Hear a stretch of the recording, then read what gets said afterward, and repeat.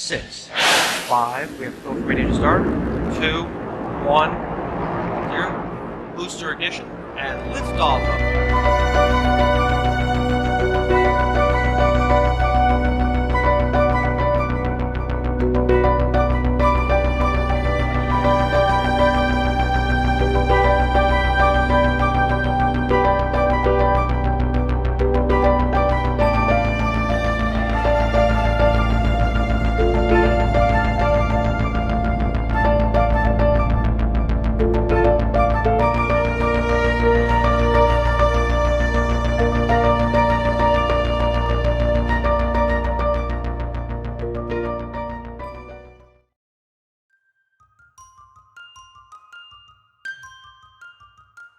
Whether you're looking for programs on near-death experience, angels, spirituality, health, healing, and wellness, metaphysics, extraterrestrials, UFOs, or videos about the soul, we've got you covered. The Conscious Awakening Network is your connection to community, education, and transformation with enlightening programming designed to awaken and expand your consciousness, open and engage your mind, heal and ground your body.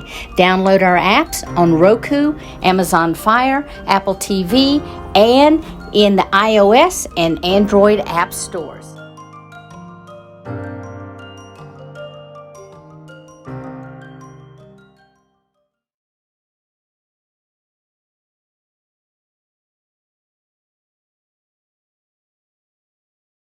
Hi there, my name is Maya Christobel, and I am incredibly privileged to join some of the most spectacular people speaking at this up-and-coming conference.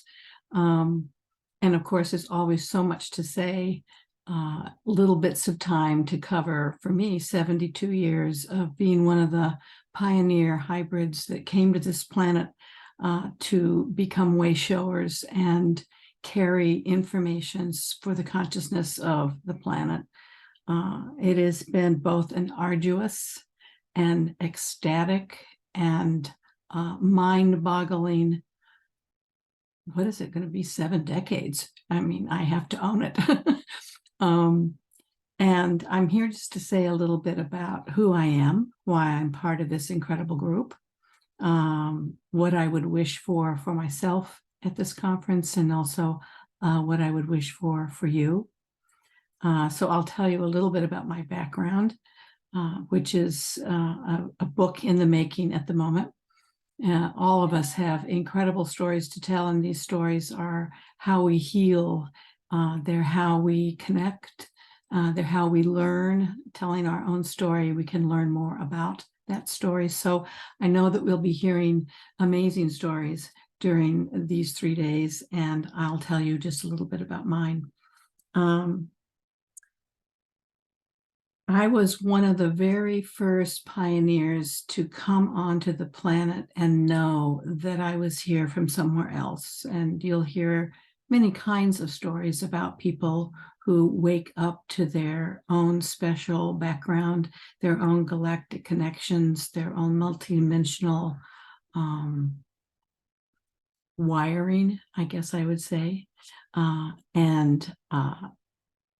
I had the privilege, and then became quite burdened by it, to know from the very get-go that I was from somewhere other than here, and that my parents were really sort of assigned to me.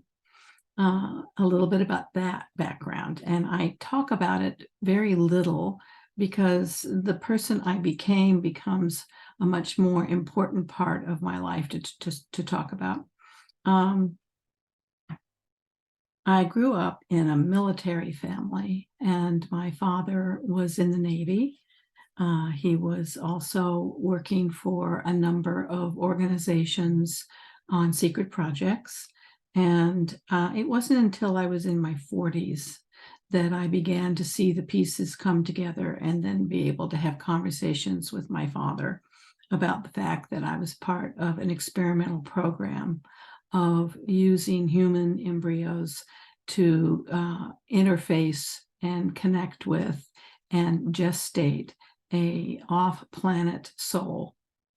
And there's a lot to be said about off-planet souls, because there's so many names these days about what that means. And the DNA that I have is both human and not human. And I think of that not human part of me as a hybrid. I think of my not human part of me as from the angelic realm, that I knew from probably about the age of 5. And so as I grew up, I didn't know my origins until later. There's so many people going to be speaking about these programs that created hybrid children, both here on the planet and both off planet. I'll let them do the technical conversation about that, because mine has been primarily a deeply spiritual path, understanding the heart of humans and embodying the heart of a human. And so what I tell a lot of my clients, which I'll talk about in a minute, what I tell a lot of my clients is that I felt that I wasn't here to transcend my humanness. Being human was really part of the entire experiment. And so for me, being human and having a fully broad, vibrant human experience was really part of the first half of my life. I was accompanied by a group that I now call the Observers, but back in my 30s, I called them the Dream Team. And back in my 20s, I just didn't call them much of anything at all. They were just part of my life. And these beings came and went at various developmental stages of my life. Depending upon how old I was, I had a very specific team that was interdimensional. I had individuals who were assigned to me to help guide me in my questions and in my search and in my expression of how I was to live on the planet. And as I developed and changed, so did my team. My team that I have now, that I call the Observers, has been with me since about my 50s. And they are a very different sort of team. My first parts of my life were really about becoming a transmitter to transmit information through the human experience to my research team so that they could understand particularly the emotional bodies of humans, the story of love, what is love, how we treat each other as humans. And so I've had an incredibly adventuresome life exploring all those nooks and crannies of being a human. I have had those voices with me my entire life. And so I've never felt like I've been abandoned on this planet and left alone to sort of fend for myself. I've always felt very clearly accompanied, and information has always been sort of readily available. I am mostly clairaudient. I am a psychic, intuitive. I do not see as many things in the world of humans as a lot of people do. I see most of everything I see is when I'm in nature. And so it's been sort of a life of fine-tuning my identity. And I think that many of the people who will come to this conference will be working on their identity, coming to terms with their identity and their experiences that led them to become the person that they are. And that's really been my entire life, has been coming to terms with who I am. But one of the things that was the hardest for me as a hybrid is that from the very beginning, there was a mandate given to me that I was to not talk about this with anyone. I wasn't to research it. And of course, back then, there was no internet. So I wasn't free to Google interdimensionals or Google conferences for abductees. I basically had my experience. And if I found someone else along the way, clearly our paths were supposed to meet, but I wasn't to get books, and I wasn't to read, and I wasn't to follow anybody. I was to be my own little petri dish of experience. And it was very hard by the time I got to my 40s, because it felt like I kept a secret from everyone, my family, my lovers, my husbands, my children. Lots of people saw me as very different, but I wasn't that I could sit down at dinner and explain exactly why. And by the time I hit my 50s, I was getting a little impatient. I was getting a little bit like, could I possibly come out of the woodwork? Because now the computer was there, and it was, I had a farther reach into places that I didn't have before. And the answer was no. And of course, I'm always a believer in divine timing, and the timing just seemed to go on and on and on. And I wasn't exactly sure that I was ever going to be able to come into a community of people that I could find common heartedness with and be able to teach the things that I have been learning for all of these decades. So it wasn't until I was about 64 years old, and I had come out of an incredibly difficult period of my life, and I was living in a lot of solitude.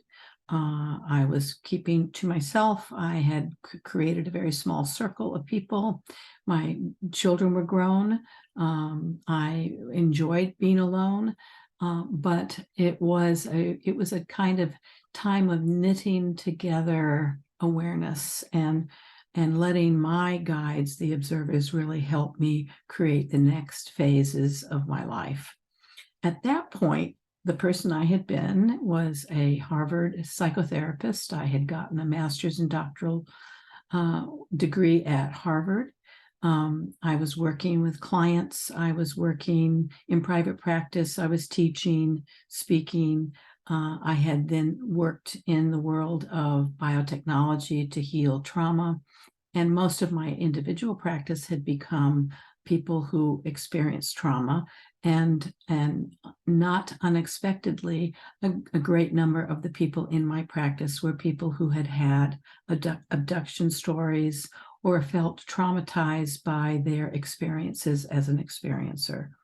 And so I was privileged to work with so many people who were creating a new story to their trauma, creating an understanding and an awareness about that trauma being an open door to a spiritual perspective. And I still work in that world. I'm still a practitioner of what's called Evox technology, which is a sort of biofeedback, voice-activated technology to look at how we're hardwired to the traumas that we have experienced.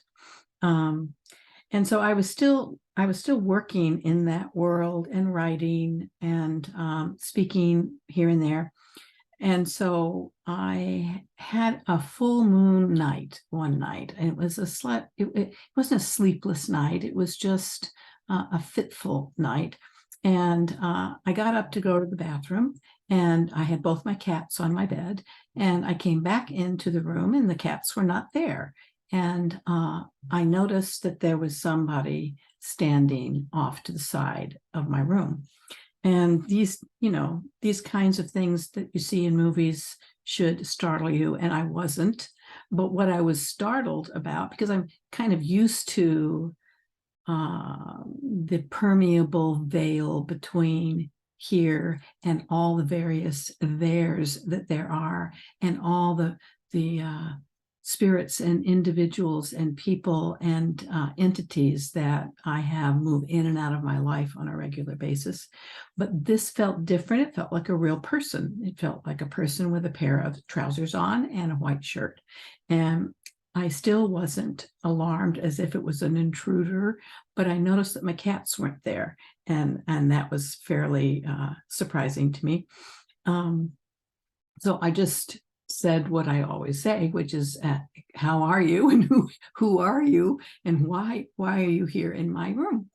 And it was an amazing moment, because I didn't know a thing about what this individual said. I just knew that it was one of the most important moments of my life.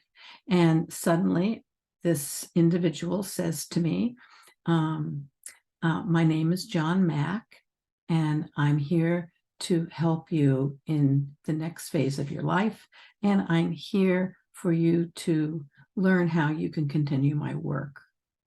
Well, I had no clue who John Mack was. And I'm still living, inside of this mandate that I'm not supposed to go to the computer and do anything.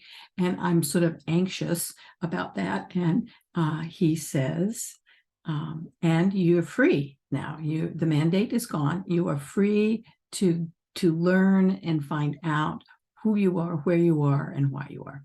So I got my robe, and he sort of was there in spirit, not gone completely. I went into the other room, got my computer on, and for 3 days, I'm not thinking that I slept much.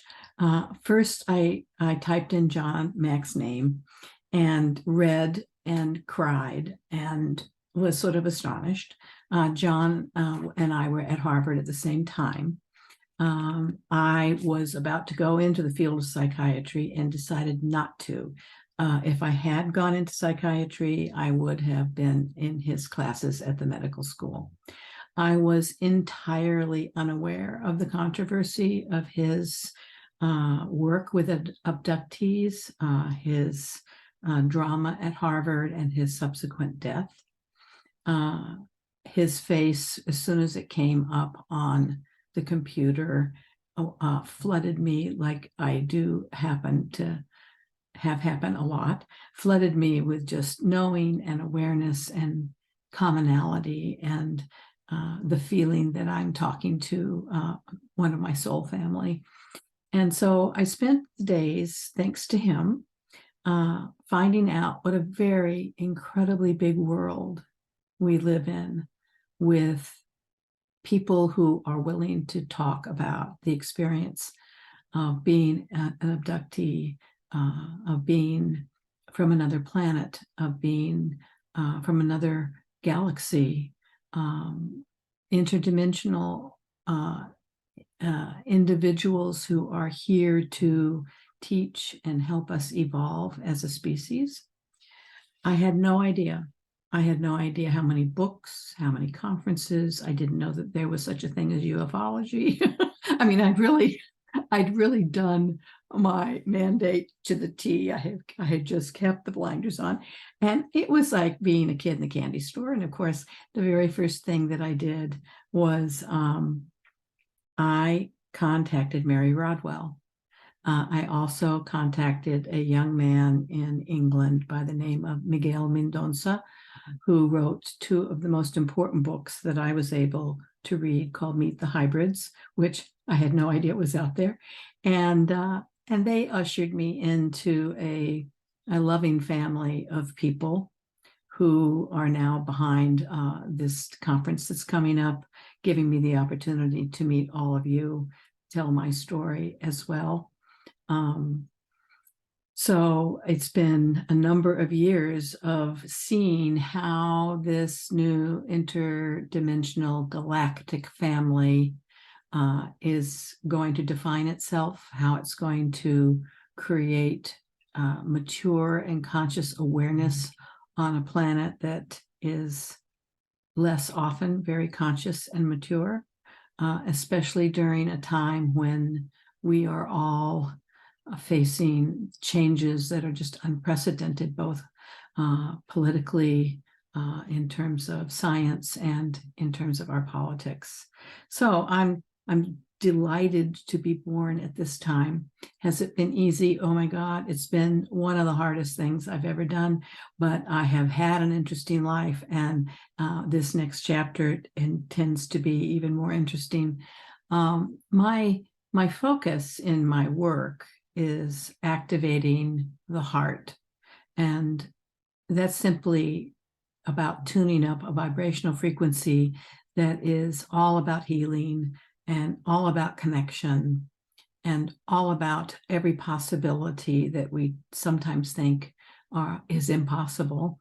So my work with people is generally to work at helping them unearth a story, reframe a story, heal their story, share their story. That's my life. That's my work in the world. The story itself that you carry, that I carry, has a signature. It's a vibrational signature that existed long before you were born. Hopefully will exist long after you're not here. That story is medicine, and telling that story is very important for me. It's been medicine in my life to be able to share at the level of my experience. I consider myself an elder in this movement, a pioneer in this movement. It's just nothing but a privilege to be with people like Barbara Lamb and Mary Rodwell and others who have been leading the way for decades to the place we are right now, which is a crossroads. So a lot of what I talk about these days is navigating that crossroad, coming above ground in a bigger and bolder way as the multidimensional individuals that we are, leading an army of love and being able to make change on our planet that hopefully will not only open hearts and change consciousness, but also save our natural world that is in peril and that feels like something very in common with many of the hybrids and the walk-ins that are here on the planet. We feel very acutely the suffering of our oceans and of Mother Earth. And I think that's part of all of the reasons that we've come. I'm going to add another little something because I identify as a hybrid. And that, again, is about having both human and non-human DNA. I don't really talk much about where have I come from, because where I am is where I am. And yet, about 4 years ago, I had moved to the coast of Maine, where I raised my family, had come back here, rented a little winter cottage on the ocean where there was nobody left from summer. It was very quiet. And I had intended to do some writing.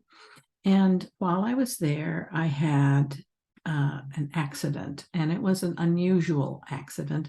If anybody's familiar with Maine, we have a lot of ice, and we had some black ice. And I was walking through a parking lot on a snowy day. The snow had sort of covered the parking lot, and the black ice was just not visible.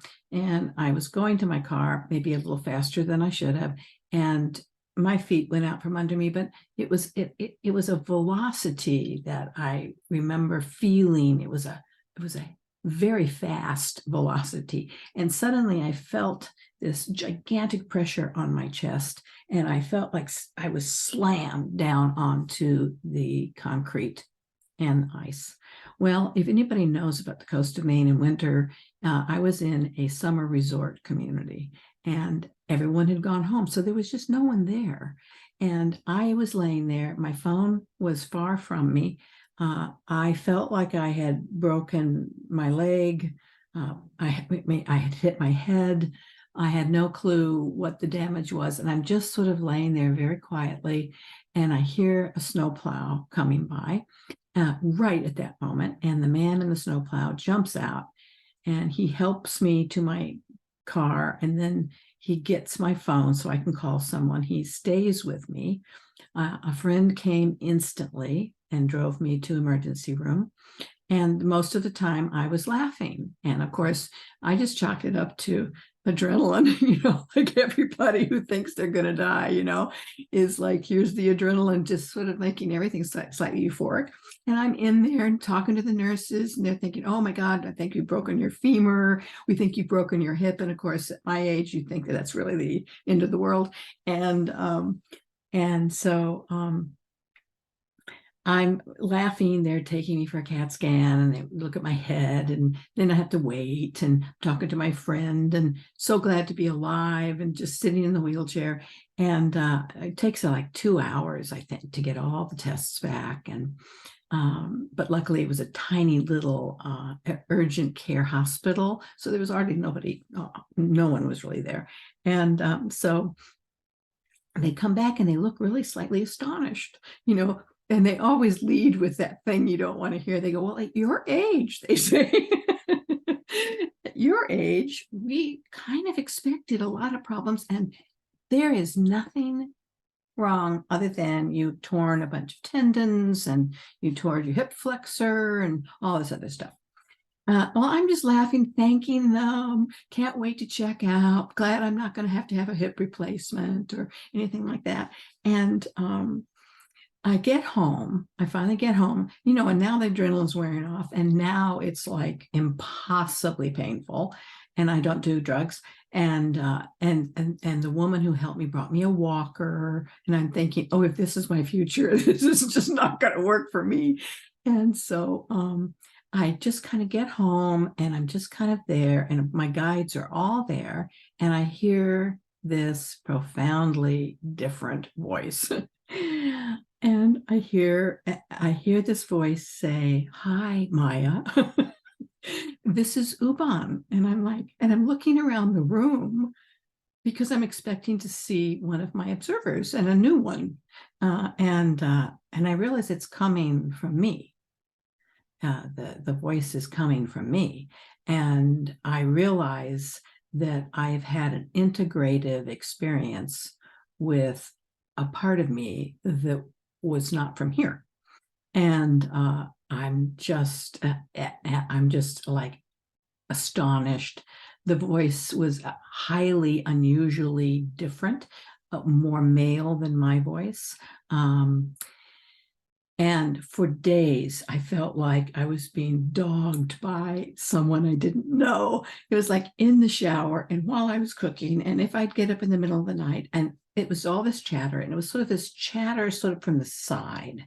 And so as I became more aware of who this was and why this had happened, I realized that during my accident, I had what is now being termed a soul infusion.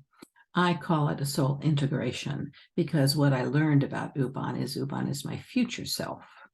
It is not a different self. It is not another spiritual soul imprint. It is another aspect of me from the future. And man, did that change my life, because all of a sudden, my life was through the eyes of someone from the future, a me from the future who had very different goals, different perspectives, different attachments. And for Uban, the world was like an amusement park. It was like all this history and newness of things. And so I got this unbelievable gift. It was the gift of seeing everything that I see every day, except through somebody else's eyes, tasting every food except for the first time, hugging my dog the way I've never hugged my dog or my children or anyone else for that matter, because everything was new and a first. It was the most amazing gift. And over the years, this was about it was 4 years ago. I can't remember what year that would be. Over the years, the interface between my hybrid self and my walk-in self just became a seamless union. There was no other voice. There is just the voice you're hearing right now. There was no other hearing of Uban. It is just the me I am now. I still have the observers. I know them very well. When I do readings or channeling, they're there with me in the room. But the walk-in experience I have, I don't refer to much, just because that integration has happened over the last 4 years to just become the soul that I'm expressing on the planet at this time. So this is little pieces of me and my life and my travels, and they're just Cliff Notes versions of big moments and astonishing opportunity. And so it is an opportunity for me to be here with you, share a little bit about my life, and if you'd like to get in touch with me, I like the personal route. You can reach me at my email, which is Maya, M-A-Y-A, Christobel, CHRISTOBEL @gmail.com. I happen to be the only one with that name on the planet. And so you will be able to find me. I have a new website that will be up soon, hopefully before the conference. At this time, I should have a site up called interdimensions.com. That's ENTER dimensions.com.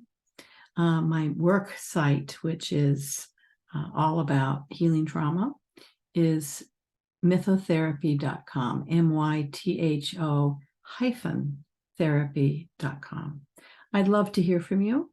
I hope you will be at the conference and meet some fantastically beautiful people. And I have a lot of joy at the idea of participating and being able to meet some of you. But please reach out to me if you have questions or thoughts. I do answer my emails in a timely fashion. So glad to meet you. Thanks for listening to a little bit about my life.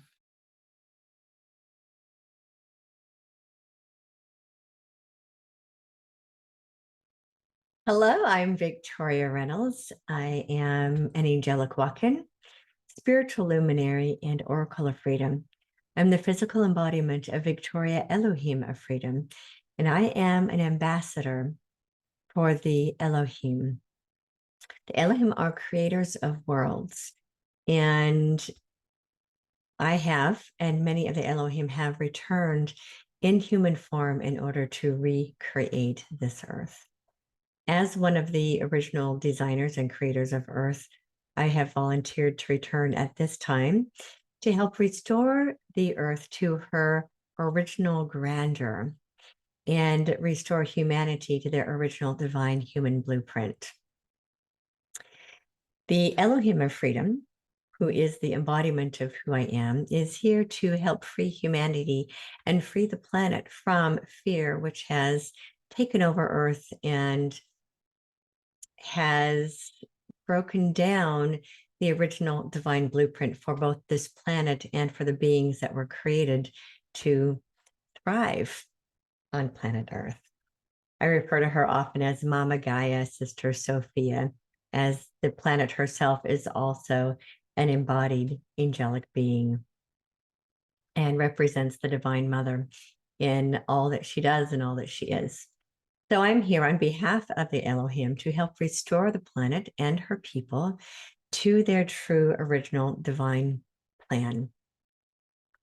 My role is the freedom of humanity from the present fear-based reality, so that all of humanity, all who consciously choose, are able to rise up out of this old reality into the truth of who and what every being is capable of. As we restore Earth to the beautiful garden she once was, I call it returning to the garden of Gaia. This is the story that was written about in the story of Adam and Eve as a metaphor for what happened on the planet and how humanity fell from love into the state of fear that it has been in for many thousands of years. And many of us are here, actually, many light beings, guardians, star seeds, angels, so many of us have volunteered to be here right now at this time to help lift humanity up and restore Earth to her full potential. And so as the Elohim of freedom, my role on the planet is to help with spiritual freedom. Ultimately, all freedoms are spiritual freedom. This is all about liberating the spirit from the fear-based constructs that were created to hold humanity in these lower vibrations of existence. The divine human blueprint was created to be sovereign, to be free, to not have constraints on the spiritual enlightenment and connection to the divine. And as fear came to the planet, it encapsulated the human mind and really downgraded the human vessel to what has been seen for many thousands of years. There were dark beings who came to the earth and downgraded the human blueprint. And now this human blueprint is being restored. All of this is ultimately spiritual freedom. So my role as a spiritual luminary is to help humanity remember who they are, to help humanity learn how to liberate themselves from fear, how to help humanity recognize fear in the disguise of love, help humanity to remember the beauty of this glorious planet. We all get the pleasure to experience and be a part of recreating. In this present time, in the human experience, humanity is in a transition phase. This is a phase much of human beings refer to as the ascension. The ascension is actually a process and not an event. And planet Earth and her people have been in the ascension process since the early 1960s. In this ascension process, love returned to the planet and light started flooding the planet, and the beginning of the end of the older reality. That is the older reality that is based in fear.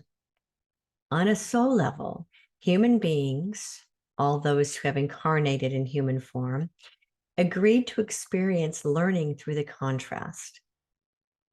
And this learning through the contrast means learning through the contrast of fear and love, dark and light.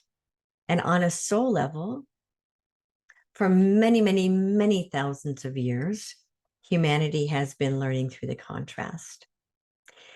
And humanity was also told that there would come a time when this would be a planet of peace, and the contrast would disappear and dissipate into the nothing, because learning doesn't need to be done through suffering. Human beings actually have the capacity to learn through joy, to learn almost like hydroponic plants, where we don't actually need so much darkness and so much fear to learn through. And there has, up until now, as we're starting to see, as more light floods the planet and as more love floods the planet, we're starting to see the fear dissipate because it cannot exist in the presence of love. And we're beginning to see the darkness dissipate because it cannot exist in the presence of light. And every human being on earth, every being who has a light being who has chosen to incarnate in human form, are the light beings who came to restore the light and to be the light. This is the divine light of source that is anchored into every single one of us. As light workers, as light leaders, as way showers, to show the way for the rest of humanity to find that light within themselves. And the more every human being remembers their light and anchors their light and remembers that they are love having a human experience, the more human beings remember that, the sooner the fear and darkness will dissipate from this planet. And Earth will be restored to her beauty and her grandeur, and human beings will be restored to sovereign beings of light who have the capacity to self-govern, to learn through love and light rather than fear and darkness. As their own divine human blueprint is restored and reactivated, and human beings begin to remember who they are as divinity having a human experience. This is why I'm here, to help humanity remember this.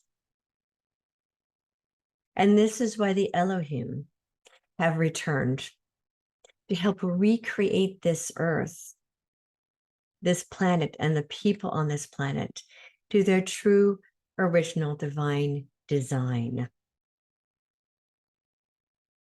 This is the reason so many starseeds and angelics have chosen to incarnate in human form at this time, to help lift humanity up and out of this old fear-based reality. Because learning through the fear and learning through the darkness is complete. As a collective of souls, this collective has now chosen for Earth to no longer be a learning planet of learning through the darkness and learning through the contrast. This planet is now being restored to a planet of peace and paradise, a respite for souls. And so that is what is presently happening on the planet. So for those who may be concerned about all the darkness that is bubbling up around them, understanding that this is a necessary part of the process. If we are to heal the disease to the human experience, we have to first recognize it, realize its existence, and then apply the necessary compresses of healing and love on those diseases to the human experience. And so what is happening is that all the darkness is coming up to the surface and being exposed in the light, because so many light workers and so many light beings and so many star seeds and so many angelics are now here on the planet, anchoring this new light. And as the light grows and expands, the darkness is exposed. And it is coming to the surface and being exposed so that we can remedy it. There are people out there who think this is the darkest time in the human experience. What they don't understand is that the reason it looks so dark is because there is so much light. There's so many beings here now holding the light that the shadows are being exposed. Remember, it's difficult to see the shadows in the darkness. Once there is light, we start to see the shadows.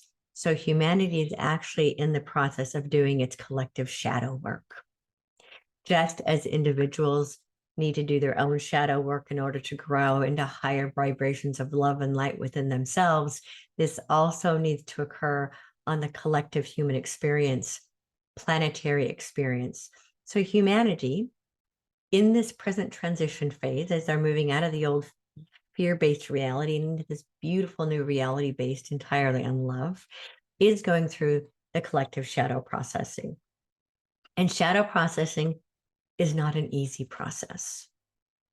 Depending on how deep and dark the traumas and the experiences have been, determines how difficult and how long this shadow processing takes.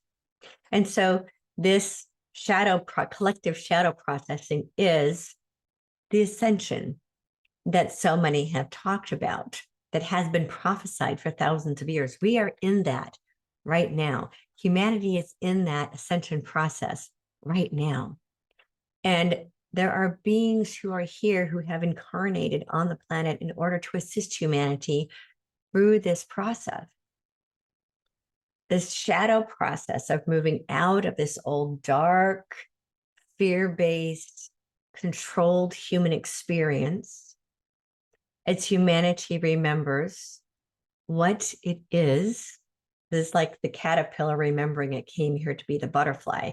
This is humanity in this transition process, which is akin to the cocoon of a butterfly. So humanity's in that cocooning process right now of breaking down everything that it used to be and becoming what it was always meant to be.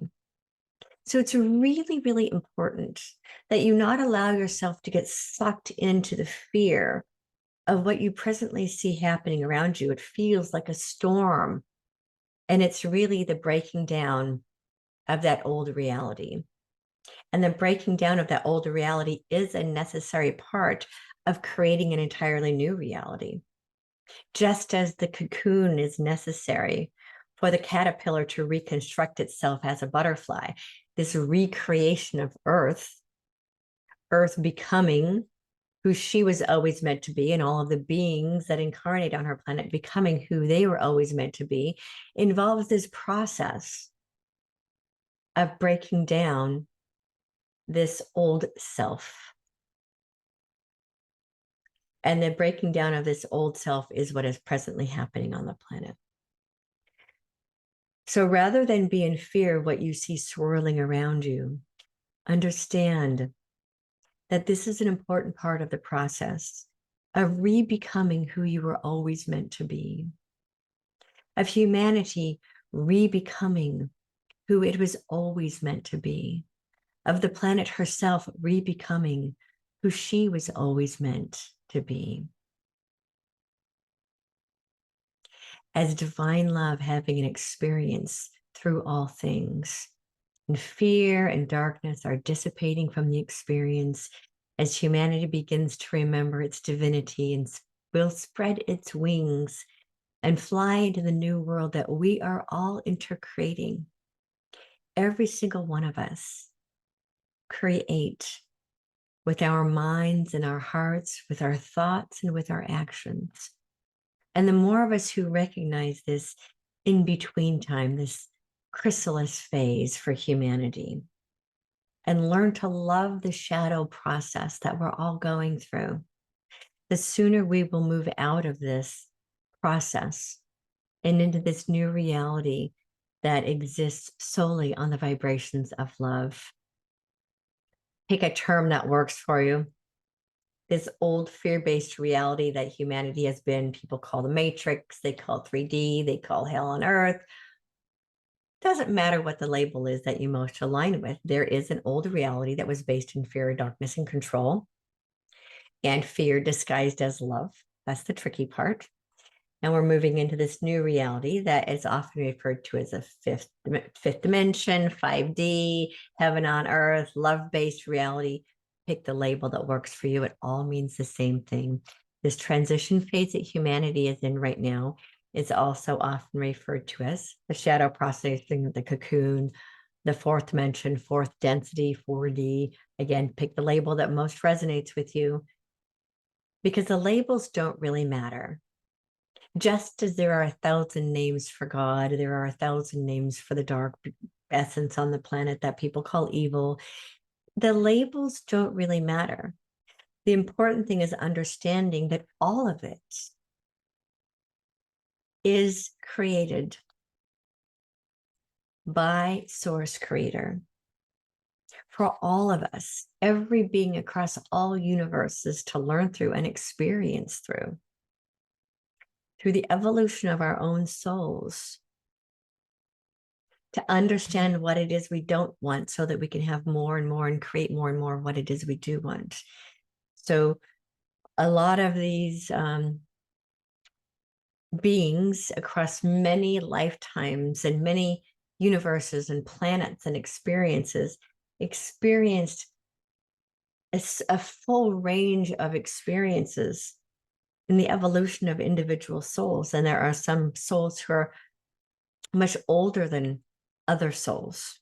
And at this time on planet Earth, the ancient souls have returned to help the younger souls move up this bridge into their own divine human potential.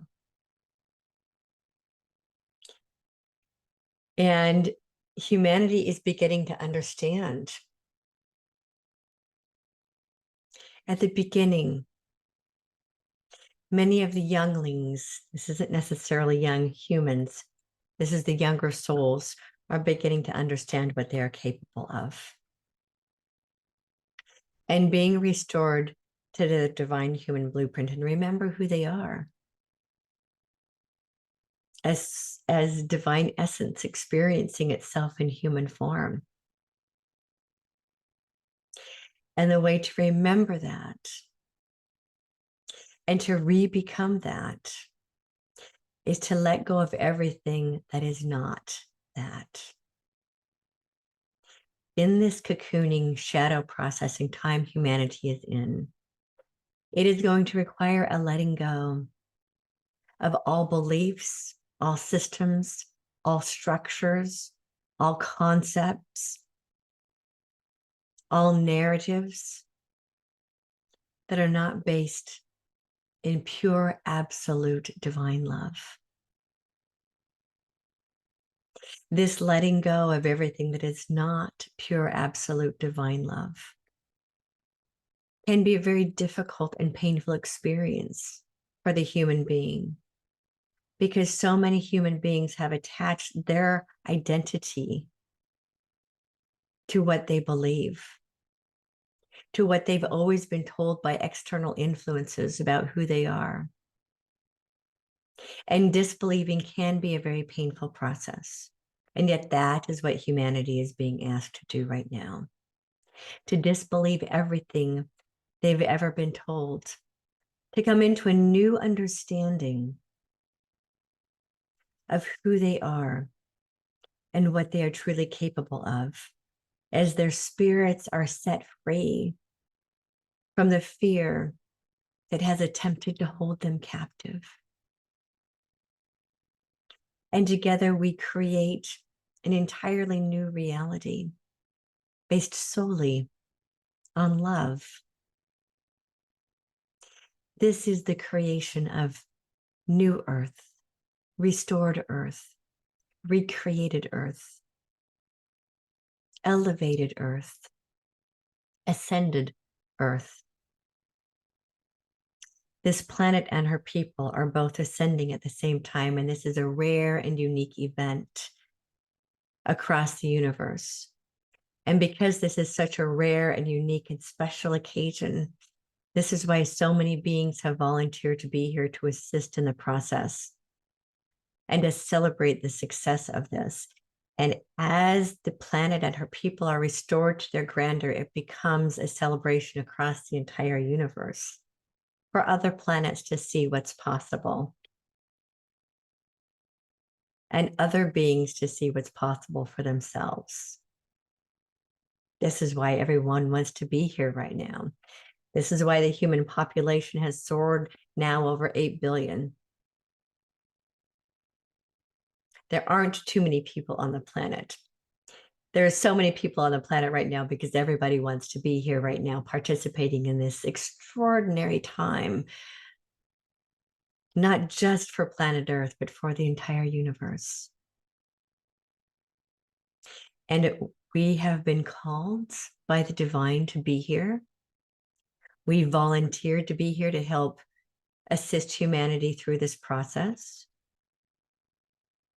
Many are called and few choose, because this is not easy work.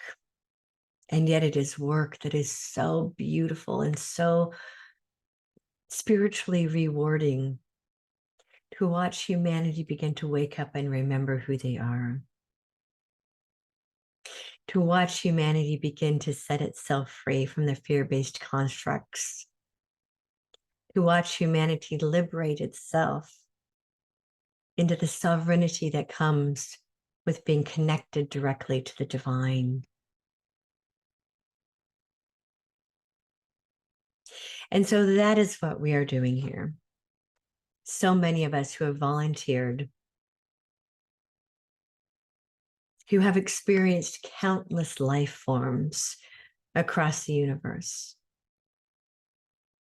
And I come as a representative of the Elohim to bring this message and this liberation, this freedom of the mind, body, heart, and spirit back to the human experience, so that all of humanity and all life on earth is set free to be all that each of you have the ability and the design and the intention to be.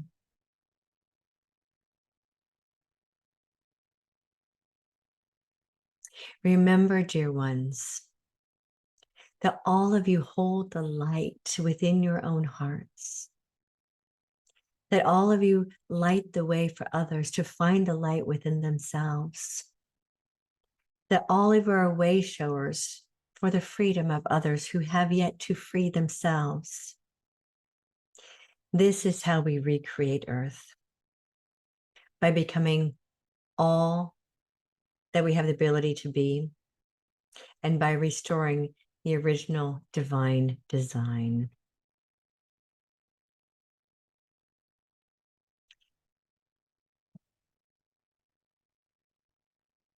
If you want to learn more about me and more of the teachings and more of the work that I do, you can find me pretty much anywhere. You can find me at VictoriaReynolds.com. You can find me on YouTube on my Victoria Reynolds YouTube platform. You can find me on Facebook, Instagram, Telegram, Twitter, all of the various places. I'm on several different show programs with others. You can catch my onstage presentations. I have a lot of global presentations I'm doing this year on various stages. And the best place to find all of that, if you want to stay connected, is on my website. And I do have a free gift over there for you as well. It has been a pleasure being of service to you and being a part of this beautiful galactic alliance. And playing this role of helping to set you free. And as I always say, remember to shine your light so high others can't help but see their own light. Together we are creating a world of peace, love, harmony, prosperity, and freedom for all life on earth. I love you. I know who you are. And I know that Earth and all of her beings are becoming who they were always meant to be. After 3 years of having to produce the Portal to Ascension conference online, we have been waiting for this moment. The Portal to Ascension conference is returning live and in person. Join us at the Marina Village in San Diego, California, April 21st to 23rd, 2023. As massive shifts are happening on the planet and hidden truths are being uncovered, we are piecing together the fragmented parts of our existence and timeline. At Portal to Ascension, we are dedicated to full circle awareness of the truth of who we are and remembrance of our connection to the cosmos. This is showtime. There is no holding back. Now is the time for us to harmonize the frequencies and create unity and peace on Earth. We are deprogramming from an outdated matrix system, re-educating and remembering an inherent truth that connects us all. As we come together, we activate our truest potentials, individual gifts, and collective resolve. We are ushering a whole new reality that we know is possible and is waiting for us to embrace it. Join founder Neil Gore and the entire Portal to Ascension team with hosts Alan Steinfeld, Michelle Anderson, and Joan of Angels over these 3 days, April 21st to 23rd, 2023. We will experience musical performances by Larissa Stowe and the Shakti Tribe, Vox Angeles, Share the Light, Admiral Apollo, and Torquem G. This conference features incredible luminaries such as JJ and Desiree Hurtak, Adam Apollo, Carolyn Corey, Robert Schock, Linda Moulton Howe, Robert Edward Grant, Barbara Lamb, and many more.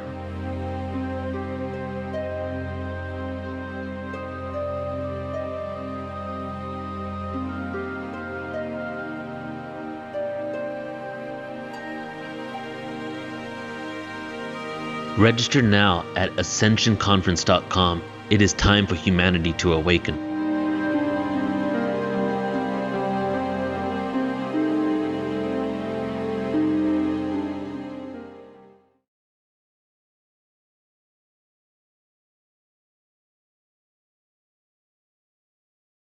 Hello, thank you for the opportunity to present for the Galactic Ambassadors Congress. My name is Vicky McGrath. I'm the founder of Vicki McGrath Spiritual Arts. I'm a certified mediumship teacher and certified life purpose medium, and a channel for multidimensional beings, including the angelic and elemental realms. I offer online mediumship classes and readings for people all over the world. I've appeared on podcasts, YouTube, and spoken at conferences across North America. I hope to continue to travel the world to help people realize their spiritual gifts and connect with the spirit world. I want you to know that my spiritual awakening has been very recent. Let me tell you about how it happened. In early 2020, I was feeling extremely low suffering from anxiety and depression and a negative mindset. It was a cycle for me to experience the lows of anxiety and depression during the winter months. I have a family, including a wonderful daughter I adore, and a business, and I had a passion for triathlon, and yet each winter I would suffer from this cycle. At that time, however, I was driving one day and recognized that each time I got into my car to drive somewhere, I felt intense sadness and cried, even if I was feeling neutral prior to getting into the car. This made me wonder, was this a self-perpetuated cycle I was creating for myself unknowingly? I decided to look into how I could develop a more positive mindset.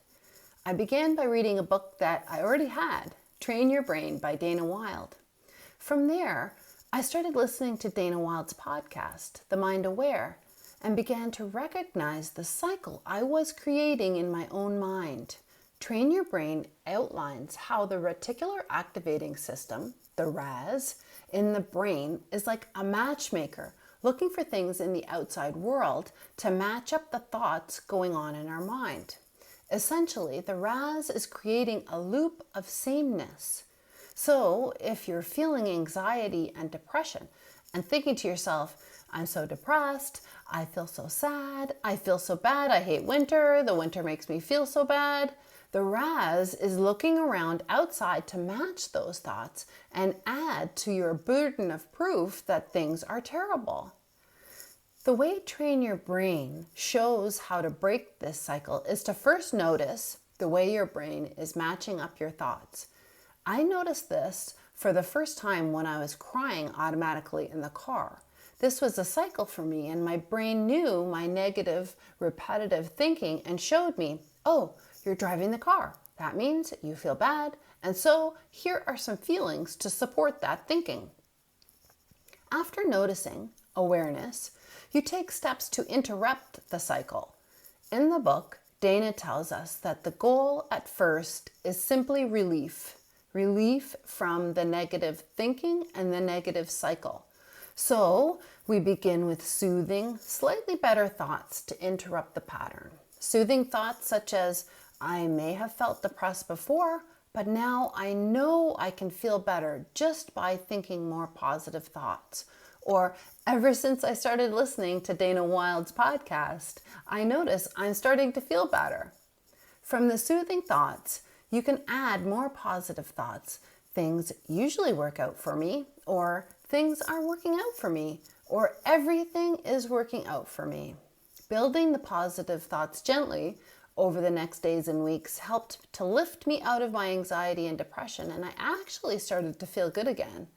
Once I began to feel better and literally train my brain by implementing and implanting positive thoughts to replace the negative thought loop, I started to get good ideas, insights, and felt motivated and interested in my life again. The book, Train Your Brain, shows us how to use positive mantra or repetition to make yourself happier, how to break out of a negative cycle by interrupting it, by breaking away from the old habitual patterns in our life that no longer serve us, and build new, helpful thinking and patterns that create growth and happiness. As a result of starting to feel happier, all of these other opportunities start to pop up in your life. In December 2020, I joined a Facebook free 5-day summit called Practical Magic. I thought it would be fun to help to continue to raise my feelings of positivity. During that 5-day free summit, I had a total spontaneous spiritual awakening, and the things that I learned on that summit were mind-blowing. I suddenly realized I had psychic gifts, all my clairs were opened, and I realized that other people lived this life every day. They were guided by their intuition.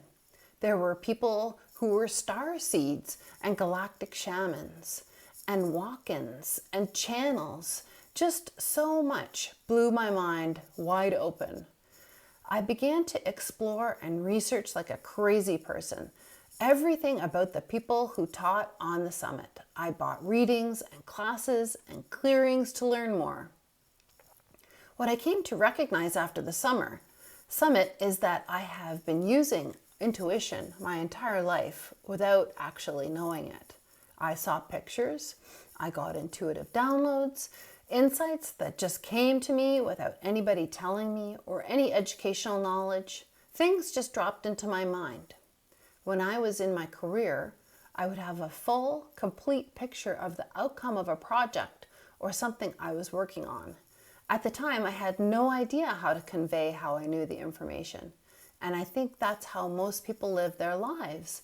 They don't realize that they are already being guided by their intuition. Since then, I have learned I'm a channel to the beings from the elemental realm, the angelic realm, and cosmic beings, as well as human beings in spirit. I have taken many classes in mediumship, including becoming certified as a mediumship teacher and life purpose medium. And today, I would love to take you through a process to meet your spirit guide. This was one of the things that I also learned through my process of becoming the person that I am today. I will use a couple of visualization processes that you can use anytime you wish to communicate with your spirit guides going forward. Once you know how your spirit guide is there for you, you will never feel alone. You can call on them for support and guidance anytime. Before I do that, however, I would like to take you through a creative visualization practice that will help you relax and have fun. This is very brief. It will only be about 3 minutes. After that, I will guide you through a slightly longer visualization practice to meet your spirit guide. Neither of these practices involve any hypnosis techniques. They're simply visualization. To begin, and before we get started, let's talk about spirit guides. Your spirit guides adore you. They only want what's best for you. They would never transmit anything that would be scary or negative in any way. If this ever happens for you, you can be assured it's your own mind acting in fear and uncertainty. The mind doesn't want to give up control and tries to keep you safe, doing the same things day in and out. So when you begin to seek guidance from your spirit guides, your mind will try to throw up some roadblocks to stop you. This could be anxiety, doubt, or fear, and you must ignore these roadblocks or simply say, "It's okay, mind, thank you, but I'll be fine." Spirit guides may present themselves as something or someone familiar to you that brings you happiness. As an example, my spirit guides are from the elemental realm of wizards, fairies, unicorns, and the myrrh. These may not actually be what guides look like. They may, in fact, simply be light or energy without form or sound. But this is how they present to me because they know, in my mind, these are fun, magical beings. Your guides may show up as angels, animals, shapes, or light, or they may just be a feeling. You just know they're with you. For this first visualization practice, I will guide you through my bubble visualization. Visualization opens the creative pathways in the brain and helps override the left brain paralysis by analysis. By opening to your creativity, you have a greater chance of sensing the spirit world. I created this visualization practice after I had listened to a practice from Alicia Power, who also channels spirit beings. If you're interested in learning more about her, she has a wonderful podcast and YouTube channel. So let's get started with the bubble visualization first. Sit in a comfortable chair, upright, and close your eyes if possible. Take a few deep breaths and settle into your chair, just allowing the chair to hold you up.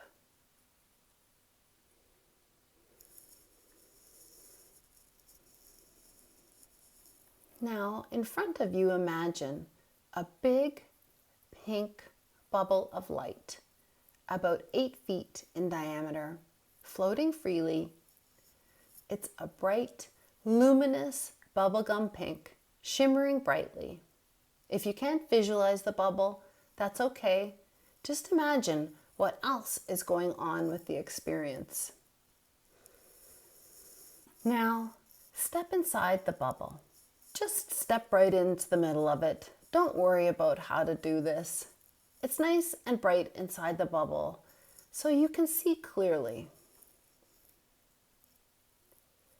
How does it feel as you walk in? Is it springy and soft, or is it firm and supportive?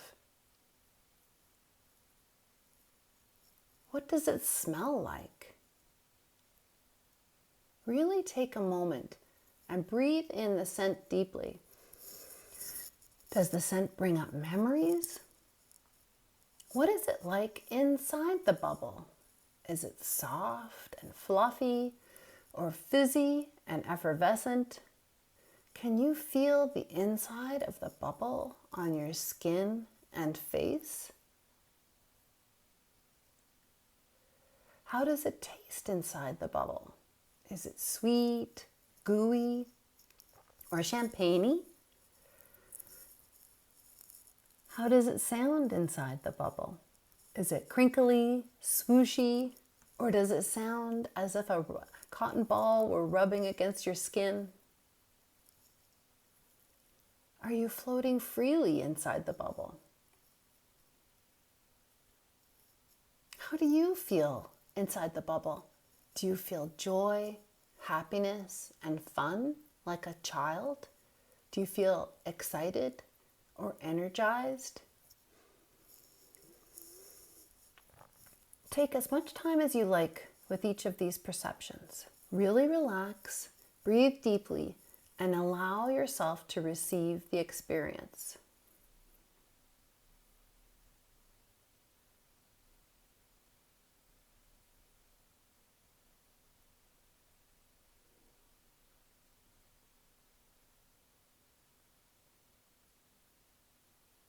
All right, you can step outside the bubble now. Give it a pat or a hug if you like, and thank it for the experience. And now you can open your eyes and take a few deep breaths to complete the experience.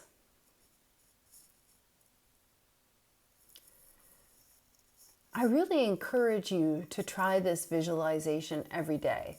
It doesn't matter when you do it. As you get more familiar with the experience, you can do the exercise anywhere to use some of the perceptions to trigger your creativity in a situation where you could use some new ideas or a new perspective. For example, if you're sitting in a meeting or lining up at the grocery store or walking somewhere, imagine you can smell the bubble or feel the bubble on your skin, or imagine you're standing right inside the bubble and feel the joy and happiness and magic anytime you need a boost. This experience is meant to inspire creativity and help you to understand how your perception operates in your imagination. Creativity is how to open to your intuition because it helps us feel good. Also, intuition is a world of spirit and requires you to engage your imagination because it's not a physical place or destination.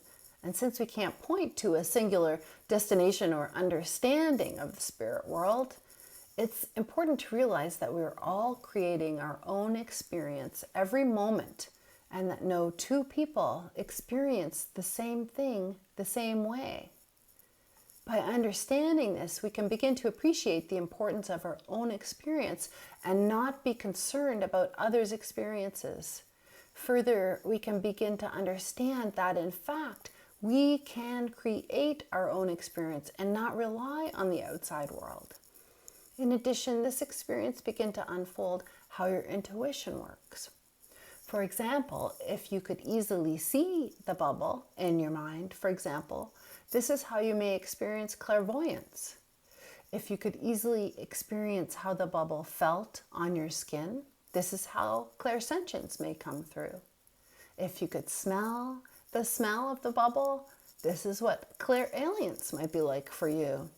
If you could taste the bubble, this is how you might perceive clairgustance. And if you had memories from the past associated with the bubble, or things just dropped into your mind about your past or other experiences, this is how claircognizance might come through.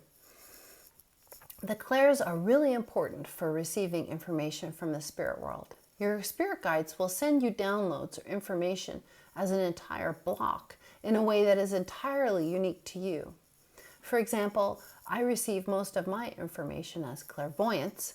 I see something in advance of knowing what it is, or claircognizance. I know something is going to happen, or I know how something is going to happen, or I know something is going to happen before I know what the circumstances or context is.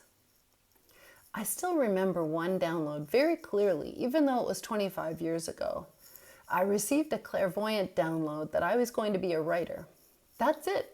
There was no context, no further details, just a picture of me standing in front of what I imagined to be a studio and a deep inner knowing of the message.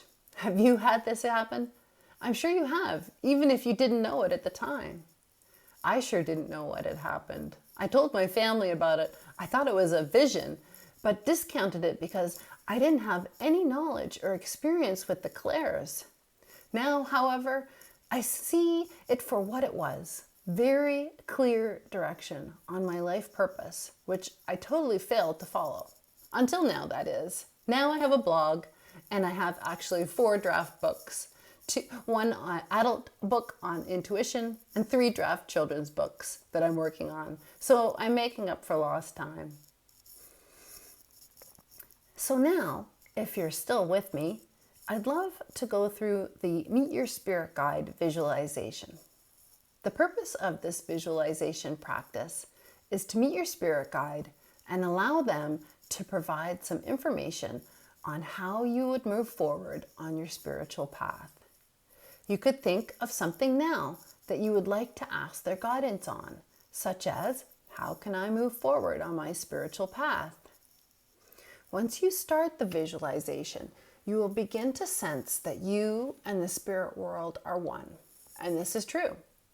We are all energetic beings, and we are all energetic expressions of the divine. And so we are not separate from the spirit world in any way. As we go about our lives growing up as a human, most of us are taught it's not normal to talk about the clairs or spirit guides, so we slowly close off to them so we can fit in with our family and friends. The truth is, we have just closed down our abilities to receive the guidance from our spirit guides, but they are always guiding us. So the value of this visualization is that you will receive guidance on your question and know how to move forward. And also, of course, meet your spirit guide so that you know that they are always with you and you can contact them and ask them questions anytime. Okay, are we ready? This is also a short practice. Start by taking 2 or 3 deep breaths right into your heart center, really focusing attention on the area around your heart.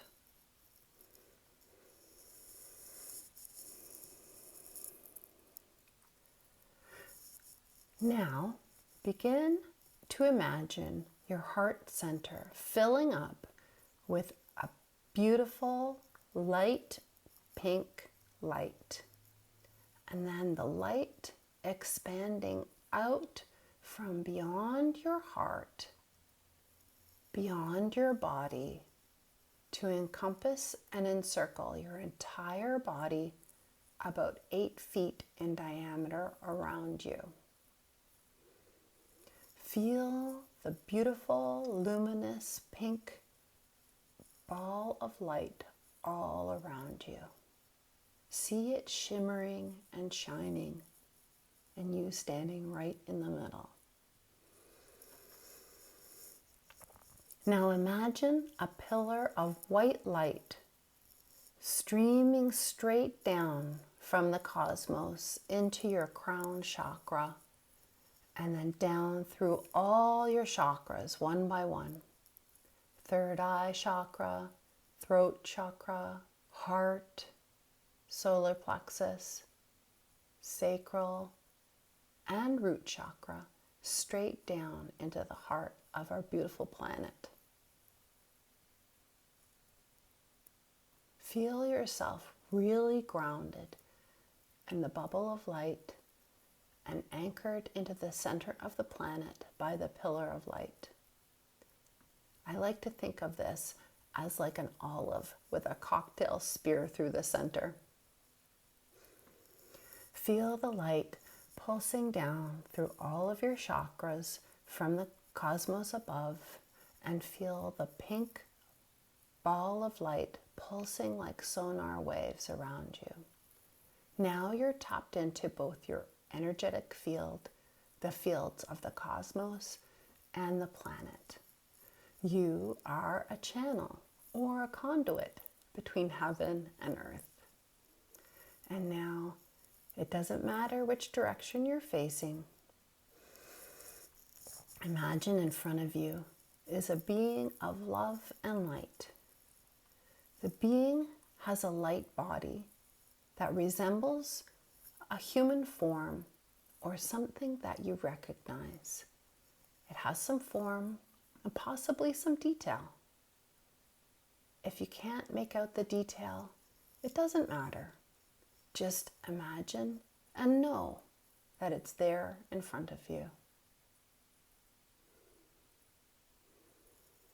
And now, the being in front of you is talking to you. This is your spirit guide from another dimension. They are connecting with you here in this space. Know, of course, that your spirit guide is always connecting with you, guiding you and supporting you. But at this time, you're making the conscious choice to connect with them. Just allow your spirit guide to talk to you. It doesn't matter if you can't hear what's being said or see clearly.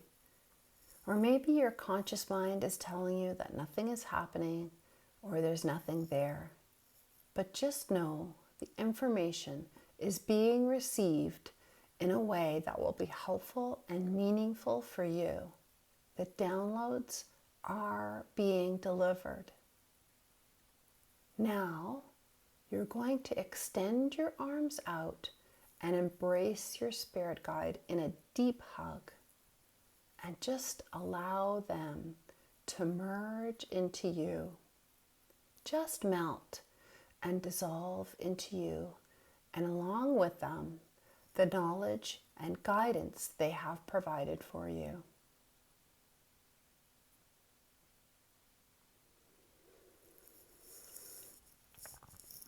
After your spirit guide has merged into you, take a few deep breaths and then allow the pillar of light to return up through your chakras to the galaxy and pull the pink light back into your heart, like you're pulling back a bubble from bubble gum. When you're ready, you can open your eyes, take a few deep breaths, and complete the visualization.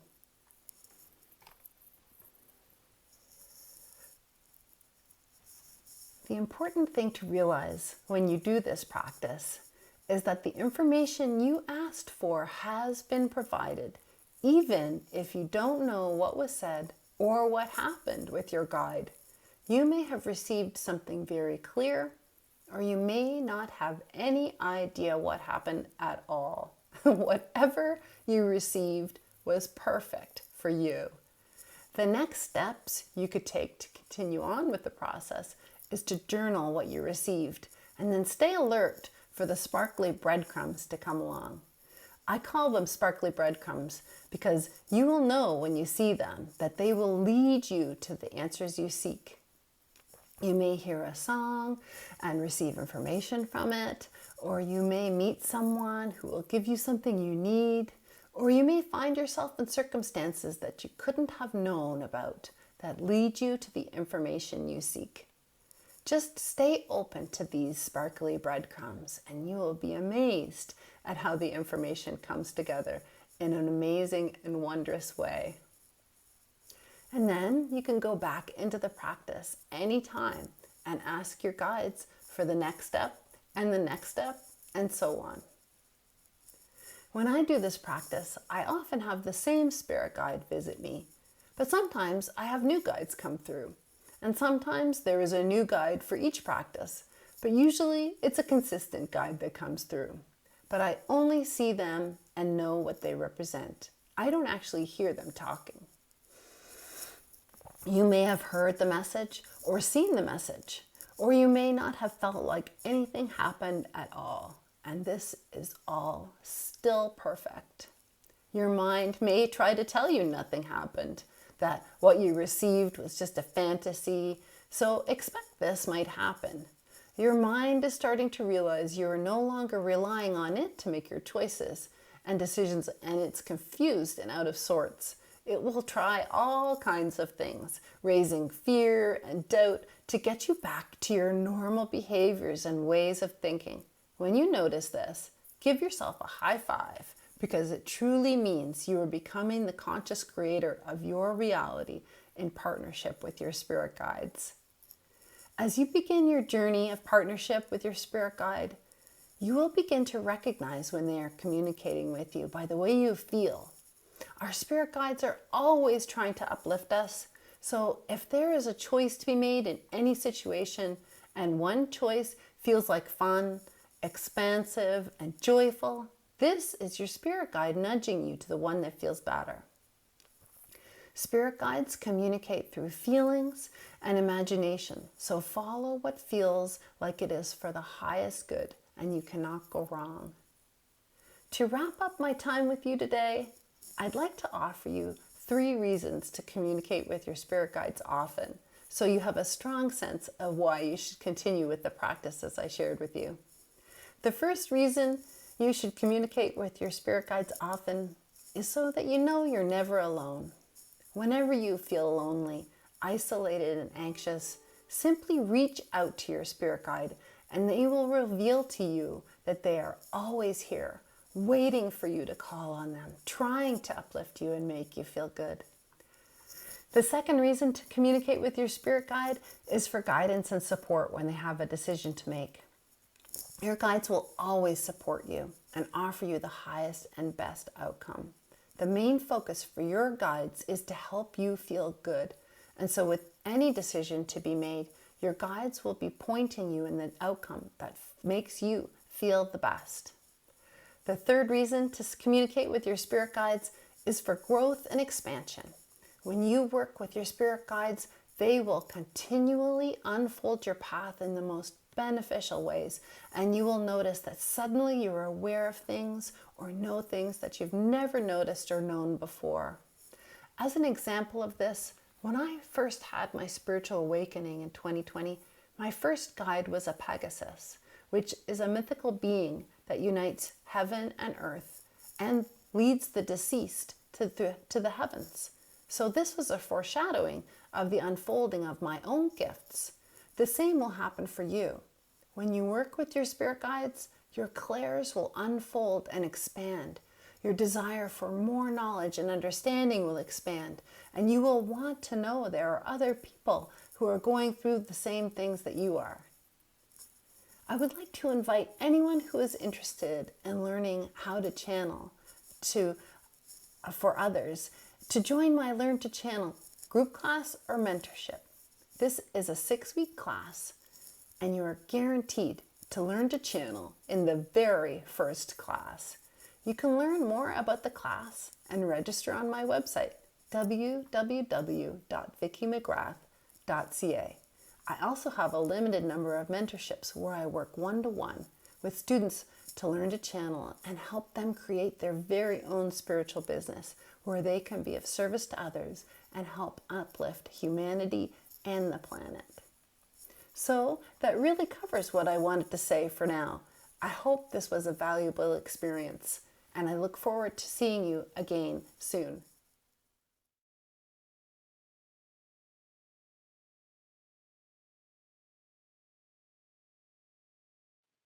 Hi everyone, thank you so much for being here and for your presence in the next 30 minutes. And I'm really grateful to be able to present for you and have you listen.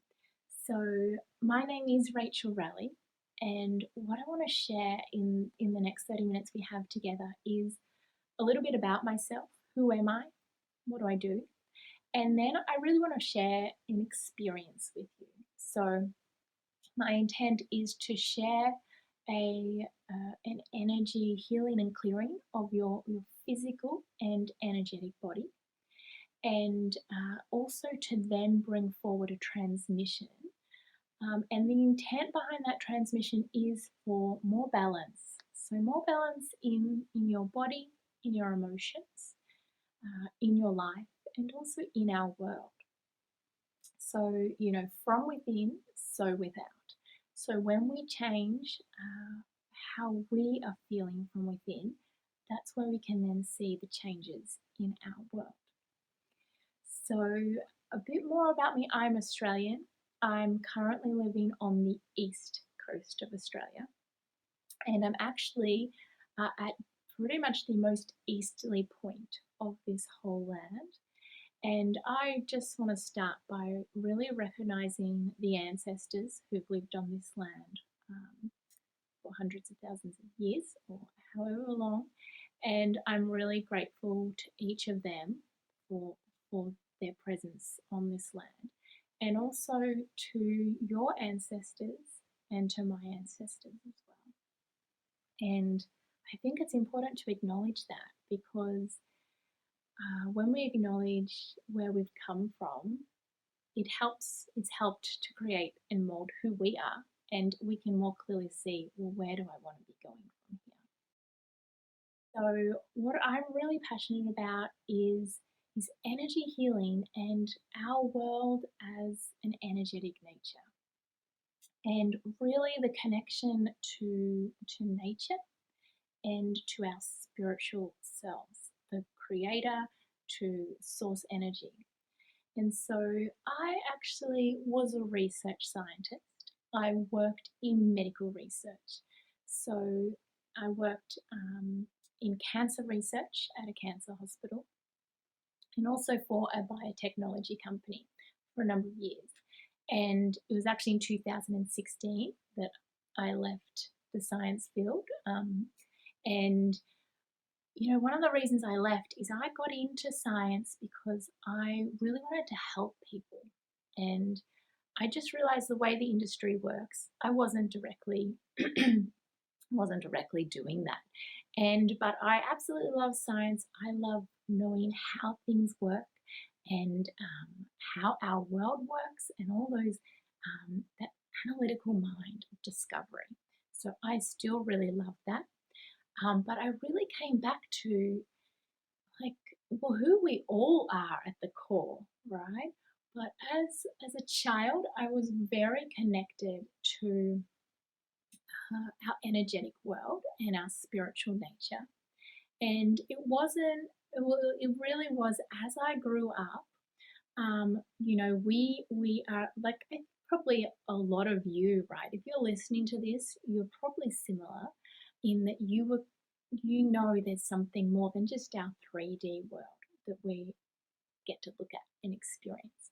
And so really it was as I grew up, I got disconnected and I forgot that part, and really I looked at only this 3D world we're in.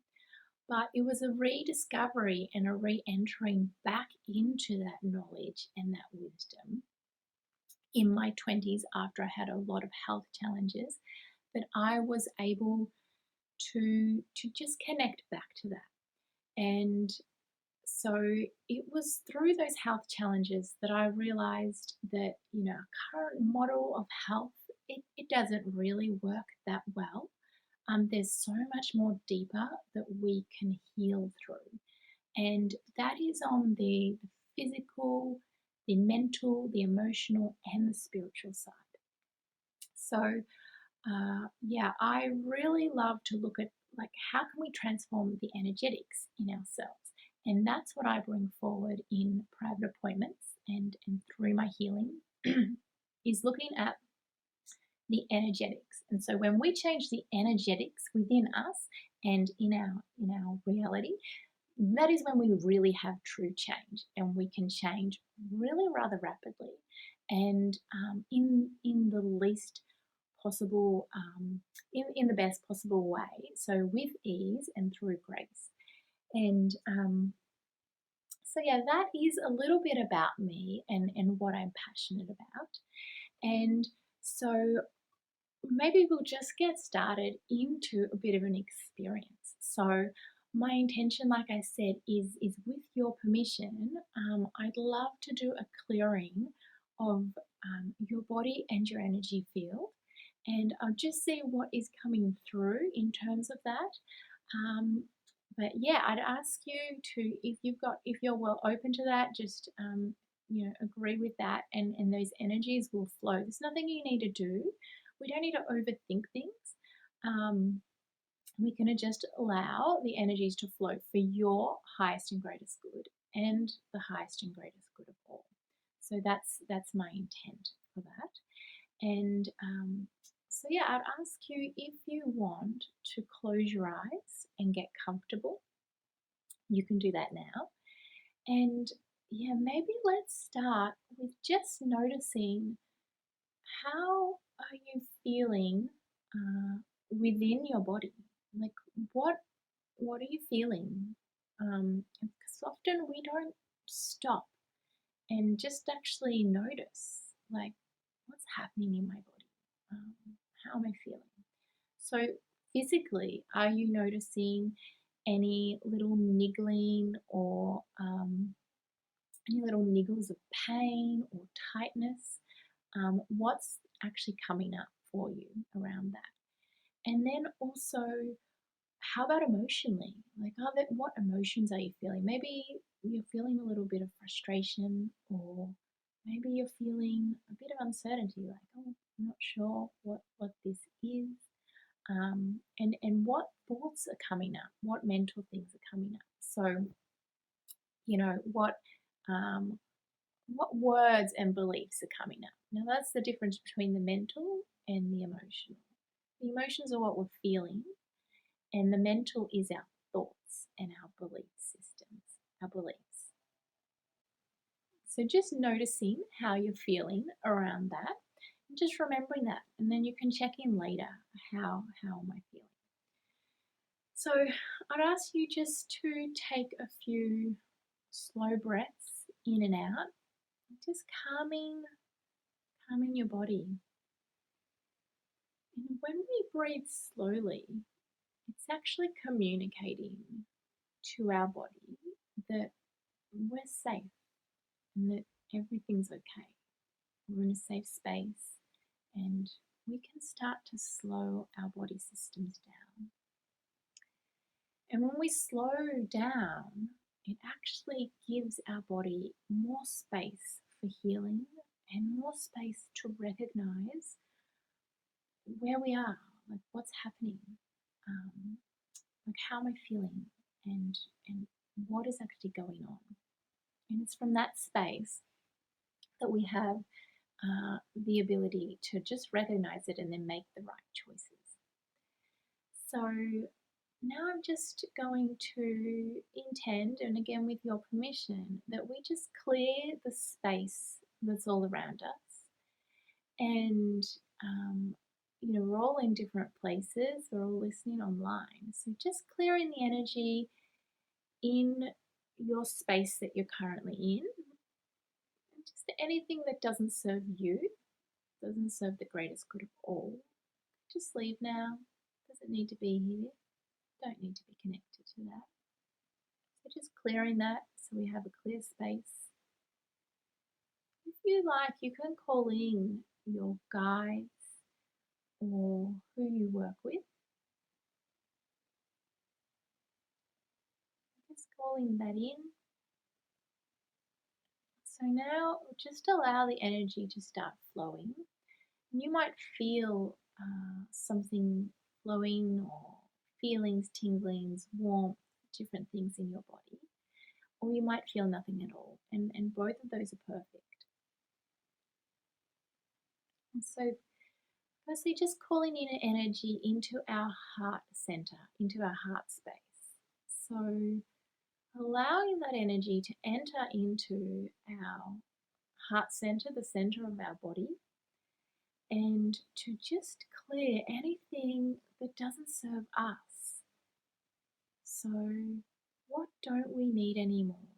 that is in that space, and just allowing that to be released, allowing us to open up our heart more, firstly to ourselves and to others as well.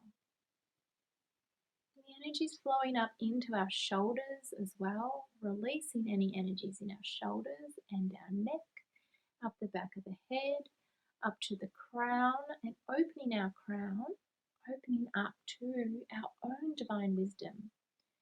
Because when we listen to our own divine wisdom, when we are connected to our own connection, we can make the decisions that are really the best for us. And you can take and listen to the advice of another, but when we are tuned into ourselves and our own divine wisdom, we'll make the right decision for us. So the energy is flowing down now through the center of your body, down into the throat area, clearing the throat and the higher heart, the thymus area, just making sure we are speaking and communicating from a place of love, from a place of openness. Energy is now moving down into our hands. May we create through the divine source, through love. May we create with love what we need to create in our life. And now the energy is just through the whole front of our body, just opening up to our true potential, who we are. Just allowing that energy to flow.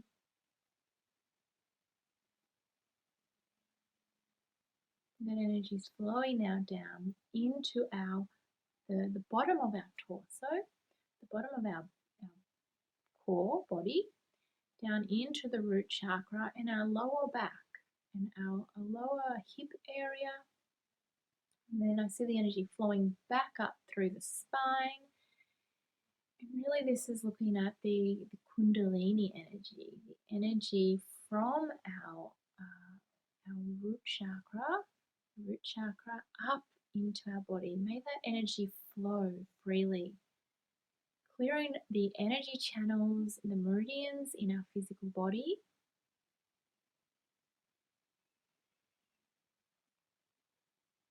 Just allowing that energy to continue to flow.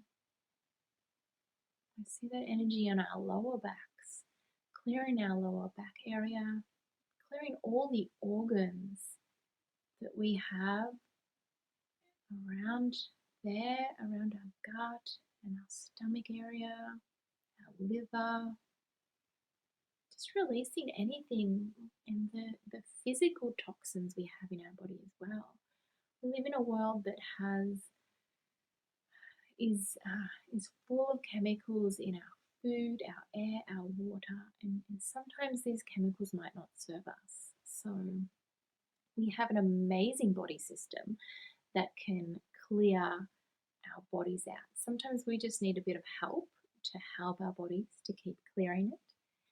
And also I employ you with energy, any energy work you do, to just ensure in the next couple of days you're drinking lots of water to help to also physically clear out anything coming up to be released now on the emotional, mental and physical level as well as spiritual.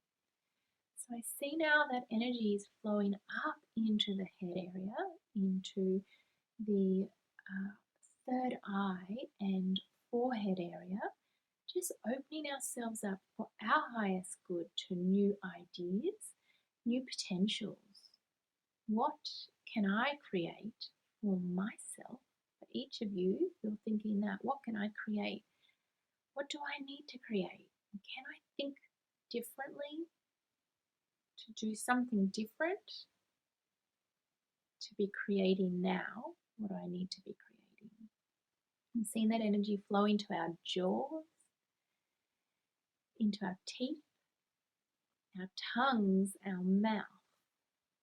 So may we speak and create from really a place of compassion, a place of love, a place of openness, to create for our highest good. I See that energy now moving up back into our forehead, connecting our third eye with our crown, with the higher chakras, those higher energy centers that connect us to spiritual wisdom for our good,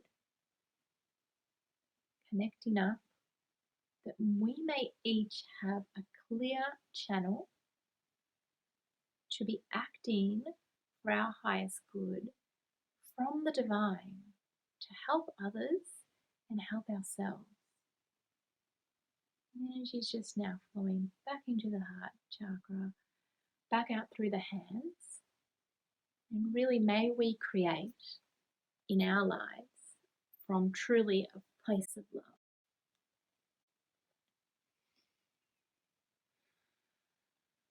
Now just starting to just be conscious of your breath, conscious of your breathing, starting to come back to the awareness of you here in this physical place.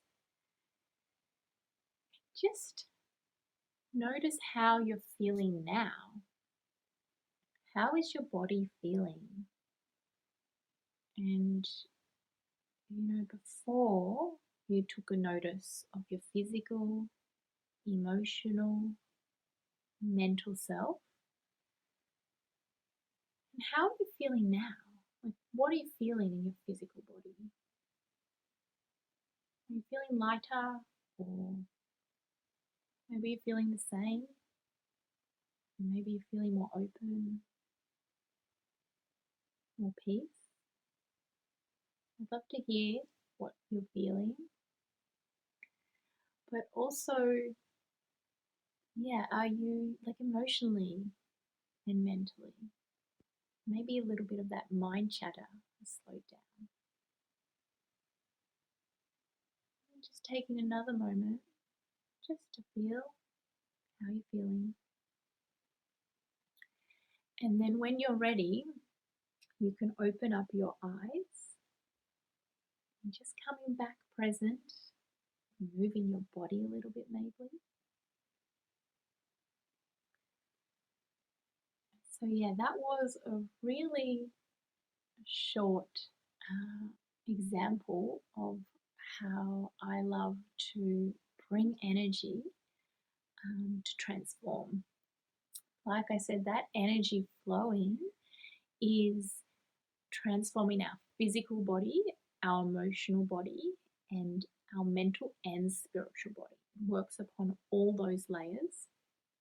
I actually have studied many different types of energy healing. I love it. I love learning. So I think I've studied, over 20 different energy healing modalities now. But really what I work with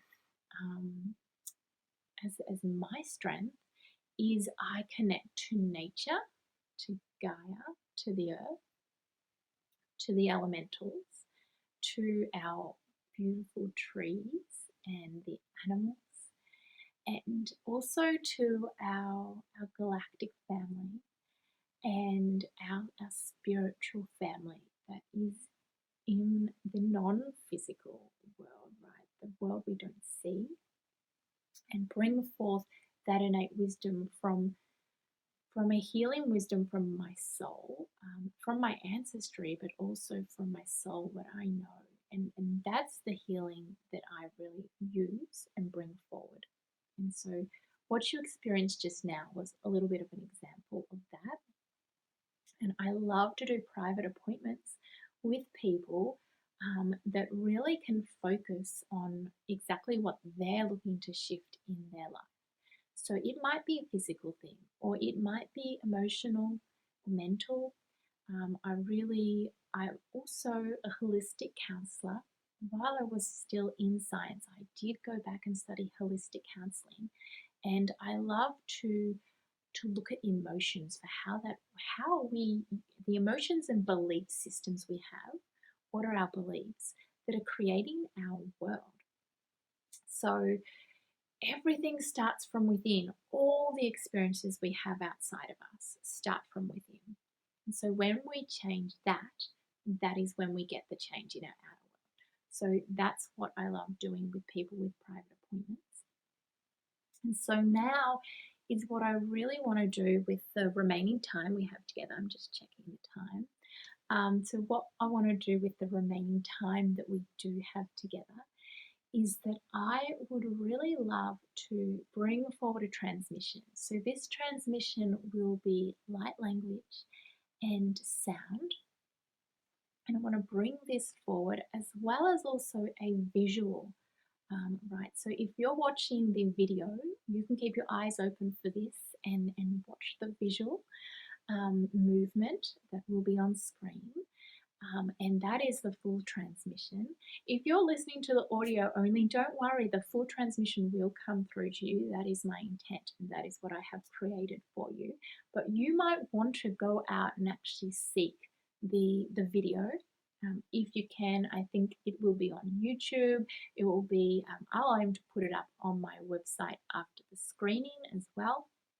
But you might be able to find that and look at the visual component. But if not, that is perfectly fine too, and you will get the full transmission.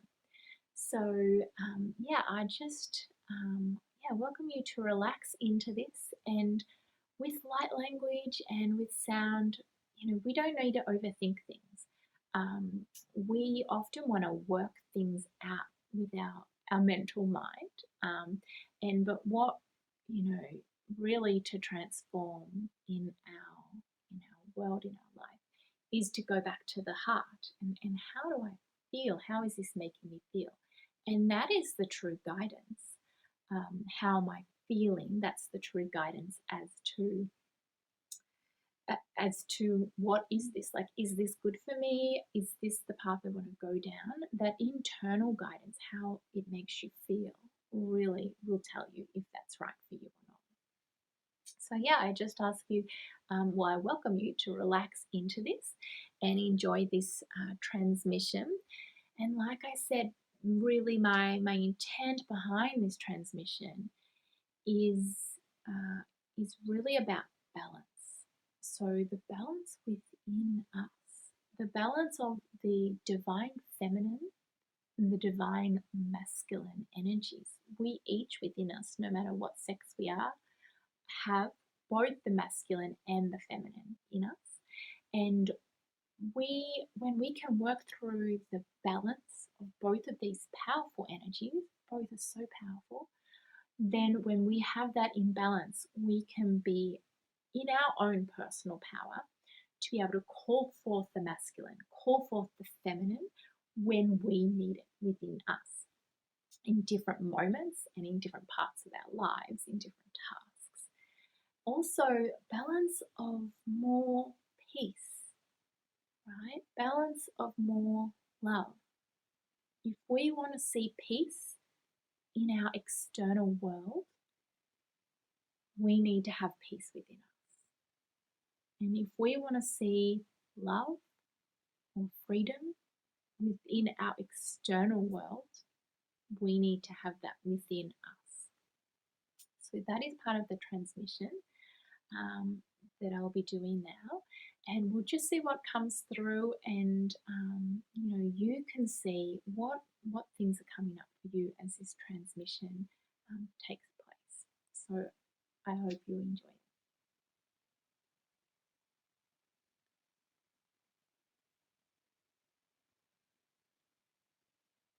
Ika ino shao, asa ana o kanao ma'a.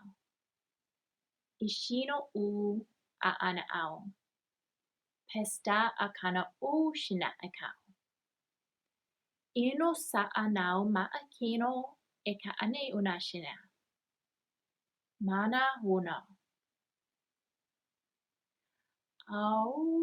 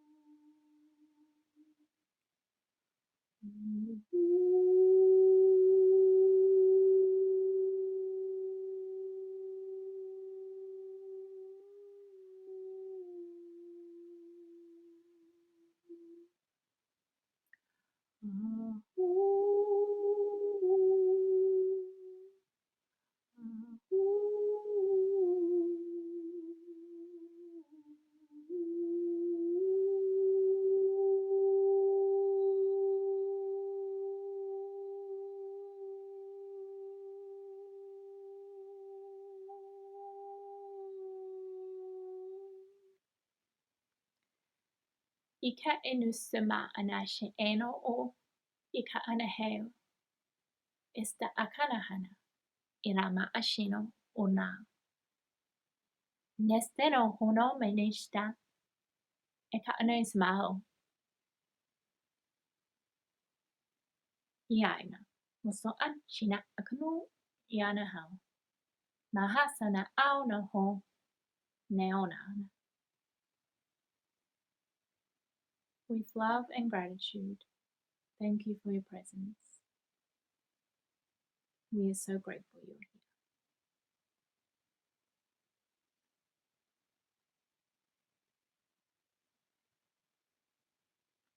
So now just coming back present.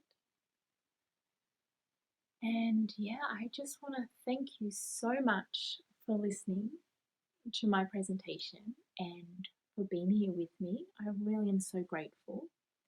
And yeah, I'd love to hear in the comments, how you found this. And you're also welcome to email me and let me know how you found the presentation. I'd love to hear from you by email. And so I'm going to put up on the screen my information. So my website is rachaelralli.com. So RACHAELLRALLI.com. And you can email me at hello@rachaelralli.com. So like I said, I'd love you to email me and let me know what you thought of this presentation. And of course, I'd love you to check out my website, check out some of my offerings, what I offer. If you feel inspired, I do offer private appointments. I have some free offerings on my website as well, so I welcome you to go check those out. And I have some other offerings on my website as well. So I welcome you to check that out if you felt it resonated with you. And either way, I'm just so grateful for your presence and grateful for you as a being that is here on this planet at this time. It's such a powerful time, and it certainly occasionally feels really challenging. We are being asked to step up into something greater, and with that can bring challenges in our life and in our external world. So I'm just so grateful to you, and I hope you just enjoy the rest of this conference, the rest of these discussions. It's so powerful, and there's so many amazing people offering such really incredible things. So enjoy the rest of this conference, and I'm just eternally grateful, and I hope you go forward and really allow yourself to come into your own personal power and find that inner peace for your life moving forward. So thank you so much.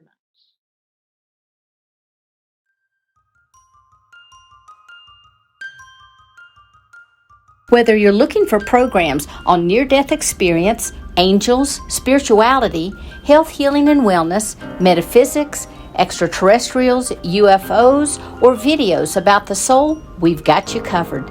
The Conscious Awakening Network is your connection to community, education, and transformation with enlightening programming designed to awaken and expand your consciousness, open and engage your mind, heal and ground your body. Download our apps on Roku, Amazon Fire, Apple TV, and in the iOS and Android app stores.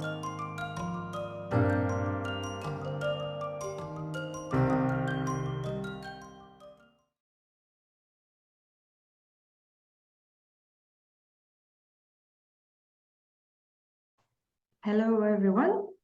I'm Samin and welcome. I will tell you a bit about myself. First of all, I'm Belgian, and for many, many years, I was working as a finance manager, and I switched 10 years ago in holistic therapies, mainly energy healing, transpersonal regression, lifestyle coaching, and animal communication. I can say I'm quite psychic since the age of 7 years old, and I would say that's how my journey started. At 7 years old, when my grandfather died, my grandfather on my father's side, I started to see him every night near to my bed. And after that, I realized that I was also capable to hear the thought of my dog, my cats, and even cow in the village, which my mom was not okay with because she was saying animals don't speak.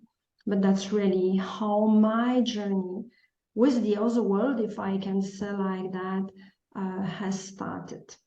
Now, how I got there today, here in Dubai, working officially, being an entrepreneur in that field and working with clients on a daily basis, this started exactly in 2012 when I landed in Dubai for a job as a finance manager, which I didn't stay for long. That was the starting point where I really switched to that field.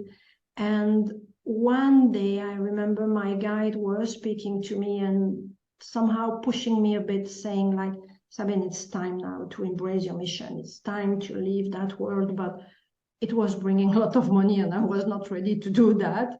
Then it took me a while until I really accepted and embrace my mission and feel okay as a healer. And the first things I've done is placing an ad, I remember, here in Dubai in a small newspaper at that time. And one woman answered directly and said, can you come for my dog? And I proposed at that time to do just energy healing. I didn't mention animal communication. But of course, I started the session and she realized very soon that I was capable to talk with the dog and to understand what the dog was telling me. Then word of mouth, and here we speak about the Arabic phone, that's how we call it. That person spoke about me to others. And then I started to meet a group of people and then another group of people. And I started mainly with animal first. After that, with time, I also realized that, yes, animal is good to work with them, but that was not the solution because most of the time animals were taking the energy of their owner. Then I started to specialize and I follow courses in hypnotherapy, transpersonal regression, theta healing, shamanism, reconnective healing. Oh my God, I cannot name it. They have so much because I wanted to help also the owner. And that's how I started my journey on the second part with the people, mainly the owner of the animal, making them also understand that they need to fix themselves if they want to fix the animal, because the animal has the tendency to absorb our energy. If we are only light and love, they will absorb light and love. But if we are full of crap, sorry to say that way, that's what they will absorb, because mainly also they are healer. And because they are being of unconditional love, they're also ready to sacrifice themselves to help us. Let's say I have a headache on constant, I would say constant time. I have a headache or I have a huge migraine. I have a dog or a cat. My animal will absorb that energy and mainly will start to absorb the energy that I'm not able to cope with. Then that's how they can become sick. And I had to explain slowly to the people how it works. And that's how I started to work with human being and animal. Later on, I think it was in 2014, something like that, I started to write my first manual in animal communication, and I started to teach my first level, the beginner animal communication, which attracted 7 people at that time. I was so glad, so happy, so excited, because in the United Arab Emirates, especially here in Dubai, 10 years ago, doing a workshop about animal communication, people would be like, what the heck is going on here? What is that BS? But yes, 7 people, and then people started to speak more about this. I started to get more clients, and then on and on. Few years later, because it took me 4 years to write 4 levels of animal communication, I finally finished that stage and started to attract more people to help them to understand the animal. Some became animal communicator on the professional level. And today, I would say they are practicing. Mainly, that's how I got there. And that's how I started to practice here in Dubai. And today, I would say I also work with many horses and teach the owner how to sense the horse, because it's working on the opposite way very well. But for the owner, it's always difficult to understand the animal. And this, I think, is something new for many, many human beings. Being able to feel the animal inside their skin, inside their body, being able to sense them. This is very new. And I hope in 10 years, and I say I hope, that's not really true, because somehow inside me I know in 10 years the world will be different and people will be able to reach that stage where they can really communicate with the animal on a different level and they can sense them. Yeah. That's my story, mainly, how I got there. What I would like to focus on today is the relationship between people and animal, especially in the terms of animal communication. Animal communication, for those of you who don't know what we speak about, it's not about behavior. It's not about training, because very often I have people confusing that or telling me, I'm talking already to my dog and my dog is talking to me. Here we speak mainly about intuitive communication, and even more deeper, because that's what I do, is pure telepathic communication. And of course, everyone can learn that. I want to specify, you are born with this. It's not a gift. Many people still believe that you are like a sort of a witch or magician or whatever when you do that stuff. No, telepathy is an ability that everyone is born with, but because we don't practice and we speak that language, we use our tongue, we use the verbal language, it became like a rusty muscle, if I can say like that. Then you just need to train yourself. And telling you how you can communicate with your animal, how long time it will take, etc., without especially becoming an animal communicator or doing on the professional level. You can learn that just to speak with your dog, with your cat, with your family animal. It's just about practice. It's like gym. Don't tell me I want a 6-pack and I don't want to train, or don't tell me I want a 6-pack in 3 months. That's not possible. It's the same with animal communication. Much more you train, more results you get, and easier it's become. I think this was very important to mention for each and everyone, because I'm sure in the future, everyone will speak with the animal, mind to mind. You can call it also mind to mind communication, heart to heart communication, or intuitive communication with your animal, or telepathic communication with your animal. This is animal communication. And I would like to enter into a subject. When I spoke about the relationship between people and animal, I had cases recently with competition horses, especially horse jumping, a very high level. As you know, I'm into UAE, and here horses are like gods on some level, and I will not enter in detail. They still have people who are doing competition and love the animal. It's about being awakened enough to understand what the animal wants, and it's also about being sensitive enough, and we are getting there slowly. And I think that field needs a lot of education, and it's coming. When I say education, is because people don't know yet how animals are sensitive. They know, yes, they are sensitive, but on a certain level. When I say sensitive, it's that they are able to feel you. But most of the time, because they absorb your energy, they become your mirror, they become you.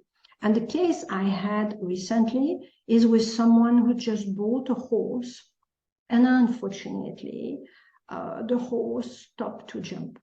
He's arriving as an obstacle and frozen, finished, end of story.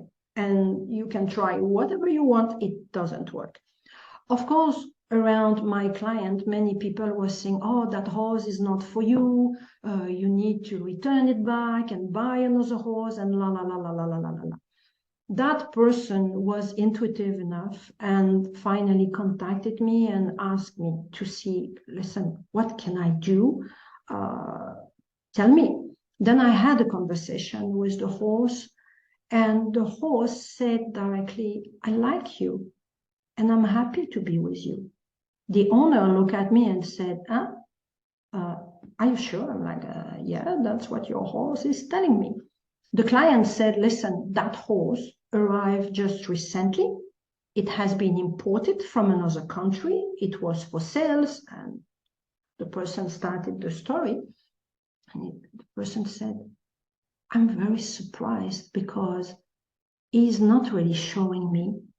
And I have a problem with him during the competition. And it's a shame because I have the pressure and people look at me because that horse is a very famous horse. Then imagine the pressure that the client has. And then we entered in a deep conversation where finally, and that's the beauty of the story. This is why I wanted to speak about that today. Finally, my client was like, oh my God, I was far away to realize that, because the horse entered into a deep conversation saying to him, please be patient, give me more time.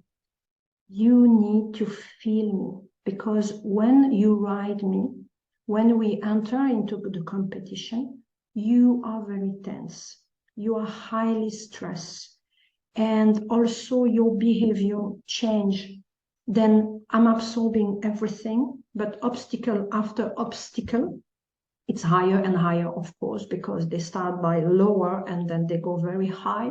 And that horse is capable to go more than 100 meters and a half, which is quite high. And for him, it's like when he was with the previous owner. But with my client, it doesn't work. When we arrive at 120, they're finished, end of story.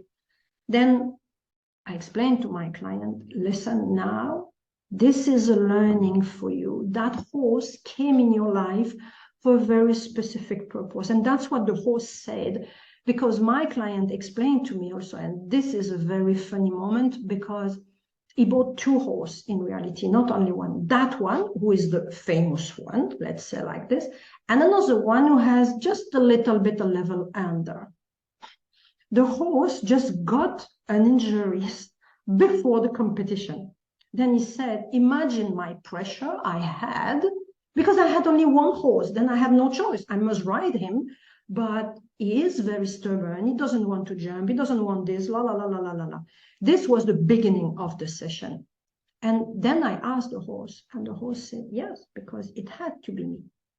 But like this, it had to be me. I'm like, okay. Then we entered even deeper in the conversation, and he said, when you will be capable to manage your stress, I will not be frozen, because I will not take it anymore. He says, I came in your life because you need to learn to feel more forces on a deeper level. And for you, it will be a new level, like never you have felt, never you have seen. We will be able to become, and he was showing me an image of becoming like this, becoming one. And the horse was showing me, I didn't say that directly to the client because at the beginning of the session, he was not ready to hear that. I said a little bit later, but that horse showed me images in the future where they are jumping very high, like he was doing with the previous owner, and they are synchronized. the owner is able to feel what the horse is feeling and is able to communicate with his horse. And we go like into a syntony, which is not existing today. And he was telling me also, yes, but what you are telling me doesn't make sense because I had other horses before. Okay, they were not jumping that level. This is why I bought him, because I want to go higher in the competition. But it was easy. And they didn't froze. Nothing was happening in this way. And you tell them, turn left, they turn left, turn right, turn right. They just listen. And then the horse said, yes, but I've been born to be a champion. And I've been educated to be a bit stubborn, to go to the level where I am. You want to compete with me? They have something that you need to do is managing your stress, even when the environment is really, really stressful, even when it's the most difficult situation, because competition is stressful for the person who is riding a horse.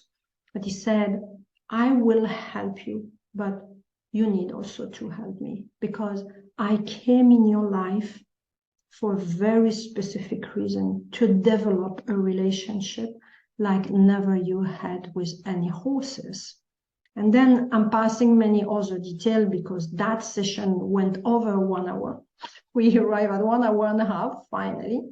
And I remember at the end, the owner said, can you ask my horse if he is happy when I'm walking him, just walking like a dog, let's say like that.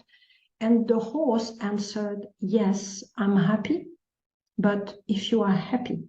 And then the owner said, I don't understand, this is making no sense, you know.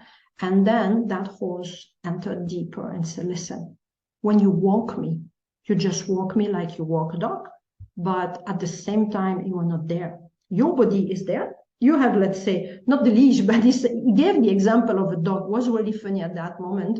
Said, you walk me, but you are not there. Just your body is here. Your mind is left, right, behind, yesterday, tomorrow, after tomorrow. He says, then I'm getting bored. If you walk me like this, he says, no way. You ask me if I'm happy to be walked with you. Yes, I'm happy, but only if you have a discussion with me. Then the owner asked, he said, how can I speak with him? Said, for the moment, you speak with him like I'm speaking with you, because he can read your mind, but you really have to learn how to be present and to enter in him to get a real syntony. That session was quite amazing in a way that the big learning was you have to change the way how you think. You have to change the belief you have about animals since many years, because that client is riding horses. I cannot tell you, it's like all his life. You get the point. And never he had this trouble. And all of a sudden, that one is entering in his life to give him that message. But what I saw, what the horse was showing me as images regarding the future, they will be in syntony. They will be together in the future. They will understand them on a very, very deep level, meaning when the horse will not be fine, he will be able to make the owner sense it, even if the owner cannot get a telepathic communication directly. This was really the beauty of that session, because you know, that's not the first time I have cases like that.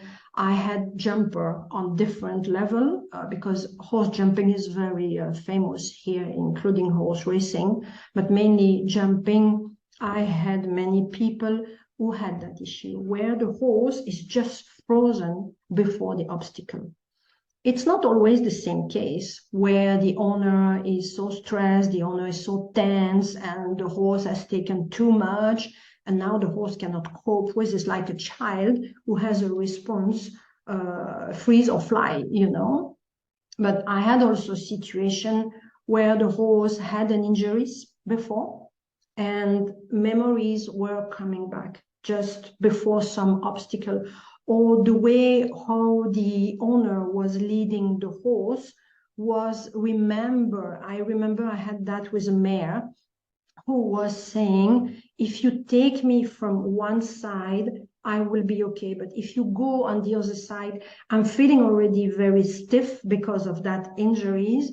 And all the images from the last accident, because it was quite deep, are coming back to me. And I'm like, well, no, I can't do that. You know, it's not always due to the energy of the owner that the horse will be frozen. But most of the time, I will not give a percentage because I don't have a percentage, but most of the time, animal will absorb our energy until it's full. Let's say like that. I'm making the story very short, otherwise I can write a book with you today. That's not the point. But most of the time, animal have the tendency to absorb everything, good and bad, from us. They are already in synchrony with us. That's what we are not with them. And like I said before, because they are ready to sacrifice themselves and they are here for a big mission, which is first a healing mission, especially for horses, also education level, because when you observe animal, you can learn a lot. They are much more elevated spiritually than us. Just to say here, what is the message today for us as human? We really need to work on ourselves, change our perception about the animal world, including insect, because I had myself a surprise recently. I still had the habit sometimes to kill some, how we call it, it's not the bee, that's the other one, the wasp, because I still had a trauma from childhood. I was always running away when they have a wasp coming. I don't know if I pronounce well, but I'm sure you get what I mean. And recently I killed one. And when I say that, I'm still feeling emotional. After, it was like automatic pilot. Within a second, I saw an image. Believe me, this is not a joke. It seems very crazy because it's an insect. And we are more tuned to dogs, cat, dolphin, horses, iguana, lion, blah, blah, blah. But even in the insect world, I've been shocked. The image came to me for the very first time in my life. Well, I'm not killing wasp all the time. Maybe I killed 2 or 3 in my life, something like that. In general, I'm the one who ran away. I would not kill it. But that time, I don't know what happened. Fraction of a second, done, finished. I killed it. And the image that came to me was the eyes of that insect. The image became bigger, like the size of a dog, a big dog, you know, but it's not a dog, of course, but I mean, imagine a German Shepherd size, okay? That wasp face became big, and I received like that, and I'm like, oh, wow, but no aggression, really no aggression. It was like not even a disappointment, it was a form of sadness, but I cannot say sadness like on the human level. It's a bit different what I felt, but I felt guilty. And then after that, I felt really like shit, believe me, for maybe less than 1 hour, I cried because that insect was telling me, why? Why? I didn't want to attack you. I would do nothing. And at that moment, I realized, oh, what the heck have you done? Even today, I'm speaking about this. I feel here inside something happening. I'm very emotional, but I will not cry. But I mean, yeah, it seems stupid with a wasp. It's like, yeah, anyway. Yeah, I'm emotional now. Just to tell you, when you arrive at a certain stage and you can enter in synchrony with animal, you are able to change the world. Oh, me alone, I can't do anything. But if everyone is able to arrive to that stage, even with that wasp, it was a weird communication because I've made a mistake and okay, it's too late, it's done. I will not go again and again and again, but you see, I'm speaking about this, I'm still feeling guilty. and I still feel the emotion. And I ask for forgiveness. I'm not telling you how many times, to God, to the Galactic Federation, to everyone.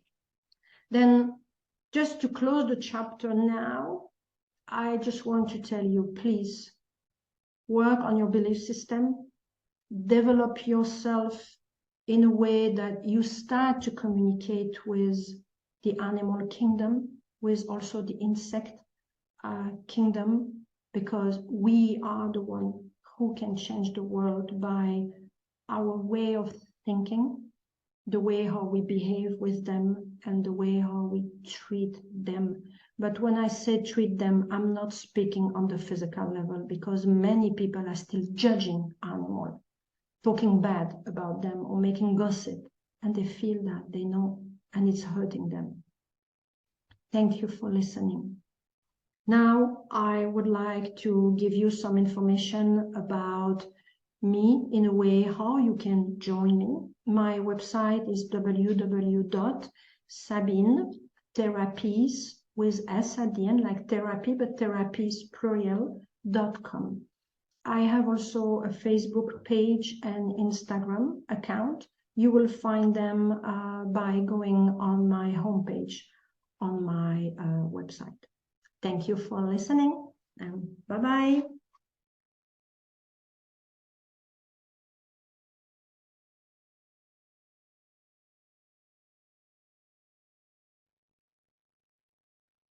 Hi, Shehnaz Soni here. I'm here to embark on a journey to share with you guys about myself, about my company, Ashes to Sona, which is all about transformation from ashes to gold, like a philosopher's stone. And my subject that I'm extremely passionate about, the quantum being, that I just recently wrote a book on, and how you can reach me. This video is going to cover all of these things. And to dive into Ashes to Sona and the quantum being, the key thing I like to share with you guys is I come from a conservative Muslim background and very patriarchal background. However, despite of the no from the culture and the society and the religion and the country, I have become an accomplished rocket scientist for NASA. And the reason I wrote the book Quantum Being is because we are more powerful than any rocket or any missile I've ever worked on. And I truly believe that, knowing my own self-transformation, knowing everything that I've learned, working in the industry where we only work on the state-of-the-art technology and products that nobody else works on. When I compare our human craft with any spacecraft that I've worked on, I realize how powerful we are. We truly don't know. And the only way we learn about ourselves is when we are put in a situation, a crisis, a challenge, a problem, and then we completely sometimes die like an ashes. We completely transform into ashes, and then the new baby comes and revives itself, and it's stronger than before and more sustainable. And I think that's the main reason human beings are still here on planet Earth. And I want to make sure that everybody understands the true power of human craft. And that is why I share all I have to offer through my book, through my workshop, through my teachings, through my quantum healings, how you can truly sustain your craft in the best possible way so you can handle your life the best possible way while you're here on planet Earth. So I'm going to go ahead and do some screen sharing to give you a little preview on my life and the quantum being and how you can reach me.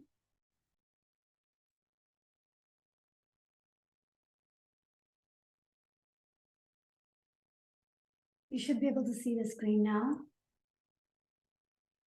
Ashes to Sona is the name of the company because we are all here to transform ourselves. We are continuously transforming ourselves, consciously or unconsciously.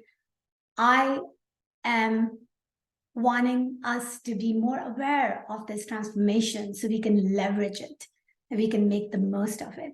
We can truly be an alchemist of our own lives, so that way, as a humanity, every one of us can converge in making a heaven on earth.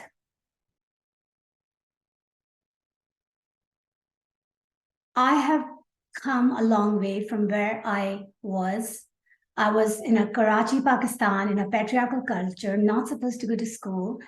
And I broke many barriers to become an accomplished aerospace engineer working for NASA right now, being the author of the Quantum Being book that's written in English. And I did not speak English when I migrated to America at the age of 21.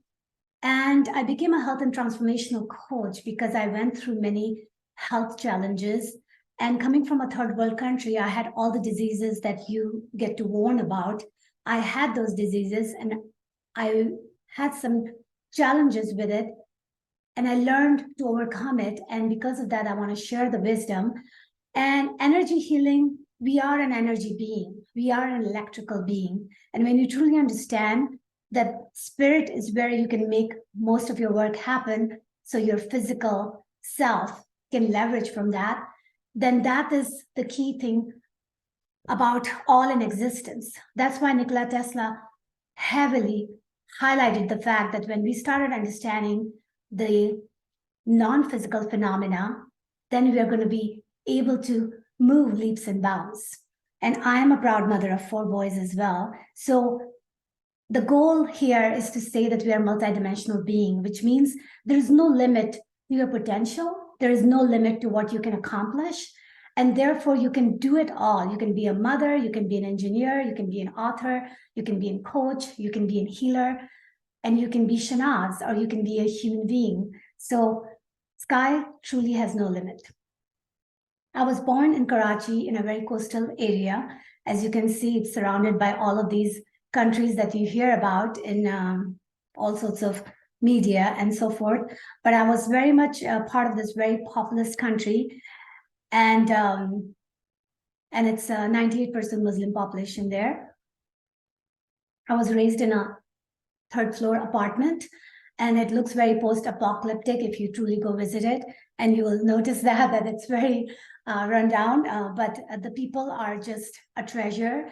The houses inside are very clean and very good, but it's just like a country itself. The infrastructure looks disappointing, but the human being that lives there, and there's just so much potential for us to work from inside out to make Pakistan as one of the most amazing country. And that philosophy applies to every human being. No matter how messed up it looks from outside, we can truly fix it from inside, and you can be like a lotus flower that can just bloom.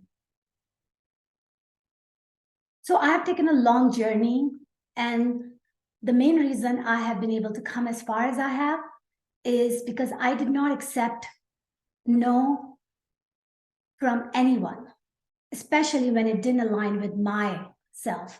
When I was told no to go to school, I actually studied very hard and became a valedictorian, because to me, knowledge is power. And if you don't have a knowledge, then you can be slave forever.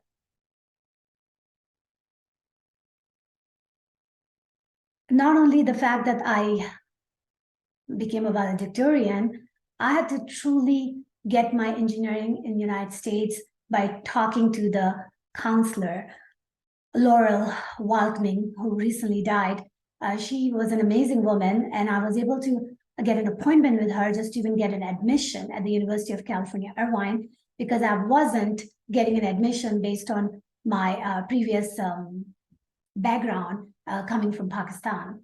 And I was admitted on a conditional basis, and I made sure that I was graduated as a magna cum laude, and minded that I was learning engineering and English at the same time. So this tenacity that I do have as a built-in feature in me makes me very aware of how I want my life to look like and where I want my life to go.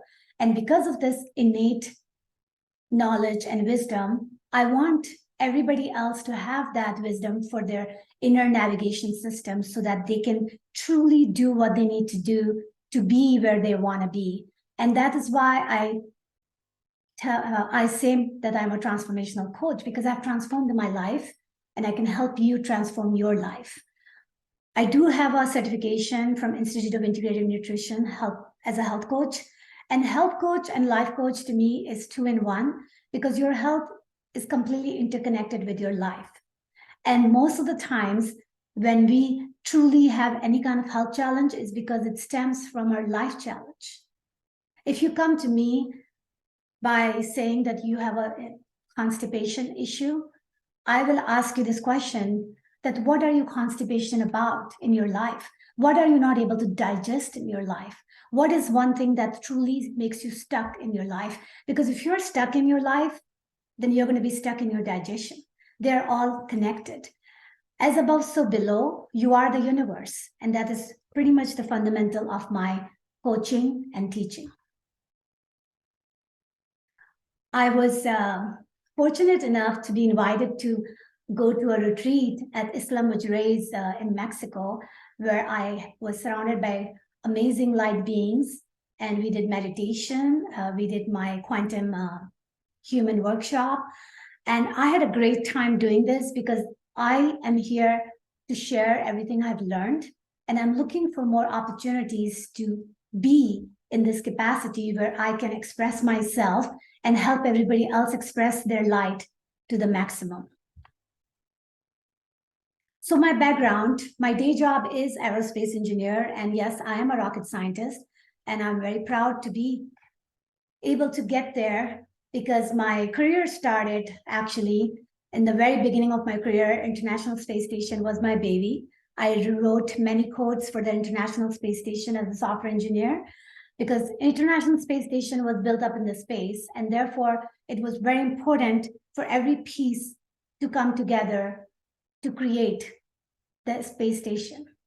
If we can use the exact same analogy to create a heaven on earth, we can truly do that because International Space Station is a very good example of how different countries came together, how the European Space Agency, Russia was part of it, Europe was part of it, Italy, Japan, there was just all these countries were working together to make something that nobody had ever done before. And teamwork is a dream work. And I really say that that's the only way we're going to make a heaven on earth here.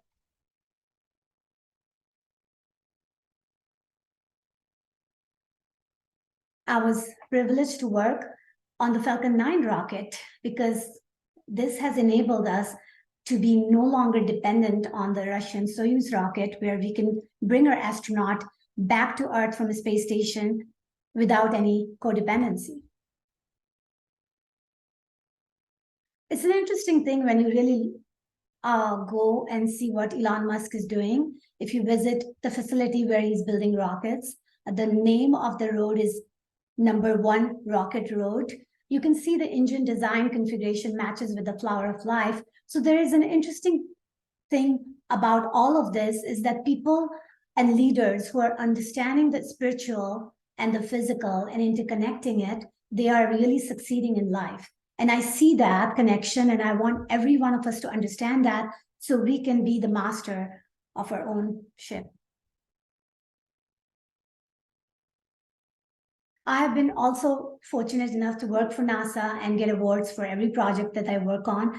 And it just gives you the satisfaction and validation in a way that you are doing something that serves humanity. And at least with my intention is that we do really good on Earth. And if we can create a backup plan on Moon and Mars, then that's good for us and for our next generation to come.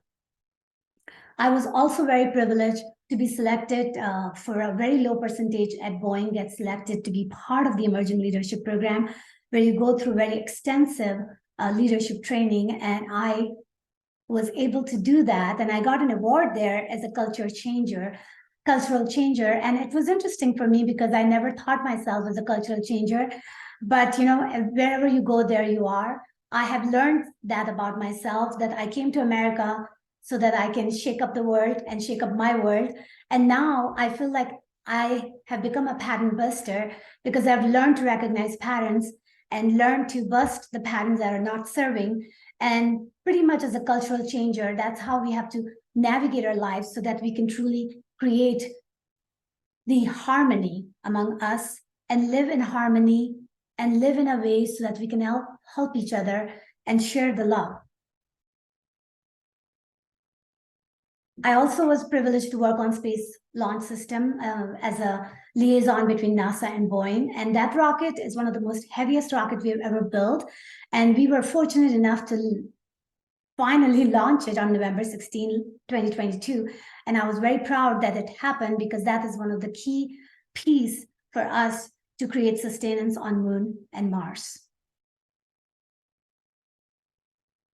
This is a vision that NASA had for Journey to Mars, and I just wanted to show that there are all these different pieces that comes together in a very beautiful way, in a very well choreographed way to make it all happen. And similarly, as you can see that again, we are working the Orion capsule where the astronaut will be using as a mode of transportation is done by Lockheed Martin and European Space Agency, which is the piece that goes on top of the Space Launch System.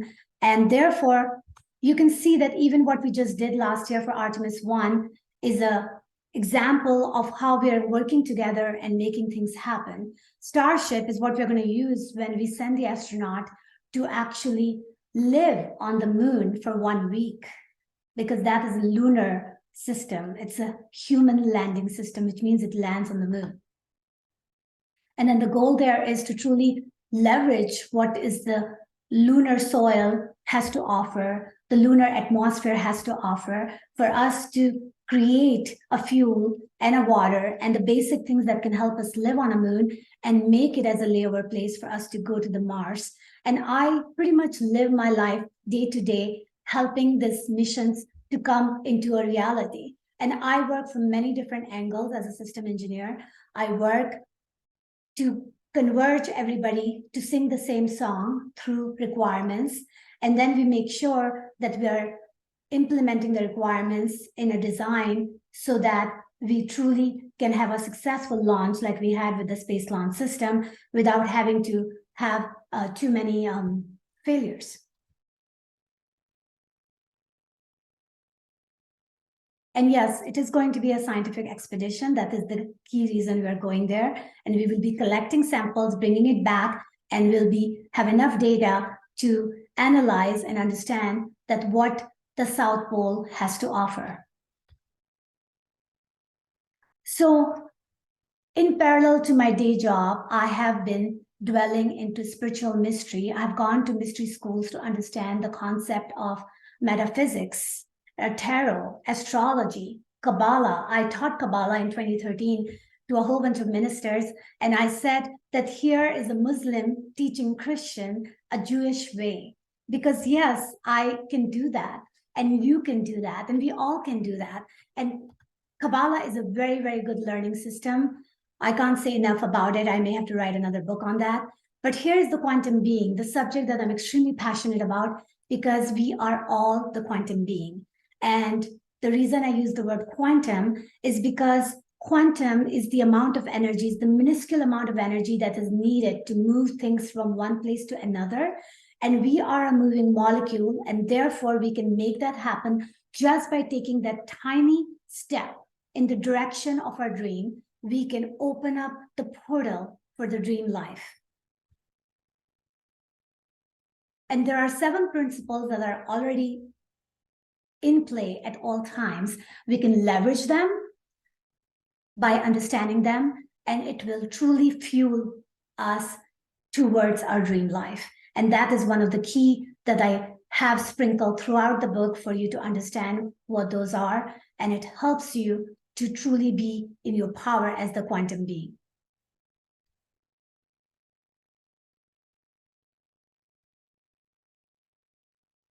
I have been teaching healing, and my book has been going, I actually got the international on the Amazon, some sort of award there.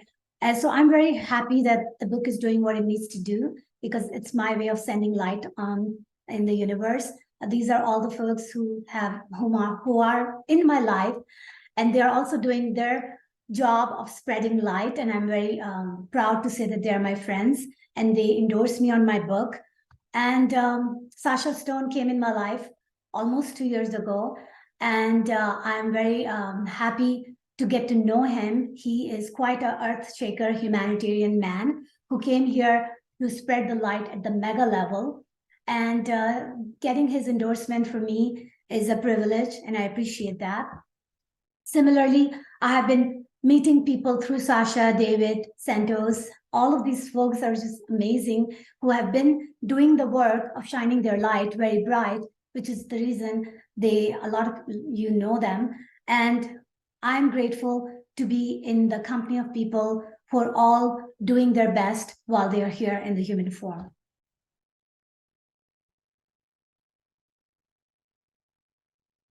I get this type of emails on a weekly basis saying thank you for my book and thank you for what I've done. And I appreciate that because it keeps me going in the direction of continually following my calling. This was my first testimonial right after the day I released my book, and I was just taken by the paragraph here which says, if the vastness of the ocean had a song, it would be this book. The depth of subjects, both on personal experience level and educational insight, is profound. You were able to weave the spirit, soul, and body with words and bring forth the human experience that million can identify with. And I just was like, I was in tears when I saw that, because this was my first testimonial from my book. And I was like, wow, I really felt good about releasing the book in 1 year. And I'm hoping that my book and my teaching can help someone make their life more brighter. Another testimonial. Another one. And here I really like the fact that Laura is highlighting that I sometimes feel a strange energy around me that expands and retracts at the same time. After so many years, I now finally understand it is the tube torus. So cool.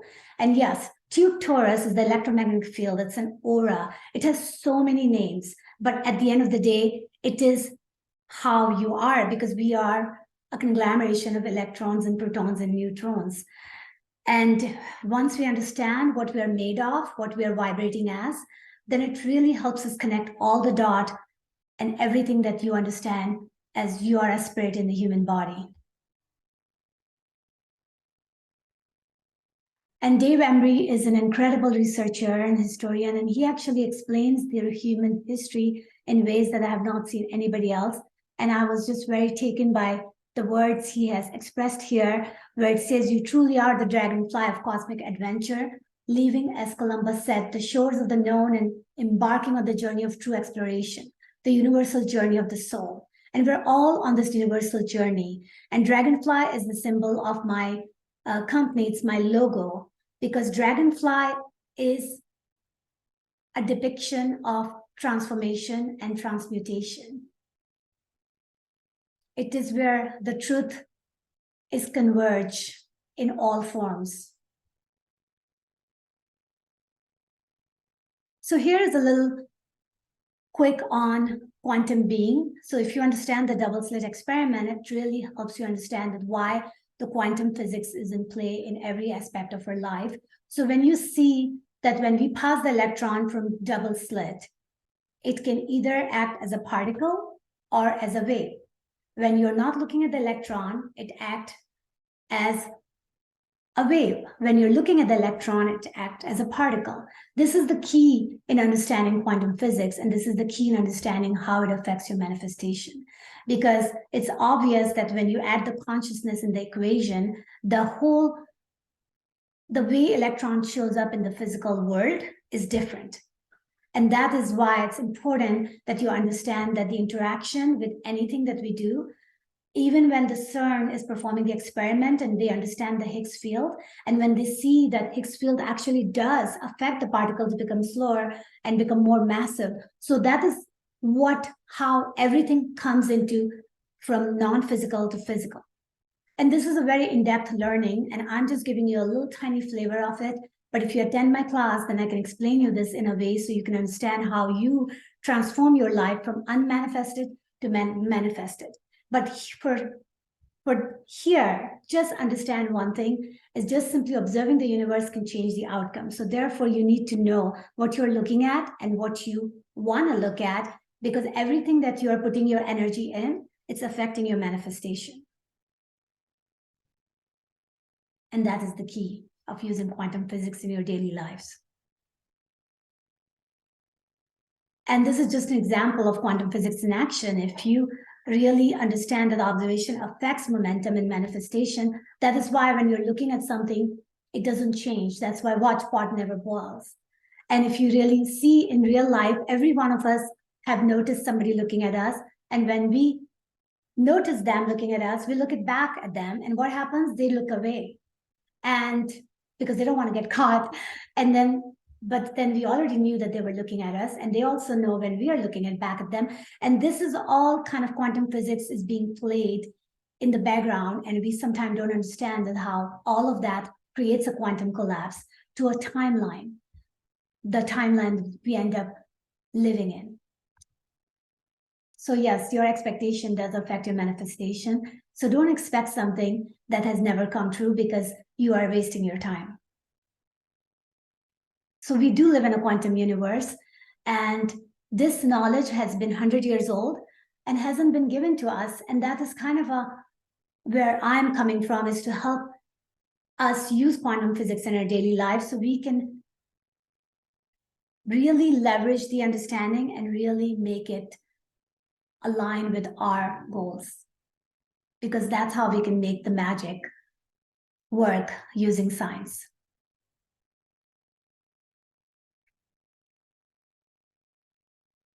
Yes, so we are moving electrons, and this is a picture that I have even in my book. If you buy my book, you're going to get all these pictures, but it just gives you a very good rundown on how everything that we learn in school, the biology, the chemistry, the math, everything is basically giving us an understanding of ourselves, what we truly are made of, and how we can represent ourselves as a cell, as a molecule, as an atom, as an electron, as math. And the CERN has been continuously figuring it out, what we're made of, and we keep on finding the smallest and smallest particles that we're made of. And we are electromagnetic fields, as is depicted here. And therefore, when you understand that, you can understand that why energy healing works, why crystal works, because crystal stores information. CJ gave me a quantum healing testimonial. And one of the things that was very important to me, and that is one of my goals, is that through the meditation, she was able to unlock a pattern that she was holding on most of her life. And she was able to take the great stride in rising the next level, because it's all about recognizing the pattern that are not serving and reprogramming them with the pattern that can serve you to your next state.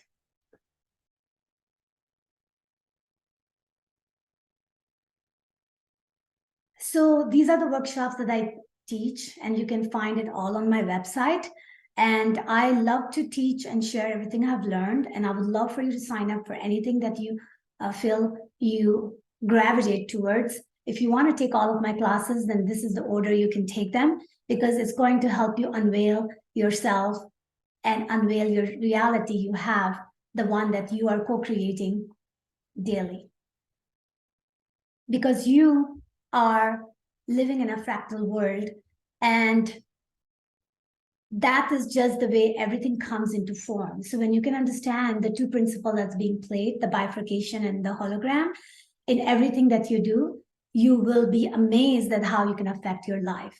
It's like you are standing in a trajectory, and as soon as you take a step, you create a whole bunch of fractal reality, like a Free Guy movie, where the AI, once he gains the consciousness of making different decisions by having to no longer order the exact same coffee every morning, he ends up opening up the door to a whole new fractal world that opens for a whole bunch of opportunities, because depending on what fork of the road you go to, you end up deciding your new trajectory and your new destiny, because journey is intertwined with the destination. Because you are the one who is processing all of this information through inputs and outputs, and therefore you are affecting your vibration and frequency based on all of these inputs and outputs. And ultimately, your vibration and frequency affects everything that happens with you and what timeline you choose and where you head. Because you are reflecting yourself through these mirrors that Asim talks about. And this is how you comprehend the information, and this is how you transform the information. And because time is truly not linear, it's just the way we perceive time being linear. And I was happy to see that people's lives are being transformed when they take Kabbalah class, because it's one of the most deepest teaching and learning you can do for yourself.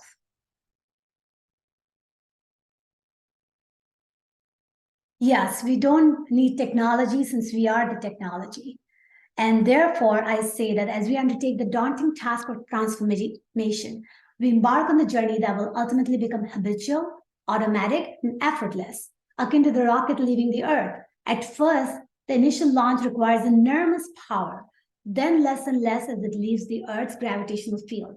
Finally, the rocket moves through space under its own momentum, breaking all of the barriers beyond imagination to traverse new worlds.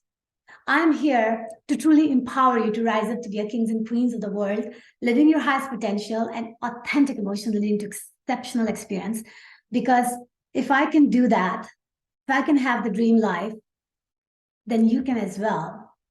And just remember, step into your light is the key to igniting yourself as a quantum human craft. And it's also the key to unveiling the magical world all around us. Please reach out to me through my email here, emerge. We are emerging. Emerge with me, which is emerge@shehnazsoni.com. My website is shehnazsoni.com, so it's very easy and simple to remember. And I would love to hear from you, from all of you, and Happy New Year. Thank you guys for staying with me through this long introduction, and reach out to me if you have any questions. As I said, I'm here to share my light with yours, and I'm here for all of us to transform in a way so that we can truly create a heaven on earth. Have a lovely day. Bye. After 3 years of having to produce the Portal to Ascension conference online, we have been waiting for this moment. The Portal to Ascension conference is returning live and in person. Join us at the Marina Village in San Diego, California, April 21st to 23rd, 2023. As massive shifts are happening on the planet and hidden truths are being uncovered, we are piecing together the fragmented parts of our existence and timeline. At Portal to Ascension, we are dedicated to full circle awareness of the truth of who we are and remembrance of our connection to the cosmos. This is showtime. There is no holding back. Now is the time for us to harmonize the frequencies and create unity and peace on Earth. We are deprogramming from an outdated matrix system, re-educating and remembering an inherent truth that connects us all. As we come together, we activate our truest potentials, individual gifts, and collective resolve. We are ushering a whole new reality that we know is possible and is waiting for us to embrace it. Join founder Neil Gore and the entire Portal to Ascension team with hosts Alan Steinfeld, Michelle Anderson, and Joan of Angels over these 3 days, April 21st to 23rd, 2023. We will experience musical performances by Larissa Stowe and the Shakti Tribe, Vox Angeles, Share the Light, Admiral Apollo, and Torquem G. This conference features incredible luminaries such as JJ and Desiree Hurtak, Adam Apollo, Carolyn Corey, Robert Schock, Linda Moulton Howe, Robert Edward Grant, Barbara Lamb, and many more.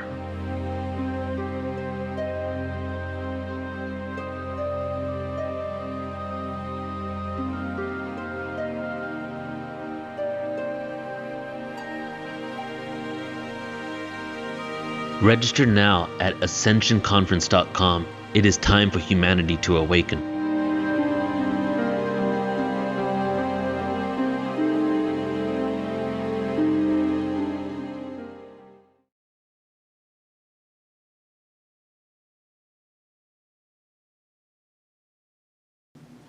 Hi there, my name is Vicki Werner and welcome to Releasing Emotional Baggage to Create a Healthier Future.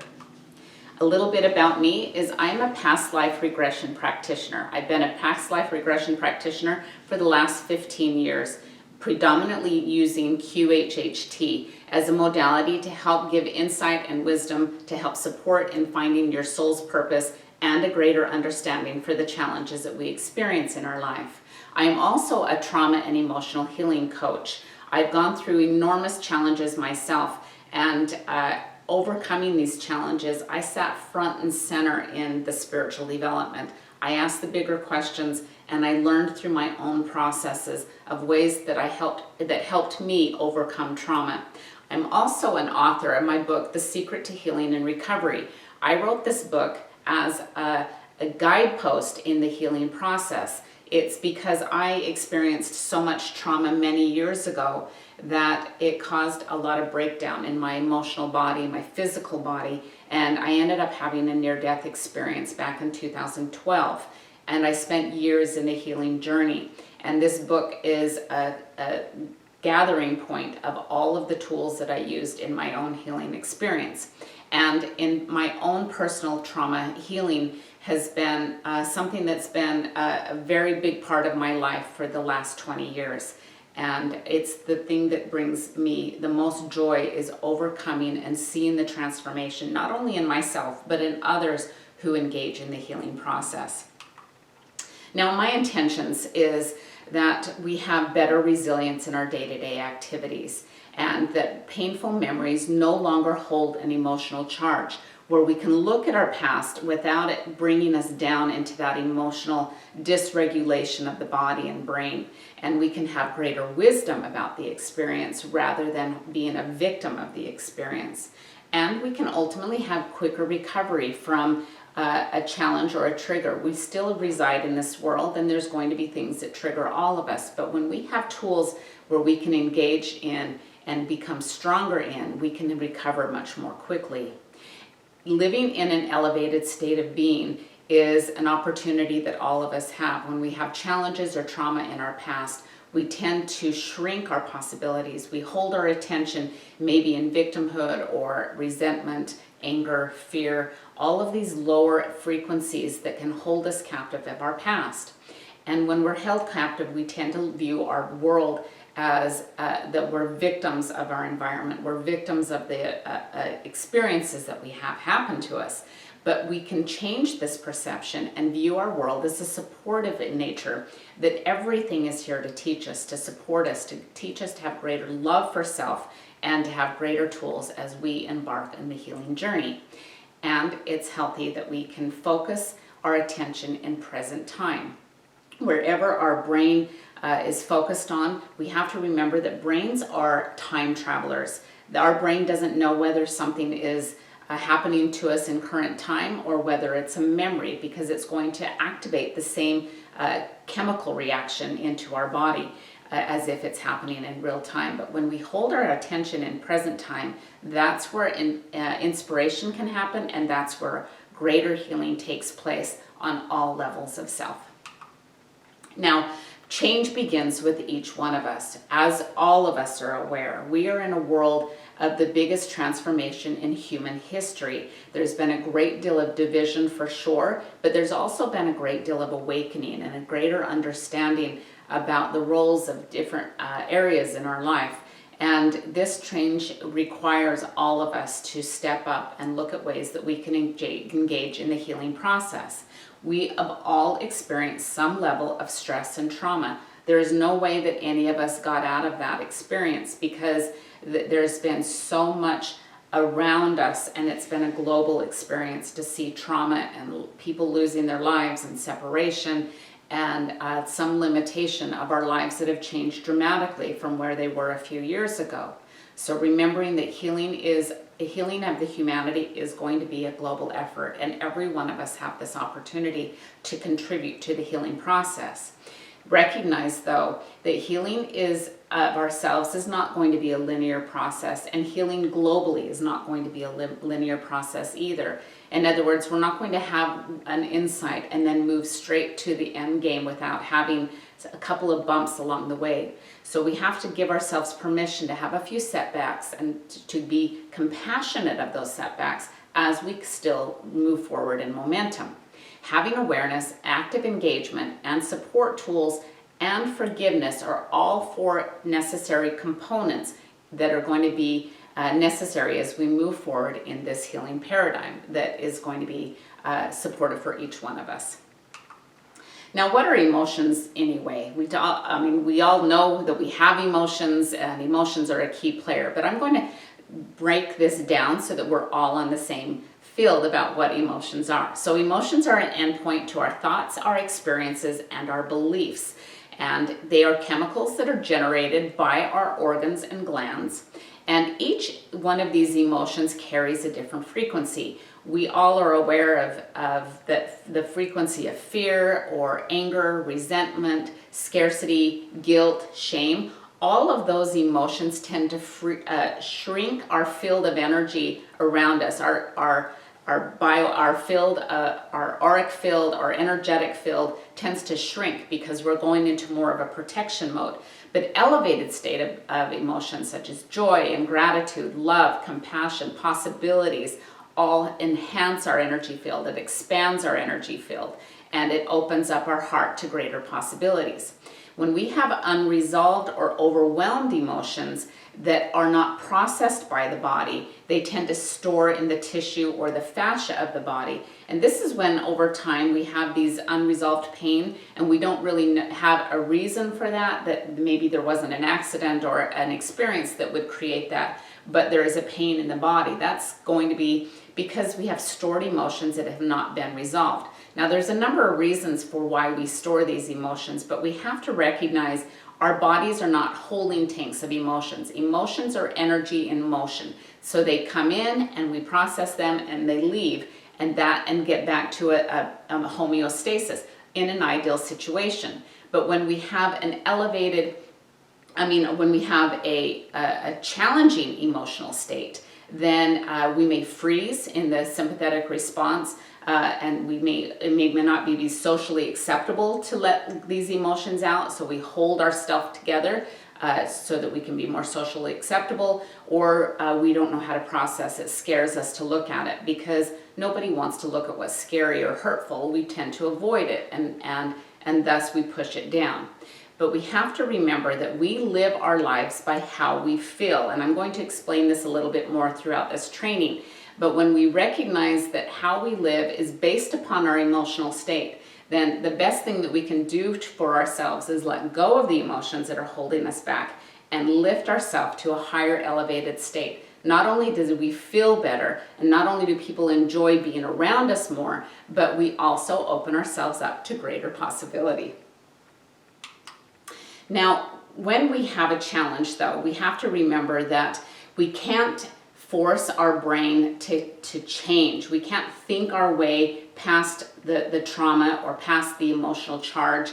And this is, though, something that everybody attempts to do. When we have an anxiety attack or when we're confronted by something that we think this should have been resolved, and we start shaming ourselves because we're like, how am I still carrying this emotion still with me? We start trying to bypass this experience, but our brain hardwires these experiences and it becomes in the autonomic nervous system. So we have no control over it. It's in our subconscious patterns rather than trying to control our brain from the stance that we are attempting. Now, having awareness of trauma doesn't fix trauma. It's awareness that helps us get started on the healing process, and admitting that PTSD is something that many people have experienced. It used to be just looked at from a clinical standpoint for veterans, war veterans, but many people have PTSD, and it's okay. It doesn't mean that we're wrong or bad. It doesn't shame us or that we're weak. It just shows that there's been an experience that hasn't been resolved. Now, our brain response, it becomes conditioned under these trauma experiences, though. And so healing is training our body and mind to work differently. when we no longer are bypassing our critical thinking and we are actively engaging and opening up space for our brain and body to feel safe. Now, trauma changes us, there's no question. We're different after a traumatic experience. But it's also great to recognize that healing changes us too. We have an opportunity to be better versions of ourselves, wiser versions of ourselves, where we have a deeper compassion or love, an understanding of our purpose because of the healing that we engage in. And we must transform our relationship with self, because who we are is different than we were before a traumatic experience or before an emotional disruption. But being compassionate and loving ourselves through the journey is one of the most beautiful opportunities of embarking on love than any other thing in our life experience. But what are the common blocks to creating this change? Many of us want to have change and not know how to engage in that. So let's address a few of these things that tend to limit us from moving forward. Now, the first one is the average person loses attention very quickly. Holding our attention has changed dramatically in the last 10 years. And this is because of a lot of social media, that we have our phones on us, that we're constantly engaged in many distractions in our outer world. So even if we want something really, really bad or really, really good, when we want something a lot, even if we want this, our attention will shift very quickly. And part of this is because we're overstimulated by our outer world. Our outer world is constantly giving us alerts and dings and signals that we have to engage with others and be on the ready for anybody else who wants our attention. Emotions dictate our state of being. We've talked about this. Now, because our emotions dictate our state of being, if we are feeling depressed or guilty or shame or unworthy or unlovable, feel a victim, then there's not going to be a motivation to want to change. We have to recognize that we have to shift our emotions first in order to raise that frequency up to open up possibilities for this healing experience. Now, our brains are wired for protection. That's what our brain's sole purpose is, to keep us safe and to keep us alive. And so when we have a traumatic experience in our past, it becomes hardwired in the synaptic connections. The more intense it was, the more that our body and brain wants to remember that so that it doesn't happen again. And it's why when people ask, well, why do I always remember the negative things or the challenging and painful things rather than the joyful ones? Well, the joyful ones are our natural state of being. There's nothing that's a threat. And so our brain doesn't have to compartmentalize that as something that isn't safe. But when we have a challenge in our past, we don't want to experience that again, so our brain keeps it front and center as a protective mechanism. We also tend to focus on what we don't want. We put our attention on the painful past, we put our attention on people that have hurt us, we revisit those experiences over and over because it's unresolved and we feel maybe victimized from that. And that's where our attention is. And so wherever our attention is, that's where our energy is as well. And so our energies tends to live in the past rather than in present moment to create our future. And we also have to recognize that change is unfamiliar. If we're engaging in the healing process, if it's unfamiliar, our bodies tend to want to be safe. And so even when we've had painful past, it's still more safe than something that's in the unfamiliar world. So that's just something to look at of why we behave the way that we do. And we have to also look at what are the energy drains that we have. Now, too much social media for sure is something that holds all of us, that drains a lot of our attention. We tend to numb ourselves when we don't want to engage in the healing process. And this can be a numbing agent through social media or alcohol or any kind of drugs or even food as a way to numb the emotions that we have. Poor nutrition is a key player, and there's many people who live in survival mode and maybe go through the drive-through as they're feeding their body as a means to accomplishment rather than nourishing the body as a means to fuel for regeneration and to heal. And again, we tend to hold on to our past as a protective mechanism. Many people also are waiting for the right time. We think that somebody's going to knock on our door or take our hand or show us the way in this healing journey. But it's a personal journey. Each one of us are eventually going to have to step on that path of the healing experience. The right time is always going to be now. And as we move forward and take the active engagement in the healing, the universe tends to start opening the door for us to move forward with more ease. Another way that we have energy drains is maybe you have a negative environment in your past or in your work environment or in your home environment. When there's a negative environment, it tends to shut us down emotionally. And this negative environment obviously is unhealthy for anyone to be in, especially if they're trying to engage in a healing experience. And the final one that I would like to address is constantly chasing dreams. Now, having aspirations and goals is fantastic, but when you're setting them out there all the time and you're not ever accomplishing a goal, you're not ever accomplishing something that you want, that you think it's for a rainy day or for when you're older or when you've accomplished things, when you've done good work, then you're limiting your possibility. It's healthy to look at life as stepping stones of possibilities, that when we have a dream, we have a goal, start moving forward, accomplish that one, and then build upon the momentum of that. And I think it's also healthy that we address the mental clutter, because it's our mind that is going to be either our greatest adversary or our greatest advocate. And by using our mind in a healthy way, we can build momentum again. So multitasking, unresolved emotions, and repeated disempowering thought patterns can all impact us negatively. It clutters our perception of self. When we have these negative thoughts about who we are, our perception of self shifts, just as when somebody else may say something negative about us that may not even be true, but we identify that somebody else believes it, so then it becomes our new truth. And our perception of self becomes not as clear. It causes us to procrastinate, because when we feel limited and we don't feel clear moving forward, we tend to procrastinate in our ability to move forward. It may keep us in a victim mentality rather than in a victor mentality, where we accomplish things, where we have success mentality. And it ultimately limits our potential to move forward. We feel stuck in the process where we're just spinning day after day, but not really arriving to where we want to be.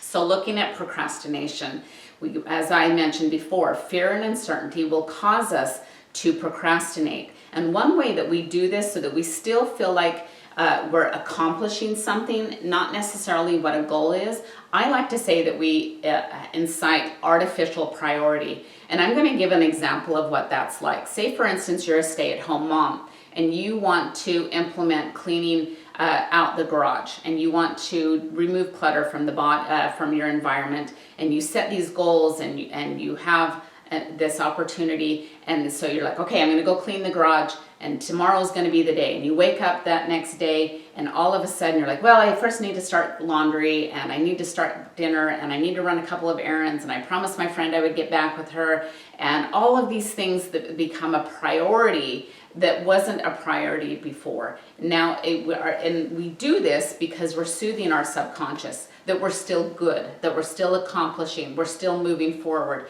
However, this artificial priority actually limits us in moving forward and accomplishing what we want to do. So using release tools to clear emotions, I'm going to go over a couple of those. Get more clarity of what you desire. When we're not clear, it's hard to step forward. So spend some time in meditation and engage in more clarity. Focus on why you want something. And when we have a reason why beyond ourselves, it helps build that momentum. And then be deliberate in creating a discipline in your path. When you have discipline in moving forward and be deliberate about that, you're actually strengthening tools for yourself. Now, in releasing the old, a few of these things that I'd like to identify is what is it that you want to change? When we identify what it is we want to change in our lives and we put this down in writing, then we get more clarity and we can help build upon that clarity. Then clarify why you want something. When you have the reason why, again, this is going to build the momentum. use tools for release. We want to release negative emotions that may be limiting to ourselves. And these negative emotions we can use by by the release tools that I'm going to be sharing with you. And then congratulate yourself on the small wins. When you have small wins that you step forward in and accomplish anything, give yourself congratulations, because it gives your brain permission to think that it's safe, and it opens up possibility. And then be gentle with yourself when you have setbacks.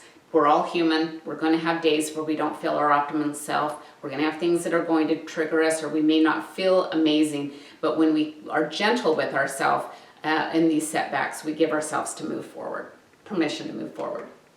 So these release tools that I personally like to use, these are just a few of them. There's many release tools that are options. My favorite one that I use almost every day is talk to nature. Go for a walk and just talk about what needs to be getting out of your body. Talk it out with yourself, talk it about with your higher power, with God, with energy around you, whatever is helpful for you. One of my favorite is just to stand by a tree, lean against a tree and talk to the tree. Trees hold great wisdom. They're rooted down in the earth and they're reaching up to the sky. It's a great symbolic message of how we should be as individuals as well. But you can sit by a stream, go for a hike up in a mountain, and just talk in nature. That's a great way to release emotions. Another one that I love is writing in a journal. And when we identify the emotions that we have, it's a great thing to start with. I feel, and then identify what is the emotion that you're feeling. Frustration, anger, resentment, unworthiness. Identify what those words are, write it out, and then and start writing all the reasons why you feel the way that you feel. This helps get it out of the body, and you'll get little hits intuitively, or images will get into your mind, or you'll start feeling a little bit more intensity because you're releasing each one of these things. A 60-second tantrum is a fantastic tool. Do this by yourself when you just need to get a lot of energy out of your body. And we've seen children have tantrums when they're fatigued or overstimulated, or don't want to engage in something like that. And it may not be socially acceptable for an adult to do that, but they do this because they're releasing energy. Breath work is a fantastic tool. There's a lot of different modalities about breath work. The one that I'd like to share, though, is a lot of our emotions that are stored in our body are in the 3 lower chakras of the energy centers, in these lower energy centers. So using breath to help stimulate that and bring it up out of the body is fantastic. Another thing to take note is when you slow the exhale, you're signaling the body that you don't need to run, fight, or hide from that sympathetic nervous response. So slowing down your breath, be deliberate in your breath work, and just closing your eyes and just focusing on the breath helps calm the body, calm the mind, and helps release the emotions. Declutter is one of my favorite tools, because when we hold on to clutter from our past, it's because we're holding on to energy from our past. And so decluttering what is no longer serving you or what you don't feel like is necessary in the new identity that you want. It can be very freeing for the body and mind. And then tapping, or EFT, is a tool that I use quite regularly. I have some tapping scripts on my website, and there's many YouTube videos. Many people have talked about tapping. The reason why this is fantastic is because you're addressing the meridian points that is signaling the amygdala that your body is safe. So letting go of the past. We have to recognize people tend to focus on unresolved past. We've talked about the reason why we do this is because it may be unresolved and our brain doesn't want us to experience that again. But when we give ourselves permission to focus on the lesson that we learned from our past rather than the person and the experience, then we have greater insight. What were the lessons from that? What did it teach you? And when you look at the lesson from that, at the opportunity, it gives yourself a sense of completion and you can let it go. Now, tuning your frequency dial. So we know that we are energy beings. In today's world, it's common to talk about the quantum physics, or we talk about our energy bodies, that we are 99.9999% energy and 0.000% 1% matter. Now, that's a lot to look at when we think that everything here in our physical world is actually physical, but it's actually energy. So when we stop putting our attention on what we don't want and start putting attention on what we do want, we tune our frequency dial to what we want to draw into our life. Be playful about it. Life is supposed to be fun. We are here to learn, and we're going to have challenges for sure, but those are blessings as well because we have a greater understanding of who we are. Think about what draws your attention. When you think about what brings you joy, what makes you happy, what do you want to look at? Is it cooking? Is it travel? Is it health? Is it children or genealogy or whatever it is that brings you joy? Why does that draw you in? That is where your life purpose lies for sure. People always want to know about their life purpose, and your life purpose is going to be in what draws your specific energy in. And then think about how much do you want this? If it's you maybe want it 2 or 3, then it's probably because somebody else thinks you want that, or it's because other people have said that, or it's because it might be a safe alternative to what you really want. So focus on something that gives you a level 10 that you can engage in with greater joy. And then mentally rehearse achieving by using your various senses. We have our senses as part of creation beings that we are. So utilize those for the positive, and closing your eyes and meditation or mentally rehearse as if it already has been accomplished. So creating your ideal life, have an image in mind of what you desire, like I just said, and play out all of the elements. Choose a day in your future of being healthy, vibrant, without trauma, how you're helping other people, how you've made your message, how you've enhanced your understanding of self, how you've had greater love for self, how other people are benefiting because of who you are, and put the why in writing, because motivation drops when we don't have vision. So when you have a why, it helps accelerate this. Then break the task down into 3 phases. This helps build momentum. So the first phase is going to be the easiest. It's going to be the first 20% so that you can engage in achievement. Put yourself in the achievement zone rather than the waiting or procrastination zone. Then the second phase at a 30%, and then as you build this momentum, you can finish your tasks by following up with the final 50%. Then set a start date and an end date. Put it on your calendar because this makes you more accountable, and we can have this urgency come up that is a safe way to do this, but when you set a start date, then you know something that you're looking forward. It's helpful that you can enroll support team, help from others, or an accountability partner. It's great to have help from somebody who's already accomplished that, because they have tools and insight that you may not have, or you may even be able to read about unless you're talking with somebody who's already engaged in that experience. Then coach yourself through the process. Do emotional release and tell your story of completion. Engage as much detail as possible. A great time to do this is first thing in the morning to start your day, and when we have that bridge between the subconscious and the conscious mind, and then the last 15 minutes before we go to sleep at night. Again, that bridge is we're dialing this into our subconscious patterns. And so coaching ourselves through that, building ourselves, giving ourselves permission to adjust as the human nature, but always being in the forward movement. Feel it finished and hold accomplishment energy. What does that feel like when you no longer have trauma? What does it feel like when you have excess money in your bank account? What does it feel like when you're able to go on that cruise or that trip to Europe that you've always wanted to do? How does that feel? Because the emotions, again, are going to be the set point that's going to dictate the rest of your life.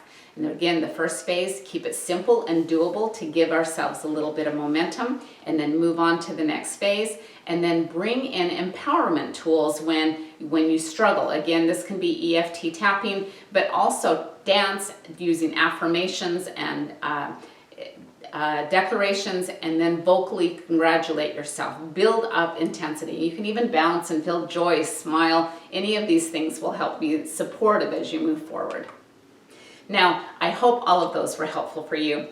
These are tools that I've used myself. Again, my name is Vicki Werner. You can find me at VickiWerner.com, and this is an image of my book, The Secret to Healing and Recovery, that is available through my website or through Amazon. So thank you so much for your time and many blessings on your healing journey.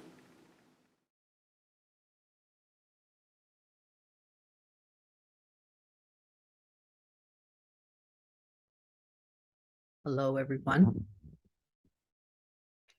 and welcome to our time together. And I'm glad you were called to be with me. So we have some time together today. I'm not quite sure how long it'll be, the video, but there's a number of things I'd like to touch on. And first, let me introduce myself. My name is JoAnne Palladino, and blessed to be here and extend my gifts to you. So the intention today will primarily be to help evoke and embody complete and unconditional love and self-acceptance. Imagine if we lived in that state all the time, we would have and be in a different world. And also to enliven your soul, to allow you to really be more connected with and also live through the view of the true self, who we really are, the divine essence, that you can engage in the world truly by not being separate from anything or anyone. That's, the essence of living in the world, but not of the world. So what I'll share with you today is everything will point to expand your awareness, to expand your consciousness, so that you can better live in the place of oneness through the true self.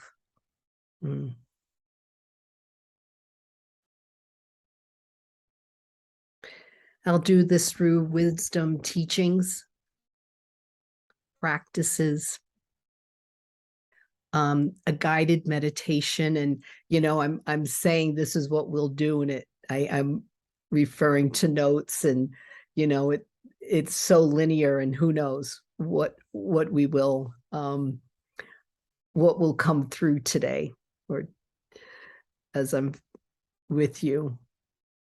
And also, what will be intricate in this is Shemaya. I am a channel for the language of light, and it's Shemaya, the beings of light. It's light language, and it will be present. And I just want to touch on what Shemaya is, what that word even means. When the channeling started coming through years ago, I'm not quite sure, 2011, something like that. One of the words I kept saying was Shemaya, and I didn't know what that was. I didn't know what that meant. And what I found out is it's an ancient Aramaic word, Shemaya. And the Shem means God, light vibration. God, light vibration. That's the Shem. The Maya and the Shemaya means that God, light vibration is in everything, everyone, and in every word. When I heard what the word meant, my soul heard it. I felt it in my cells, and I sobbed. I sobbed. And when I found out what that word meant and the ancientness of that word, I named The light language that comes through me is Shemaya. So when it does come through, I just invite you to take it in on a level, not from the intellect, not from the ego, not trying to figure out what's being said or what does it mean and those kinds of things, but more taking it in with the vibrational quality. I really feel like it's the voice of God when it comes through. And though it's in tones and vibrations, different sounds, I am able to interpret it from time to time. Not all the time, but I do get a sense of, what it means. It could be a prayer. It could be speaking, directly to you, and it's actually here. I could feel. I'll give you a taste of it. So taking it in as it is truly the word of God.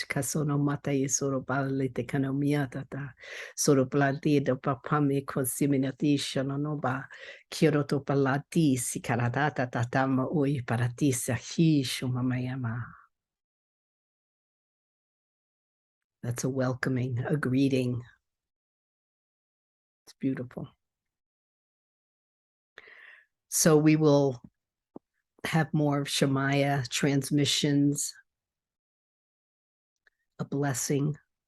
I feel a blessing will come through also. So as we're getting into this a little more, I invite you to connect with your soul, because I'd like you to hear this and take it in and embody it, that it truly can make a difference in how you engage in life. More peaceful, more with unity, with love, knowing we're more than our conduit, our bodies. So calling in the soul, however you do that or allow that. And also bring forward the true self, if you can embody this fully, even for the short amount of time.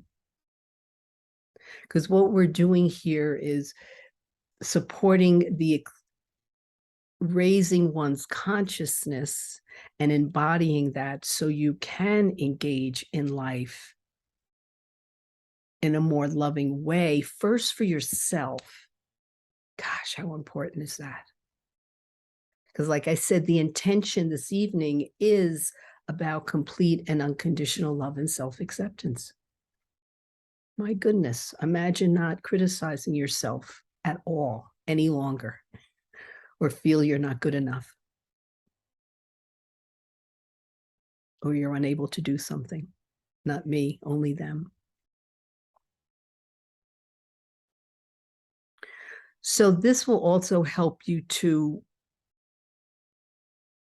help fully embody this. And I feel embodiment is important, because what I have found with myself and those that I work with through the years, when you embody a realization, then the shift in consciousness sort of takes hold. I mean, we talk about awareness, and I mean, we have to be, once you become aware of something, of triggers that it keeps something happens over and over again, let's say, and oh, there it goes again.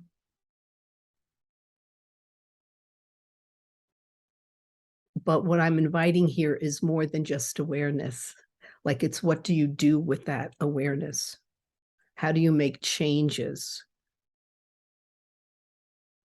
when something continues to trigger, be uncomfortable, makes you angry, makes you sad, and I'm not saying emotions are bad, by no means. Not at all. They're sacred for the human being.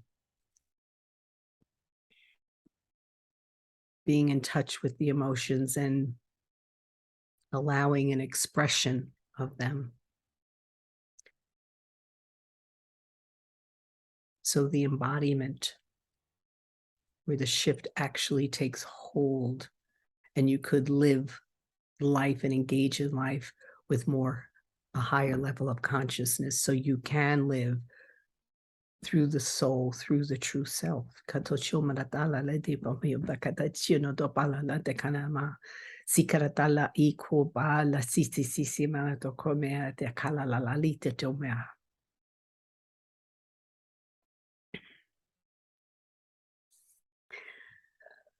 So there'll be a few things that I'll touch on.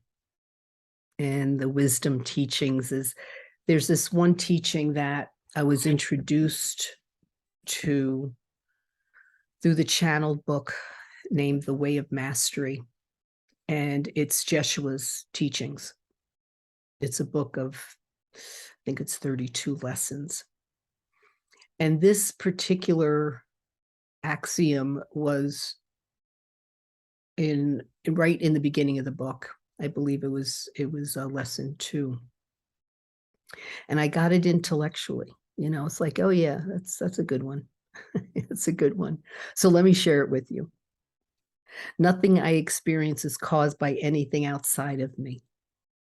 Let me say that again. Nothing I experience is caused by anything outside of me. Just take that in for a moment. And the second part of this is, I experience only the effects of my own choice. I experience only the effects of my own choice. That's another good one.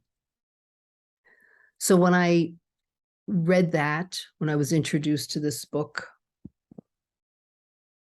gosh, it could be, I don't know, close to 12 or more years.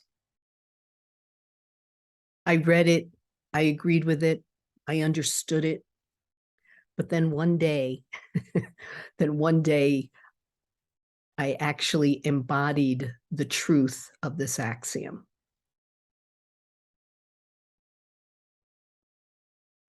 And it was a tough one for me, but it changed my life, because this teaching is with me every day. My personal life and the souls that I work with. So 2 things really hit me with this one personally when I embodied it again many years ago.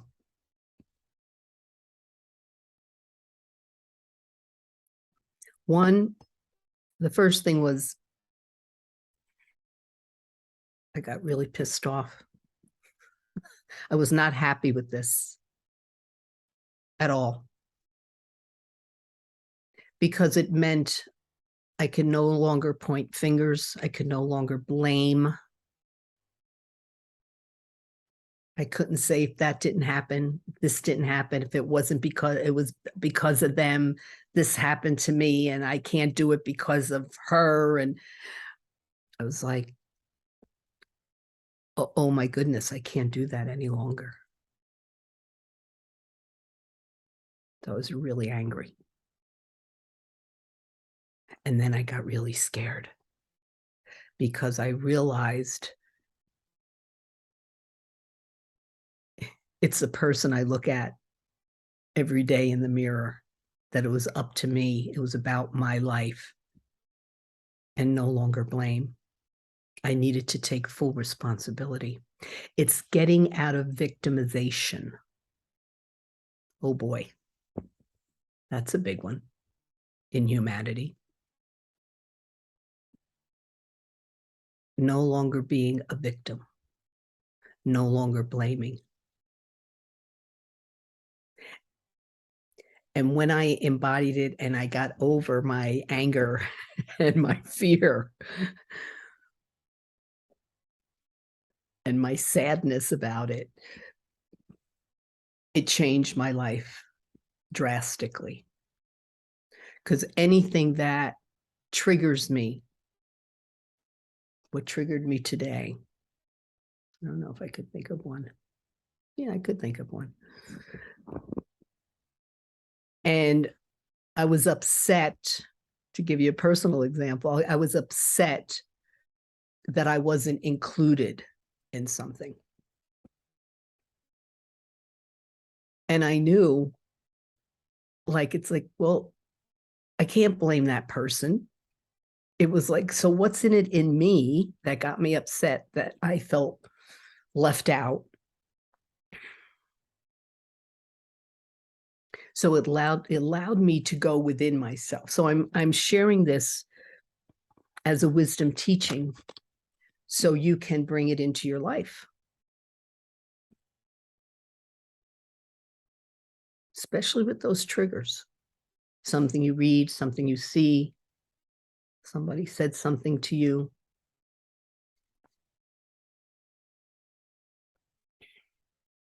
So it allows you to explore your inner world. It allows you to have inner dialogue to say, what is it within me that is triggering me of why I wasn't invited today? It brings up abandonment. I wasn't good enough to be part of this group. You know, I mean, all these woe is me. It's so, you know, it's so victimization. And what was brought up today was to hold my inner child. This is where you could hold your inner child when you're feeling that leaving out or whatever the trigger is. For me, it was the inner child, which allowed me to get through it. So when I'm in triggers with this teaching, nothing I experience is caused by anything outside of me. And I experience only the effects of my own choices. I'm not in it long. I'm able to get out of it. That's the shift in consciousness. Or where things used to bother me, it's not, it doesn't affect me because I healed that part of me, that aspect of me. Now, one of the things that helps with this is another wisdom teaching and a practice is a sacred pause. If you're engaged in life and you just keep on going and you're aware of something going, yep, there it is again. And the same thing keeps happening over and over again, there really isn't a shift in behavior.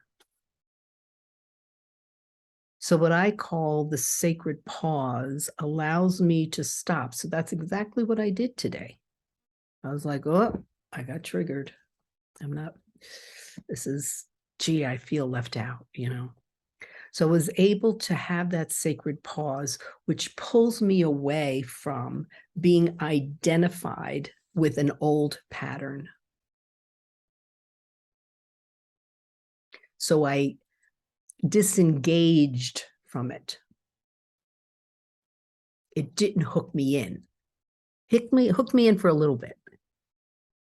But with the sacred pause, it allowed me to step back and be more of the observer, which we'll talk more about, becoming like a master of conscious behavior, you know. I paused. I actually just sat with it for a bit today. Again, I'm offering this to you because you can incorporate these teachings, these practices to help you get through the turmoil, the bumps, the flares, the triggers, the annoyances, you know.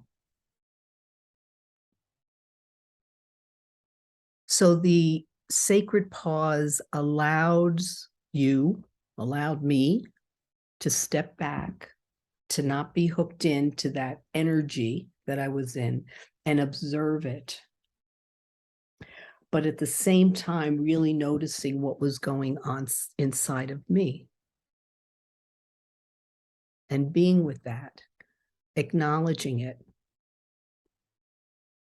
having a deeper understanding of like, oh yeah, there's my inner child again, needing to be cared for, needing to be held. And that's what I actually did visually.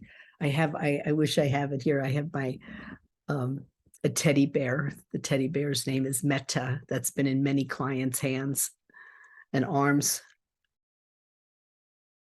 It represents sort of my inner child. It represents an inner child for, for the clients to hold,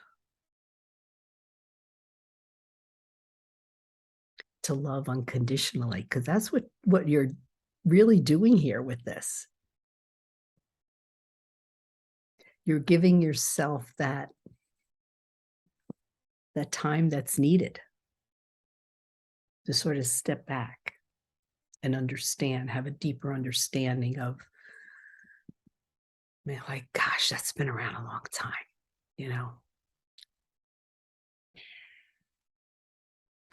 So the sacred pause, it's a practice you could do any time, like throughout the day, before you make the next phone call, before you do the next task of some kind.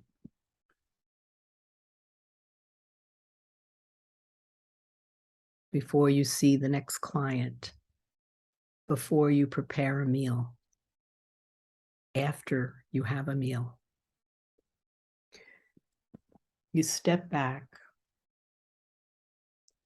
from the turmoil, from the chaotic of whatever's going on that's triggering you and distracting you. It helps you get out of the distraction.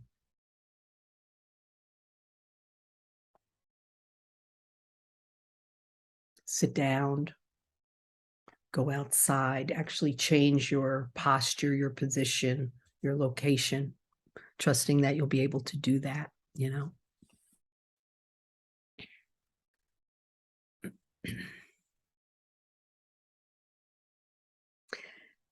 And if you're sitting down, just take a moment and breathe, just taking a breath, allowing you to get back into your body.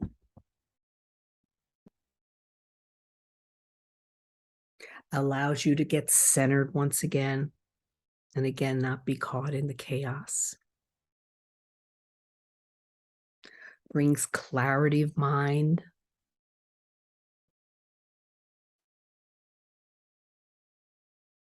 It actually gives you space. It opens up your view. That's what I like about this too, the sacred pause. When you're in it and you're triggered, your view is very tight.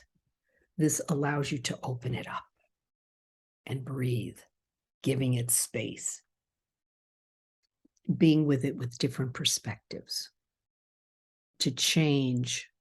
Up, there's the awareness, it triggered me. But again, it helps you shift that awareness that you don't get triggered again. Or if you do, it doesn't last, it's quick.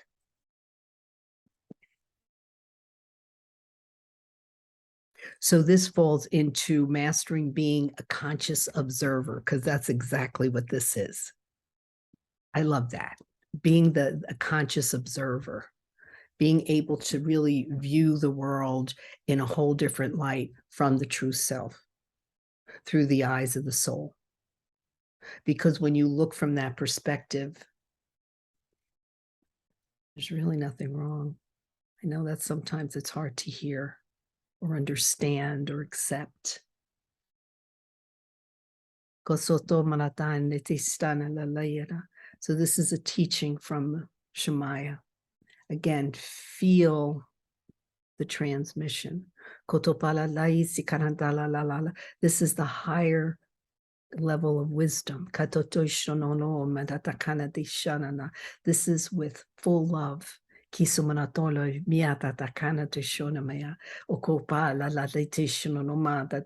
Bringing you joy to shift your life,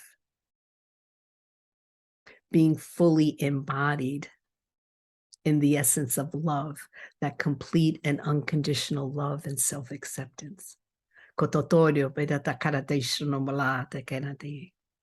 Piaratapala toshi miriti karadala pasalatim. Voto patala chisha.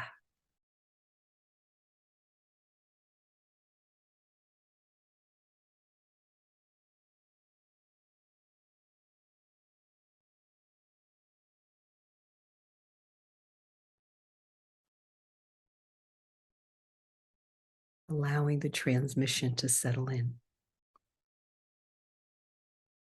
to feel the vibration of the cells.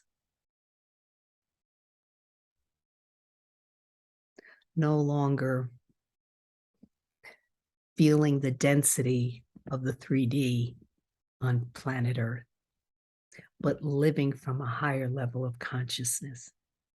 Sokotoloi paratakaisha manatuko mayavia piana tokolodo pisiriti. Sikaratala omashi fushu bereteka. Papa para tohoi meretata. This is full of joy. Kotoyo maradala tekineto. Take it in. You could close your eyes and take it in and put a smile on your face. Ikoro papala tishono loi paratala miesoroto. Kiki karatala ala ala ala ala.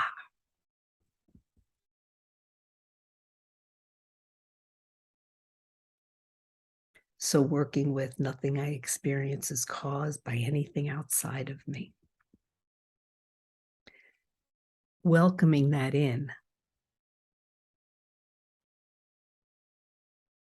I experience only the effects of my own choices. And you can work with that by being in the sacred pause, because it brings you back to the moment. It helps you be more embodied. It sort of expands the view and not get caught up in the sort of the cloudiness of what is triggering you. It brings clarity to mind. And it actually brings you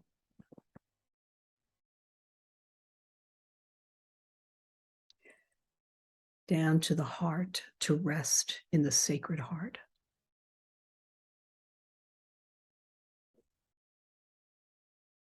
Which supports you to become mastering being a conscious observer.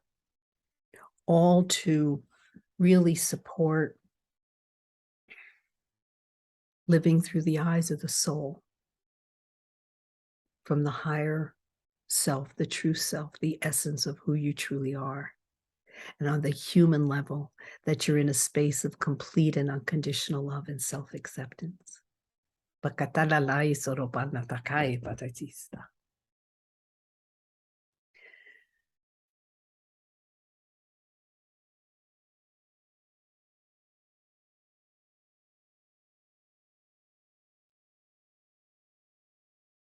It's beautiful to be with you, and thank you for joining me. So I'm going to share a screen, and which gives my contact information, my website, and also if you've never worked with me before or played, I'd rather say play.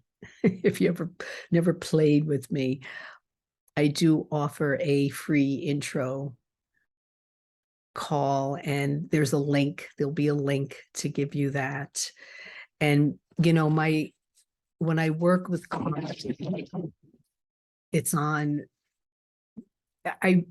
really incorporating complete and unconditional love and self-acceptance through the wholeness or the holiness of who you are, the mind, the mental well-being, the physical well-being, the emotional well-being, and the spiritual essence of who we truly are. Through intuitive readings, there's a lot woven through a session to really support you. Intuitive readings, wisdom teachers, and I just touched on a few today. Practices that you could incorporate in your life. Shemaya is always present with transmissions and blessings. And the frequency that is extended through the transmissions raises one's frequency to allow you to be more familiar with the essence of the true love. And also what's part of the sessions is energy healing. So it's really all woven into a beautiful fabric and tapestry to support you.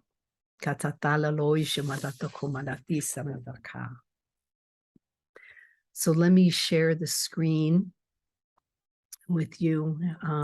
So namaste, and trust we will play together. And here's information on how you could reach me. Blessings, blessings to you.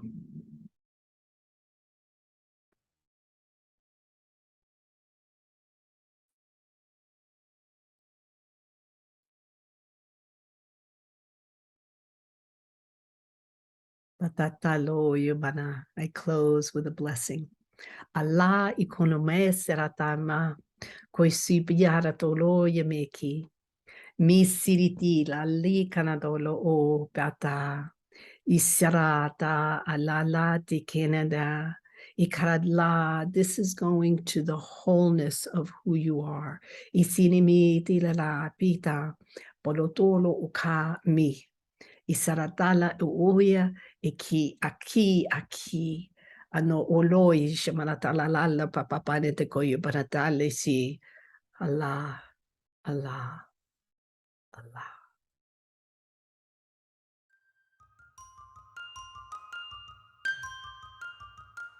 Whether you're looking for programs on near-death experience, angels, spirituality, health, healing, and wellness, metaphysics, extraterrestrials, UFOs, or videos about the soul, we've got you covered. The Conscious Awakening Network is your connection to community, education, and transformation with enlightening programming designed to awaken and expand your consciousness, open and engage your mind, heal and ground your body. Download our apps on Roku, Amazon Fire, Apple TV, and in the iOS and Android app stores.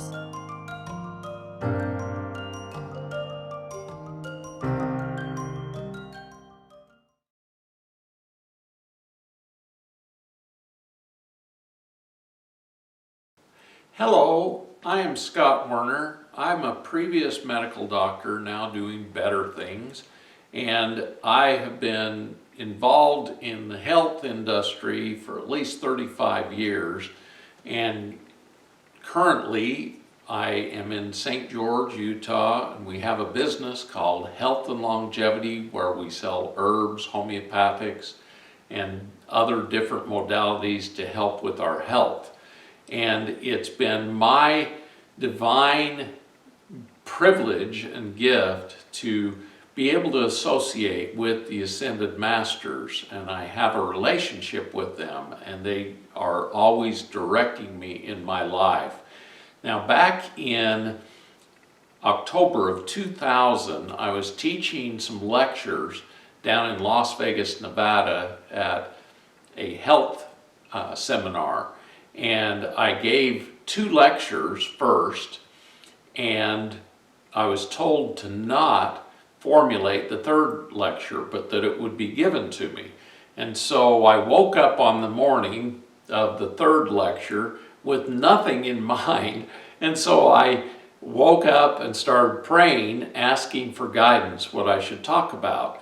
And Jesus came to me and literally taught me about bringing forth God's love into our life and bringing that into each energy center in our body through the breath of life, which is our breathing, believe it or not. And with that breath of life is what we create with. And Jesus said, each one of us humans are creators. And whatever we put our minds and our energy into, we start creating. And so it's important that we create with God's love. And so he started giving me the importance of invoking God's love. And God actually created our multiverse with love and sacred geometry, creating our universe and humanity perfectly. And it's time to co-create together all of the humans with love again. Now, God's source's intent was to create a multiverse of multi-dimensions, light, frequency, and space and time. Everything in the multiverse is created with perfection, stability, and order.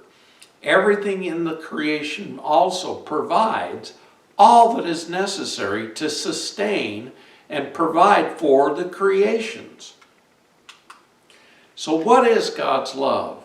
Our solar system is a multidimensional creation with our sun, planets, moons, comets, plants, animals, and humans, and all the other variety of creations. God's DNA is in everything. The perfected DNA reflects God's perfection. You know, it's interesting when I hear scientists go, oh, there's DNA in this meteor, and possibly it's bacterial DNA, and it's proof that there's life on other planets. But the thing they don't realize is there's DNA in all the creations, all the planets, all the moons, comets, everything has DNA in it. And some of God's creations started using their own free agency, moving away from the perfection of God's perfect creative energy and universal law, and started creating things in the absence of God's love. Now, as the lower third and fourth dimensions were created, God's intelligence entered into everything in these lower frequencies and built space and time, creating self-awareness and accessing duality, enabling free will. Now, this free will or free agency was endowed upon all the creations to make choices outside of God's love and law. Now, our human ego desires are on this left side, and ease of relationships is what we want in this third dimension. We want financial abundance. We've been trained to want financial abundance when we actually don't need that. It's already provided for us. We want to avoid pain and hardship.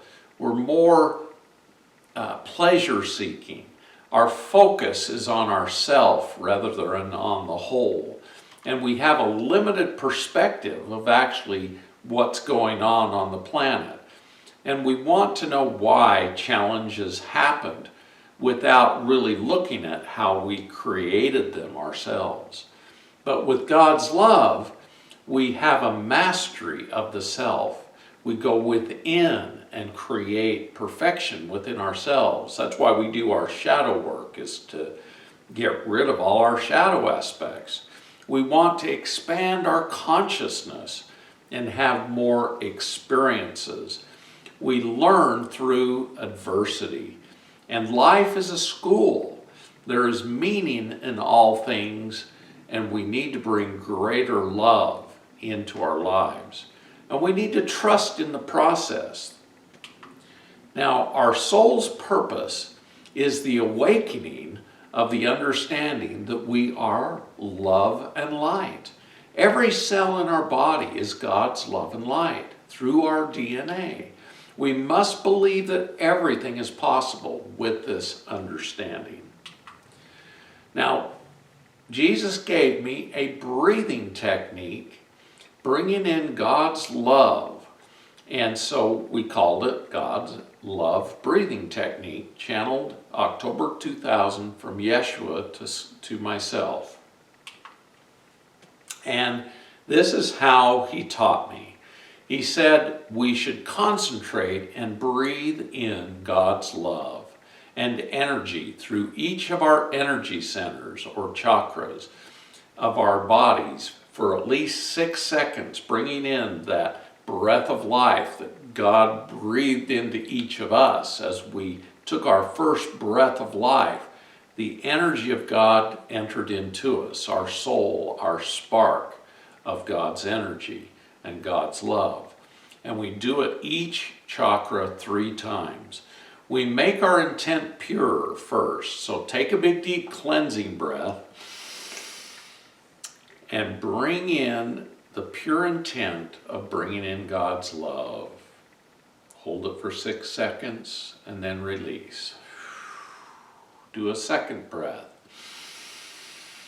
Cleaning out all the cares of what's going on the planet, and just bring in God's love and release anything that isn't God's love. Breathe in a third time. Bringing in God's love and pure intent to create perfection within your body through God's love, and release. Now, the first series of breaths, you say, and breathe in God's love into your heart. And God's love is all that I feel in my heart. And all that I am is God's love. And do that and release. Breathe in again. God's love into your heart. All that I feel in my heart is God's love, and God's love fills up my entire heart. And release. Breathe in a third time. I breathe God's love into my heart, and God's love is all that I feel in my heart.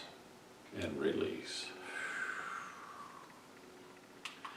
Now the second series, you say, I breathe God's love into my heart, and then bring the love up into the throat chakra, and God's love is all I say and hear in my throat chakra, and I am only speak with God's love, and I only hear with God's love, and then release. Breathe in again. The second time, I breathe God's love into my heart and bring it up into my throat chakra, and God's love is all I say and hear from my throat chakra, and I only speak with God's love, and I only hear with God's love, and release. Breathe in again.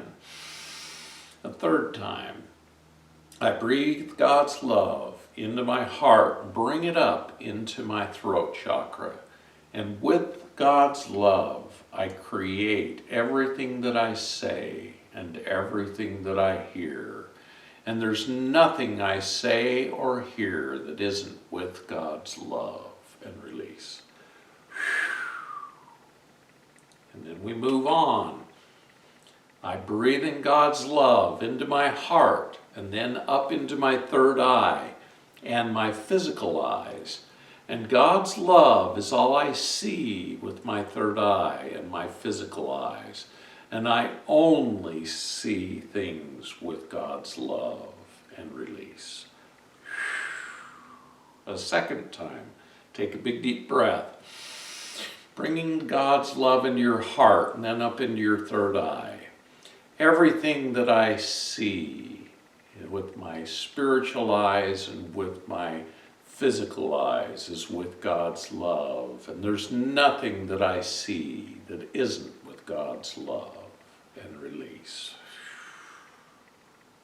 And a third time, I breathe in God's love into my heart and then into my third eye and my physical eyes. And everything that I see spiritually and physically is with God's love. And there's nothing that I see that isn't with God's love, and release.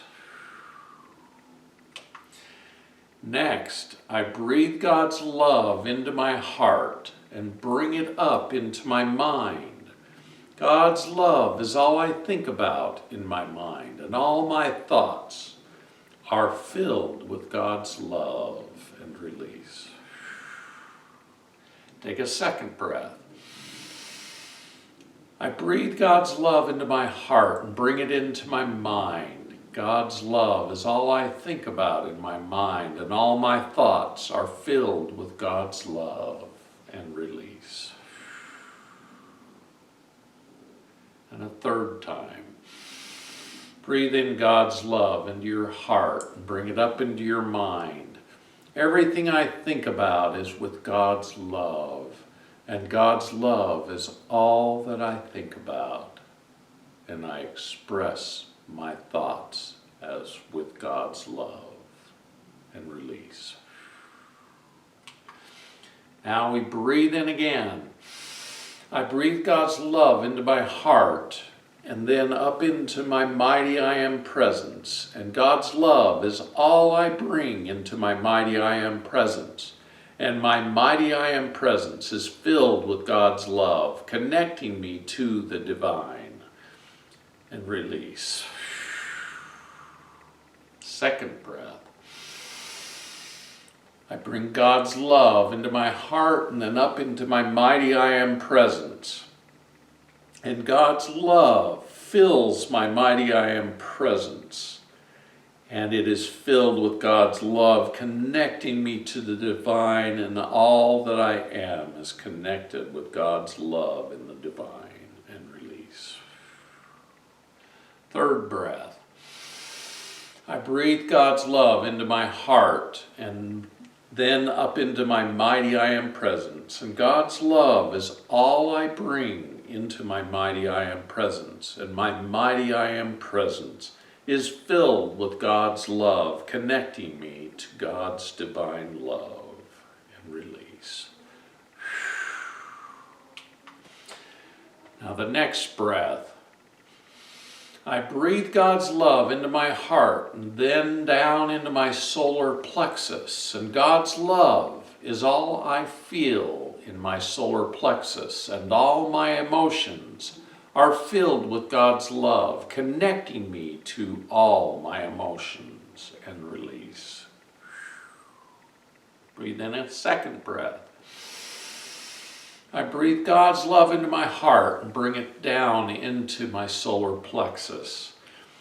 And all that I feel in my solar plexus is God's love, and all my emotions are filled with God's love, connecting me to all my emotions and God's love. And release. And we move on.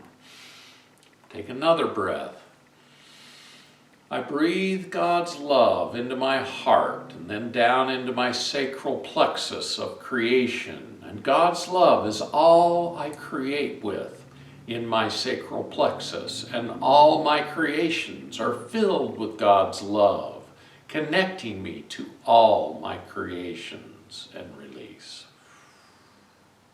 Second breath. I breathe God's love into my heart and then down into my sacral plexus of creation. And God's love is all I create with in my sacral plexus. And all my creations are filled with God's love and organization, connecting me to all my creations. And release. Breathe in a third time. I breathe God's love into my heart and then into my sacral plexus of creation. And God's love is all I create with my sacral plexus. And all my creations are filled with God's love, connecting me to all my creations. And breathe out. The next breath. I breathe God's love into my heart, then into my root chakra and my connection to the earth. And God's love is all I connect with in my root chakra. And all the life on Mother Earth is filled with God's love, connecting me to all life on earth. And breathe out. Breathe in again. A second breath into your heart with God's love. And then down into the root chakra and my connection to the earth. And God's love is all I connect with in my root chakra. And all the life on Mother Earth is filled with God's love, connecting me to all life on earth. And release. Third breath. I breathe God's love into my heart and then move it down into my root chakra and my connection to the earth. And God's love is all I connect with in my root chakra, and all the life on Mother Earth is filled with God's love, connecting me to all life on earth with God's love. And release. Breathe in another breath. And say, I am now fully connected to God's love, and with God's love throughout my heart, mind, and soul, I connect with everyone on the planet. And release. Breathe in again, a second time. I am now fully connected to God's love, and with God's love throughout my heart, my mind, and my soul, I connect with everyone on planet Earth. And release. And a third time.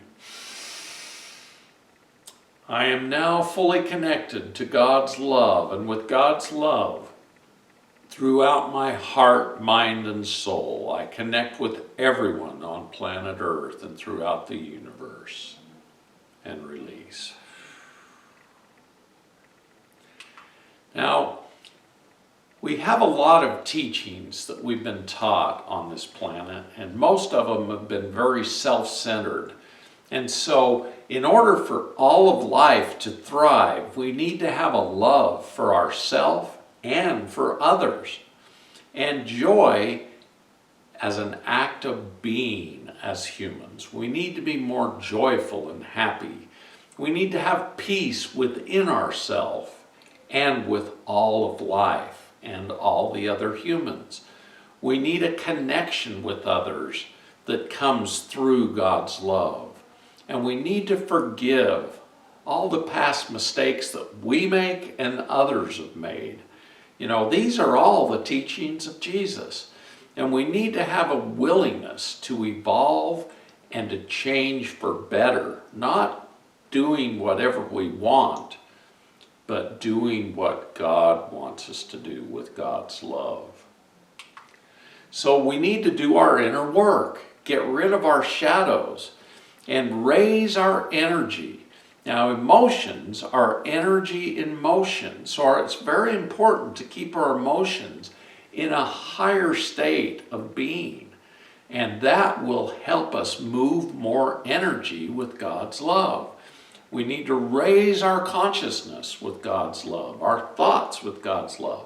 That's why Jesus commanded us, told us, you know, the Pharisee that asked him, what's the greatest commandment? He was trying to trip him up, and he said, thou shalt love the Lord thy God with all thy heart, mind, and soul.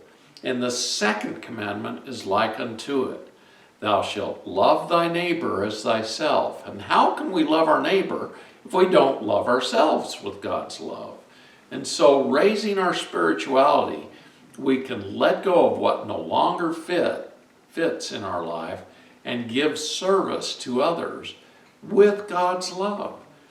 That way we don't expect anything, but we are giving our best to everyone around us. Follow your intuitive nature as your gifts appear, because as we use God's love, our gifts will become augmented. Our DNA actually becomes augmented. Using your gifts aligns you with your spiritual purpose. This is a quote that we just love. In the twilight of life, God will not judge us on our earthly possessions and human success, but rather on how much we have loved. So in review, we are each a being of light and love, empowered from God's love. God's love is what will change the vibration of the earth, coming through us, and it will also change the universe and all the people in the universe. Transformation comes from letting go of what no longer serves us. Currently, we've been in chaos and in all kinds of problems, but by bringing God's love in, we will perfect the planet and ourselves, and we will evolve with God's love. These are 3 of the books I've written. Take Back Your Health. I went to Hawaii to write my memoirs, and 12 big kahunas appeared to me as I was sitting down to start writing. They said, nope, you're not going to write your memoirs, you're going to write this book. And this book became an oracle book because they gave me subjects to do every day to help teach people and help their health and their stability on the planet. And so Take Back Your Health became an oracle book. So you hold it in your hands and you ask, what should I do today to help God's love? And you open it up, or help your health. And you'll open up to what you should be doing to help your health in that moment, or that week, or that month. The next book, I was visited by Saint Germain, and he gave me the 24-strand DNA manifestation. And literally, it took me 3 months, and then he had to appear to me again and said, Scott, why aren't you writing the book? And I said, I've got to make a living. And he's like, oh, well, I'll help you. And he literally did everything to help me write the next step in human evolution. In fact, he dictated the book to me, and it was a very good book, and it's the next step in human evolution. And then he sent me down to Colombia, South America, to heal Father Gabriel and to learn what Father Gabriel was doing to help the children who had been orphaned in our cocaine wars that were started by our CIA. And this book is all about the healing methods he used to bring these children into adulthood, living in the love of God. And a marvelous teaching it was. Now, if you'd like to find out more about me, my website is scottwerner.org, and my Instagram is Scott_Werner1. And I'd like to thank you for listening to this, and thank you very much. And we'd like to give you a blessing. So we'll do that right now. In the name of the Almighty, I am that I am, and by virtue of the great divine director, the Holy Spirit of God, who commanded me to give blessings to all the humans on and off planet Earth, we give you all a blessing of God's love, that you bring God's love into your heart, your mind, and your soul, and all your other energy centers, perfecting your body, perfecting your DNA, perfecting your organs, your glands, your systems, and making your lives filled with vitality and love. We bless you that you will bless yourself with this, and it will bring blessings not only to yourself but all of humanity. And we seal this blessing upon you in the name of the Almighty. I am that I am, and in the name of Jesus the Christ and all the other ascended beings of light and love, so be it, so it is. Thank you for listening, and we hope to see you soon.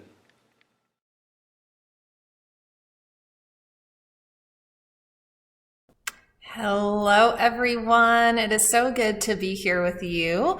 I am Jenna Layden, the founder of Star Family Wisdom and also a former Global Vice President for Whole Foods Market.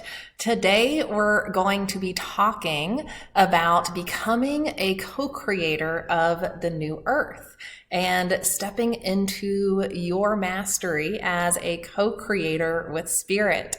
So just a little bit about me before we get started.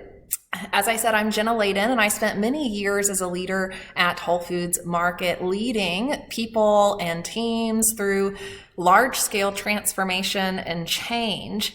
And about 5 years ago, I went through a major spiritual awakening.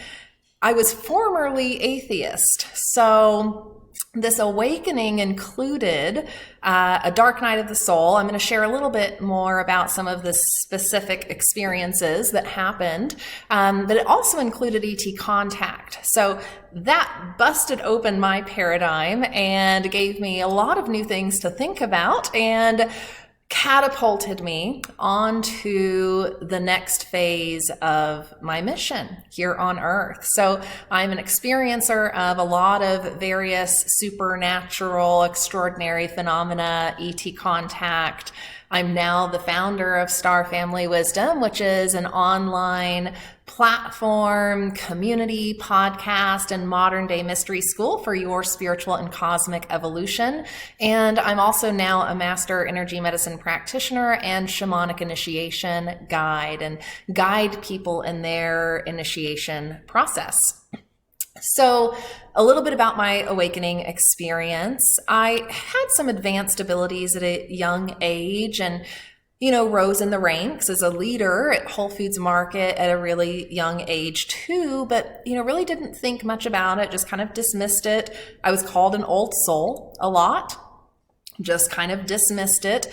I would know things that I didn't know how I knew them or where they came from specifically, but I would just know things. And that was useful in my journey at Whole Foods Market and in, reading the room, reading energy, understanding what needed to happen, being able to perceive the future. Again, all in this really subtle way without me really understanding what was going on.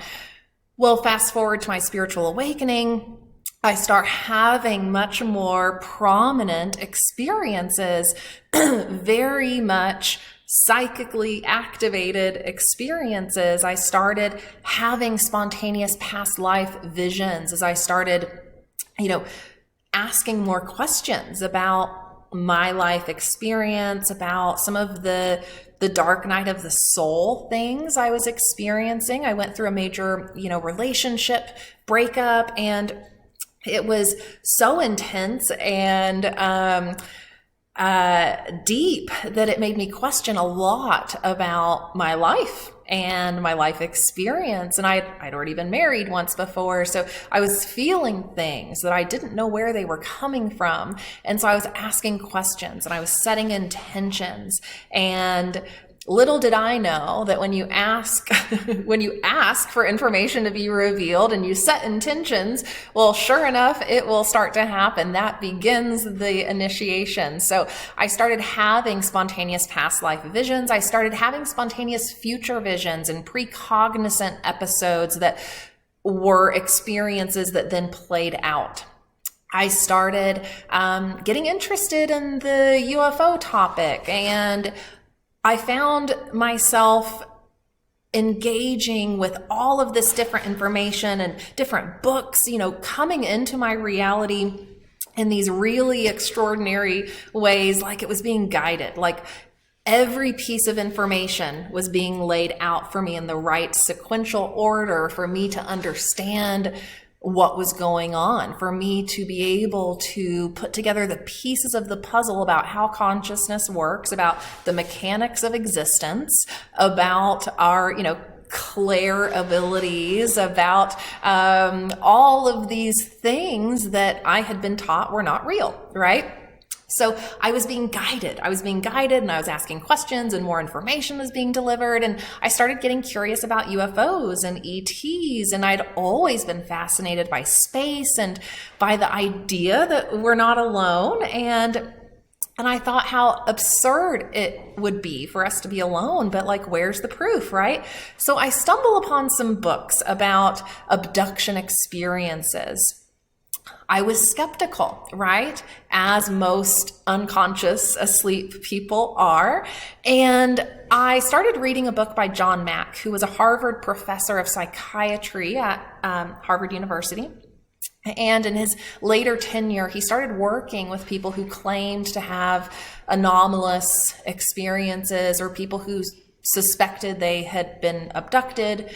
And as he guided them into hypnotic regression, information was revealed and released. And as I started reading this book, in the very first chapter, as I'm reading the first case study, I had the biggest emotional release of my life.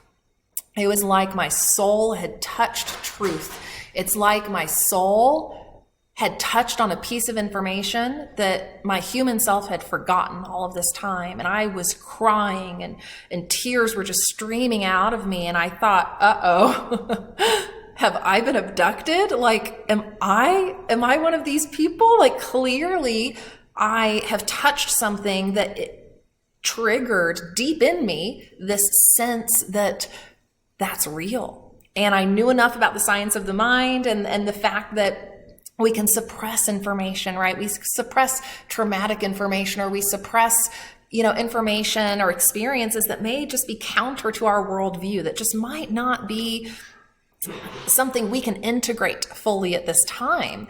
And so I knew I had touched something that had been suppressed. So I set an intention to have a past life regression, a regression that would help me explore whatever was going on related to ETs. And then I started having some telepathic contact happen before my regression. I won't go into all of the details here. You can learn more about this on the Star Family Wisdom YouTube channel. I have some clips of my first regression and the second regression that I did with Barbara Lamb last year in 2022. And there's also a video about my Bashar contact experience when Bashar, a being who is channeled by Daryl Anka, gently guided me in my learning process. So long story short, in my first regression, I ended up channeling the ET beings and Star family who have been supporting me in this life and who I have known in other lives. And I very quickly was guided to this path and guided to be here today with you. So I listened to the guidance, I said yes, and I left Whole Foods and started a new journey, started a new path to support people in their evolution and to be a leader who can validate the experiences that you're having, and to be someone who can raise their hand and say, this is real. This is real because I've experienced it and I used to not believe in it. So I share that with you because I know so many of us seek that validation or, just want that extra piece of support as we are integrating and even starting to live our new truths. So I really met Star Family for the first time in 2020 during my first regression. And in the last few years, it's been a very quick progression of diving deep. Shamanic practice has really helped me with this in my meditation practice and journeying and accessing past life memories. And I've learned that I've had past lives in advanced civilizations, and I've supported the efforts on Earth in various ways to shift the consciousness and to bring about this new era of Earth. And I'm primarily in contact with the Mantis beings. My last incarnation was with the Mantis beings, and they are the ones that spoke through me in my first and second regression. I am currently incarnating with two souls from home who are part of my soul group. The other souls from that soul group are in an ET civilization, and those are the ones I've been in contact with. And I've had lives, like I said, supporting the agenda of shifting consciousness. And throughout our ancient times, the star races have been present on Earth, guiding and initiating humans into the mysteries of the universe. So, for instance, our ancient Egyptian gods and goddesses, some of whom were from the Syrian star system, were people who were conducting mystery school initiations for humans. And we're kind of doing that again today, just in a different way. And I've learned that my soul has spent the most time in the Aldebaran and Rigel star systems. But it wasn't until last year that I really learned about the full extent of my ET contact. My contact has been going on since I was a child. I had recurring dreams as a child, and with Barbara Lamb's help, she regressed me back to the first time I had that recurring dream. And that dream was of a red rose in space. And it occurred over and over and over between the ages of 4 and 5. Well, when we went back to that date when I was 4 years old in the regression. Sure enough, that dream was not a dream. That was a screen memory for contact that was happening. And it was also a sign. It was a screen memory that would not reveal itself fully until a much later date. And part of the symbology that was present there is that the Aldebaran star system, or star, is known as a red rose star. And I did not know that until the day after my second regression. So that synchronistically crossed my path and helped me connect some dots on the fact that, okay, this was meant to help confirm where my soul is from, and it was just a screen memory for those times that I had been interacting with ETs or that they had taken me from my home. So I went through a whole experience in that regression of reliving those nights where I was being visited, or reliving those nights where I was being taken. And in that scene that I was reliving, I saw a mantis being on my left and 3 grays on my right. So I was a child on a table in a ship, and there was something happening to me. There was some sort of medical procedure happening with my right arm. And the mantis being on my left was attempting to console me and help, keep me calm and help me understand what was going on. And that was kind of revealed as the regression went on. I also saw the time before I came to Earth on the ship, where I volunteered as a soul to leave my ET body and come into this body. And in that regression, it was confirmed that part of the medical procedure I was experiencing on my right arm was some form of kind of genetic modification, tampering a little bit, with my DNA and my genetics. There was an agreement to support that in this life as I grew up on Earth. And there was an agreement that I would be, contacted at various times for specific reasons, but that I would not remember or wake up to that contact until I hit a certain age, until I had accomplished the first part of my mission, which was necessary to accomplish before I did what I'm doing now. So my understanding from all of my exploratory work and regression work is that I will be returning to the Mantis civilization after this earthly incarnation is over. This is a little bit of a different incarnation process where I'm not necessarily returning to spirit and then incarnating into another body, because I've already got another one that's waiting for me, apparently. And it was just it's something that advanced civilizations can do at will if they choose to. You see like examples of that, like in the Avatar movie, I guess. So last year I began to integrate fully these memories of childhood contact, which was traumatic. I think anyone who has explored suppressed memories has felt the suppressed trauma come out of them. And it's in how we integrate those experiences and perceive them and understand the bigger picture that prevents it from continuing to be traumatic. So as time has gone on, and as I have learned more about my soul and what I've done and what I'm here to do, I've learned that, I first journeyed to Earth as a star being around 6,000 or 7,000 BC post-flood to support the rebuilding of spiritual centers on Earth. And that occurred around the globe, and many different star race civilizations were part of that effort. And I lived as a human for the first time on Earth in Egypt around, or at least in this new era of humanity, I lived as a human in Egypt around 3,500 BC. And we actually have the first human pharaoh documented around 3100 BC. And then I continued to carry on the work that was happening in Egypt and the Eleusinian mystery schools in ancient Greece in the 1000 to 2000 BC range, leading spiritual initiates in mystery schools.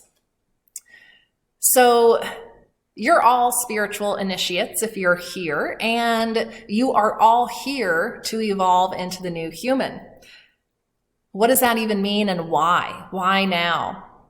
Well, as we do our work, our spiritual work, our shadow work, as we uncover the lost parts of our souls and integrate them back into our field, we can start to upgrade and transform our energy field and activate dormant DNA that has been dormant for thousands of years for humans.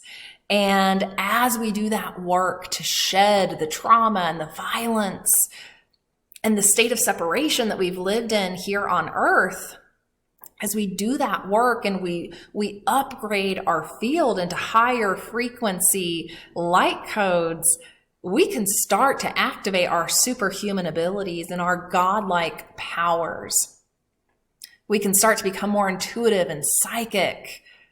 We can become healthier. We can become humans who don't degenerate as they age. And this is what we're doing as we transition into the new era of humanity. And you're here to support that transition for humanity. So how do we do this? Well, you need to firmly step onto the path of initiation, and that looks like really deep healing processes, and like I said, shadow work, and learning how to live the spiritual laws of the universe and really integrate them into how you operate as a human. It requires us raising our vibe by doing that healing work and facing the wounds and the heavy energy we've been carrying, and learning how to balance our masculine and feminine energies in a way that aligns us fully with our higher selves and aligns us with the flow of energy in the universe.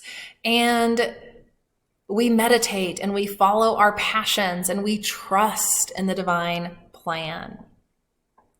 And we reconnect with Mother Earth. We ground higher consciousness and higher frequency ways of operating on Earth. And we release ancestral trauma because we are not the victims of our genetics. We are not the victims of all that came before us.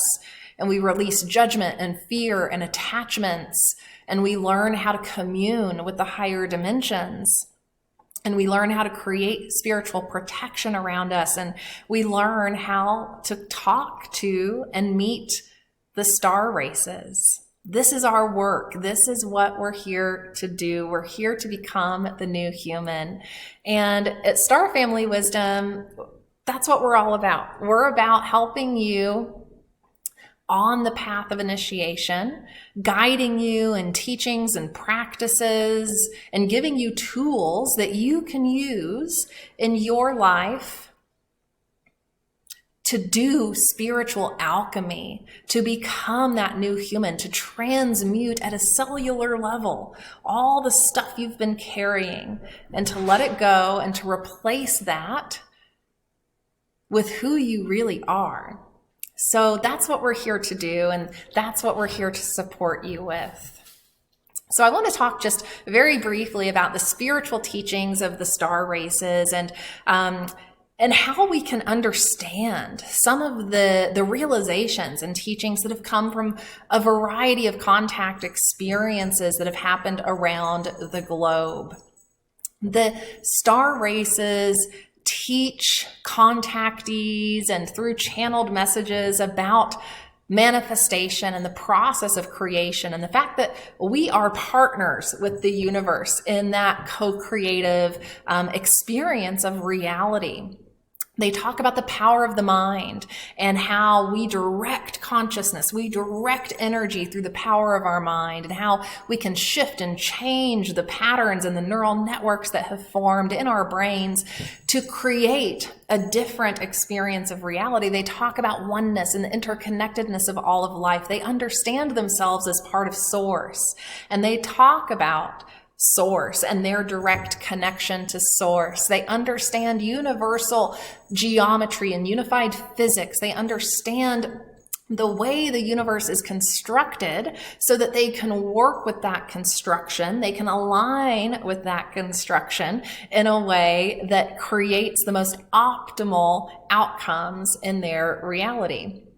They talk about the ascension and evolution process and what we're doing here on Earth right now to evolve and to ascend to a higher operating system for humans. They talk about traveling between dimensions and the ability of advanced, civilizations to step down to lower dimensions, and how, we move through the dimensions through all of our life experiences, ultimately returning to Source. They talk about the nature of duality and polarity, and how duality is a necessary experience for us on Earth, and how we're just learning how to bring those polarities into balance. And they talk about the process that the soul goes through as it travels through its life experiences. And they talk about moral codes and cosmic law or spiritual laws. So while they have a great understanding of the geometrical or physics principles that govern the universe, they also understand the higher mind of the universe and the spiritual laws that govern the universe. And then they talk about transmuting fear and returning to the light and the transformation process that we're going through to become the new human, and how that's a process, and that, humans want instant gratification, but it's a process to go through that transmutation. They talk about the ecological crisis and reminding us of our oneness and our connectedness, and that, what we do to each other, we do to ourselves, and they are imploring us to create a more sustainable future for ourselves. And they talk about the councils of light that guide leaders and representatives and civilizations around this galaxy and other galaxies, and they talk about the cooperative nature of civilizations out there. They talk about what we will come into when the time is right, if humans can get to a point where we are less violent and more spiritually influenced in our ways of being. So our star brothers and sisters and star family seem to absolutely have our best interest in mind. I know many of you here already know that, but it's always, I think, helpful to just reflect on the big picture and to reflect on what we have gained from them already, what we can integrate into our, holistic world and universal view for ourselves and collectively. And as we enter this era of open contact, as we prepare for open contact, preparing ourselves spiritually for how they operate is one of the most important things we can do. So that's why at Star Family Wisdom, we're really focused on helping you become the master of your reality, and helping you with the tools and information that take these concepts about being unlimited and working with Mother Earth and accessing the quantum field, and we put that into practice. We ground that in practical ways so that you can become the new human. So before we wrap up, just a little bit about Star Family Wisdom so you know how to engage with us. Check out our podcast on YouTube and on any of the podcast apps. We interviewed some awesome people last season, and the new season 2 is out now, and we've got some amazing guests this season as well. So check that out for lots of free content that will support you. We also have an entire library of free courses and content on the website that you can take advantage of. If you are looking for support in shamanic healing, if you want to learn more about manifestation, if you want to learn about sacred geometry, we've got a ton of resources for you. And as I said, spiritual initiation is the name of the game right now. That's what we're focused on. We are focused on the transformational work to transform our mind, body, heart, energy field into the energy field that represents the new human. So we have 2 ways you can engage in that process. One is the Rites of the Moonite Key Shamanic Initiation, which is offered 2 to 3 times a year. So you can check out our website to sign up or get on the wait list for the next program that starts. And then we have a pre-recorded Isis initiation and Syrian energy activation course. This is a 7-week pre-recorded course that you can take at your own pace. And this is intended to give you the flavor of the initiation processes in ancient Egypt and to guide you through the 7 chakras, doing healing work and spiritual practice that will clear heavy energy and, like I said, replace that with the new human, higher vibrational energy. And that course is really designed to help you balance your masculine and feminine energy and help you connect with your divine feminine power, the divine feminine power of the universe. We also focus on energetic balancing and stabilization and the shamanic initiation in terms of like the practices and overall content. A lot of it's really similar. The transformation work we do in these practices all stemmed from the same root teachings that came from the star races. They just look a little different. And the shamanic initiation that I lead stems from the Peruvian lineage of Caro shamans. And I've been certified by the Four Winds Society to lead you in that. And that's a 10-week program. We also offer sacred geometry drawing courses by our instructor, Nadi Hana. Take advantage of these for some massive expansion. If you are on this initiation path, these courses are amazing tools to have in your tool belt. So with that, we'll wrap up for today. I'm so grateful to be here with you and to have had this time to share a little bit about my experience. I hope it was helpful to hear directly from me about what I know to be true and about the contact that I've had from my star family and how we can support you in connecting with yours. So check out the website starfamilywisdom.com and you can take advantage of our sacred geometry courses and get 50% off by using the code Galactic. So use that code at checkout to get 50% off the regular price. And we are just so grateful to be here with you on Earth at this time, doing this work together. So let's become the new human, y'all, and welcome in the new era of humanity. After 3 years of having to produce the Portal to Ascension conference online, we have been waiting for this moment. The Portal to Ascension conference is returning live and in person. Join us at the Marina Village in San Diego, California, April 21st to 23rd, 2023. As massive shifts are happening on the planet and hidden truths are being uncovered, we are piecing together the fragmented parts of our existence and timeline. At Portal to Ascension, we are dedicated to full circle awareness of the truth of who we are and remembrance of our connection to the cosmos. This is showtime. There is no holding back. Now is the time for us to harmonize the frequencies and create unity and peace on Earth. We are deprogramming from an outdated matrix system, re-educating and remembering an inherent truth that connects us all. As we come together, we activate our truest potentials, individual gifts, and collective resolve. We are ushering a whole new reality that we know is possible and is waiting for us to embrace it. Join founder Neil Gore and the entire Portal to Ascension team with hosts Alan Steinfeld, Michelle Anderson, and Joan of Angels over these 3 days, April 21st to 23rd, 2023.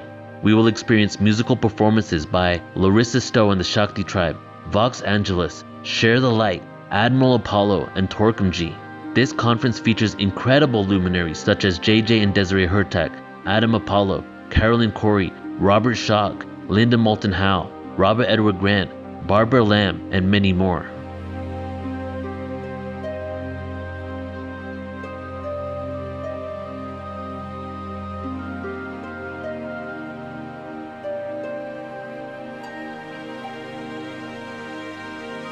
Register now at ascensionconference.com. It is time for humanity to awaken.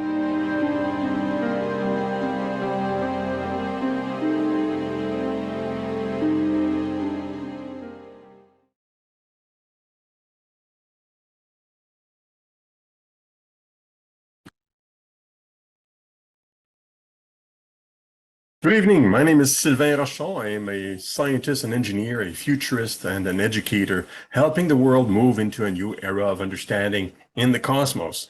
Early in 2020, some colleagues and myself thought there was a shift within humanity, one surrounding disclosure. The disclosure of information so far kept secret by the world governments, secrets regarding our knowledge of extraterrestrial beings who have been visiting us for years and possibly interacting with us for millennia. There was an awakening in the world, and we decided to bring an old project to the rest of the world, which was initiated by the International Raelian Movement in 1974. The construction of an official embassy for extraterrestrials. That's why we built the Alliance for Extraterrestrial Diplomatic Contact.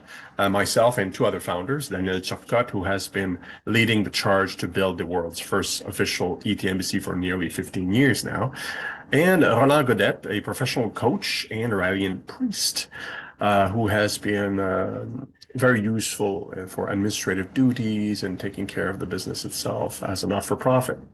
Together with volunteers from all over the world, from all vocations and persuasions, nearly 20 volunteers now, and even more now. In fact, we've added energy and hands to the task started by the International Raelian Movement in 1974, moving beyond that organization with 19 other supporting organizations from all over, representing nearly 600,000 individuals in total, who all want to see humanity connect officially, diplomatically, with our brothers and sisters from space. Personally, I worked as a VP of Network Development for the Alliance, and also as a founder and director responsible for growing the network of supporters the Alliance needs to have strength, discussing about the ET Embassy with diplomats and individuals at the highest levels of various countries. My background is in biochemistry, chemical engineering, and education, but I've spent most of my professional life building IT companies on the internet and doing volunteer work regarding this very event, making contact with ETs.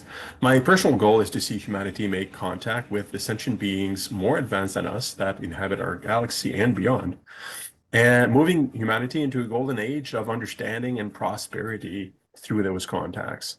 But for that, we must work within the existing understanding and rules of our own civilization, which is why the objective is the creation of the ET Embassy, approved by members of the United Nations. That way, humanity can agree according to its own rules that visitors to the embassy would have the same rights and privileges as earthly diplomats. We can agree as to how we'll officially openly meet the ETs for the first time without igniting conflict on our precious globe. As you can imagine,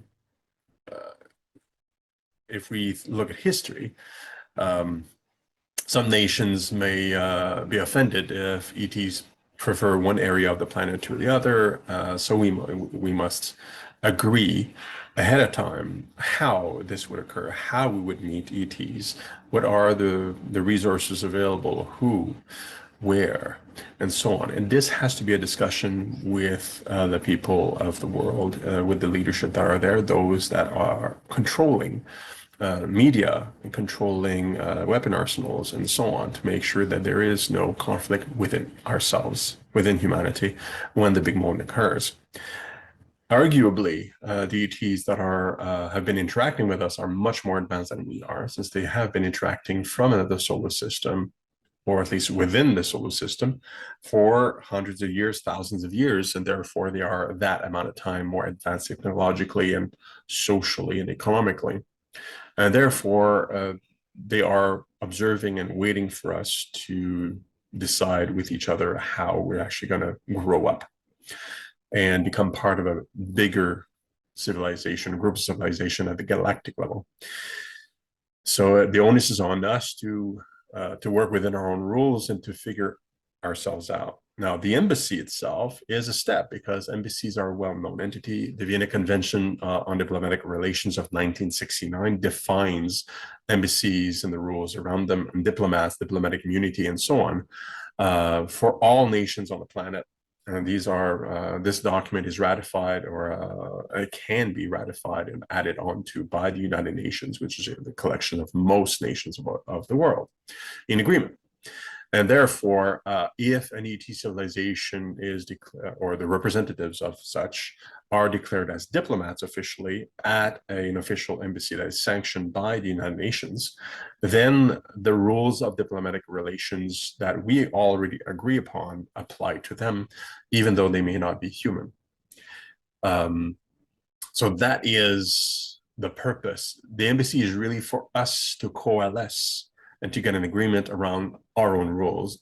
The ETs that are coming here don't need an establishment, they don't need a landing strip to visit. They have been visiting. They're just so much more advanced that we are unable to really interact with them in a way that we understand.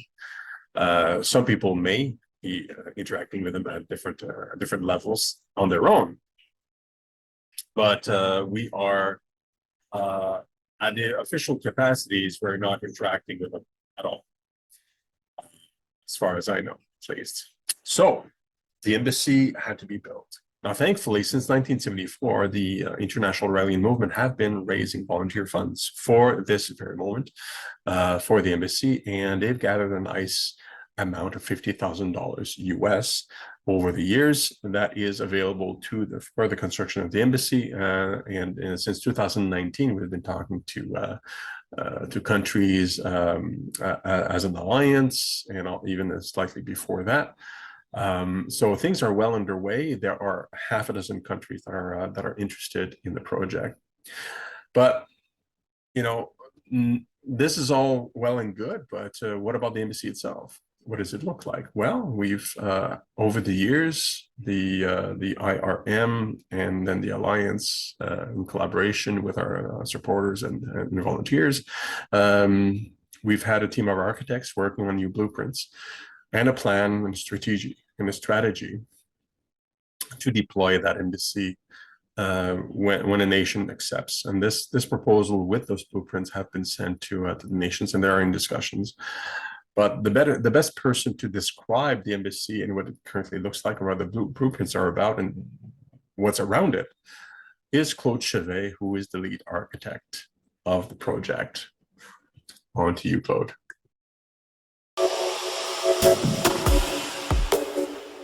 Here we can see how the building of an embassy will impact a site. In our particular case, it will generate a city around it. It's not every day that we're building an embassy to welcome an ET civilization to Earth. Can you imagine the financial impact having a city all around this embassy? It's going to be phenomenal. Wow, the society will completely switch and change our relationship with the universe. Blueprint, chapter 2. Here actually you can see a real blueprint. They are not blue, but black and white. 1,870 square meters going to be built on the slab foundation. With a south entrance, a welcoming room, an aseptic chamber, a conference room, an access, a residential area of 1,226 square meters, an access, a dining room of 146 square meters on the north entrance. That we are able to find out thanks to the blueprint. Here, zooming in, we are in the reception area, the welcoming room, with all its dimension, its material descriptive, the stair level, the size, and the volume of the space. Here, zooming on the quarter area, the living space, you can see the size, the dimension, and the design of those apartments that are for the extraterrestrial visiting the planet. Here are the elevation, all the elevation for different angles with a section.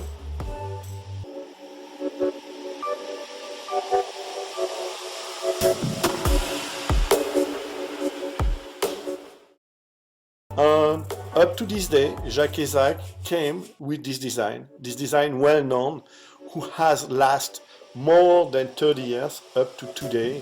The white donut, the way I call it, with the 3 ping pong ball in the front and in the back, joined by tunnels. And here I'm going to present you a more defined approach, an architectural approach of this design. To better understand blueprint, best to go directly in 3D. So here's a presentation. You can see in 3D the slab foundation of the building, the 1,870 square meter slab foundation. It is to me way much more clear, and I think it is the work of people to understand when you come in 3D. You can see better the level. Here are the vertical access and elevator. As you can see, there is 4 of them in the center livable space, the quarter of the extraterrestrial, because they need to access to their landing pad. Level 1 and level 2, to better understand the access, you have to admit, like when you see a rendering, it really allows you to understand better than a regular blueprint in terms of elevation, coloring, material, and with the bearing wall to better define the space. Here you can see the structure of the embassy. The structure looks like the DNA, like the shape of a DNA crossing with one another. It's going to be manufactured. The embassy fully completed, filled up with marble, glass, between the travertine structure. Random perspective, just for you to have a feel of what it is going to look like in and out. So here are some random perspective in and out. As you can see in those perspectives, you can already feel the materials that are used. Marble for the flooring, travertine for the structure. Also, you can see how open and how much light can come in with those giant windows, special windows. I think it's very enjoyable space, and I hope you do enjoy it as well. The objective was to give an harmony between the in and out penetration of light. I hope our visitor from space, coming from above, will enjoy their ride when the pedal will open for them.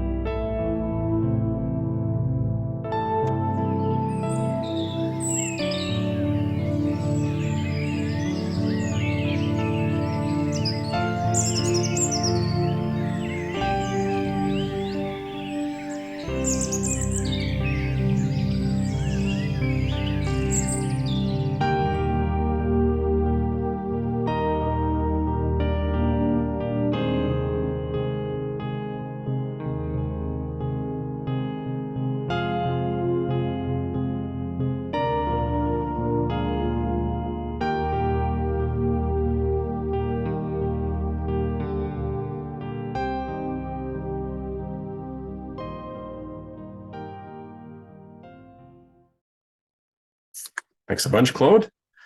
It's a wonderful design. It is available to the country or to the developers within the country that is chosen or that choose themselves to give extraterritoriality for the embassy, because that's one of the first moves. One country needs to declare to the United Nations and other nations that they are setting aside a piece of land for this particular embassy.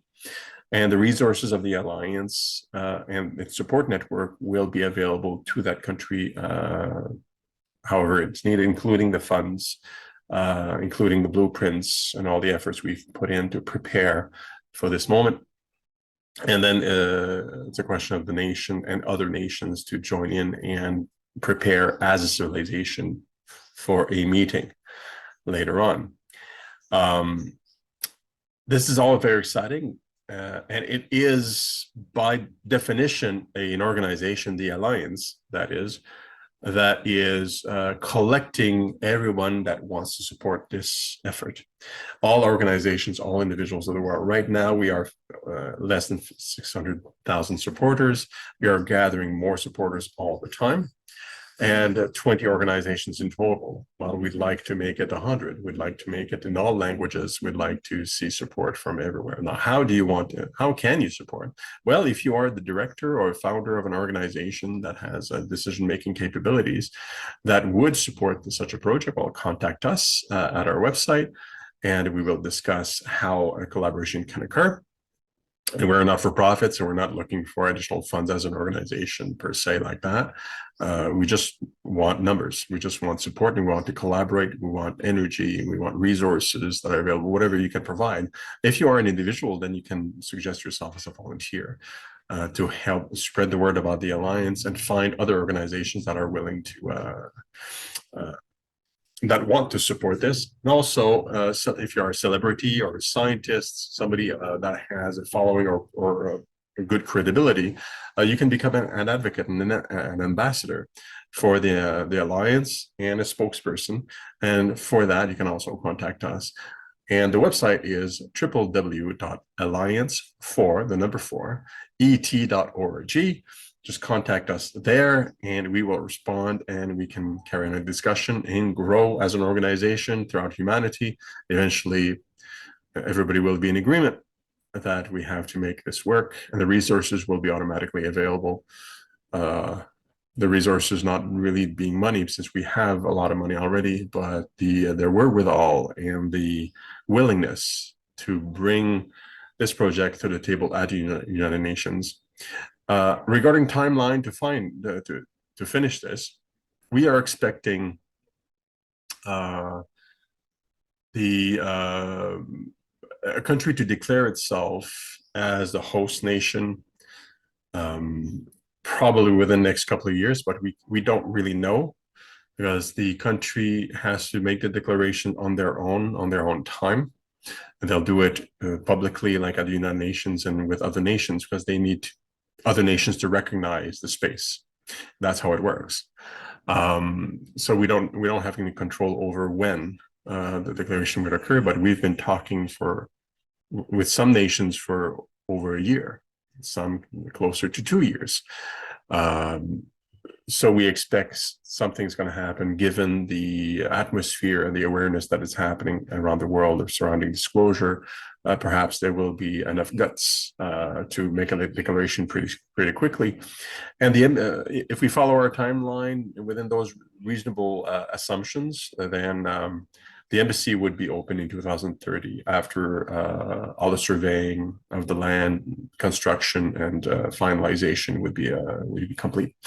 And within that time, you'd also have the modifications of the Vienna Convention occur, and whatever other discussions at the United Nations to make it palatable and acceptable and interesting for the whole world to prepare for this momentous event. Thank you very much.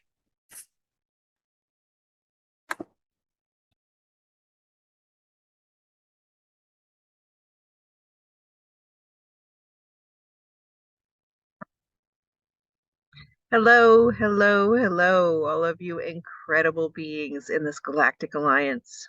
What a wild journey this is. Thank you so much for having me be a part of this event. My name is Corrina Rider. I'm an environmental wellness practitioner, creative environments designer, and intuitive artist. And as a result of connecting knowledge from my academic education, my personal studies, my intuitive and cosmic understandings, as well as my spiritual experiences, I have developed a unique design methodology that helps cultivate a deeper relationship with your environments, enhancing self-awareness, self-understanding, and ultimately your overall well-being through the application of sensorial storytelling and spiritual design. Now, what I didn't realize until this past couple of years is that in the process of doing so, I would begin my journey in healing my centuries-old witch wound. And here today, I'd like to share that story. I have put together a presentation that I'd like to share.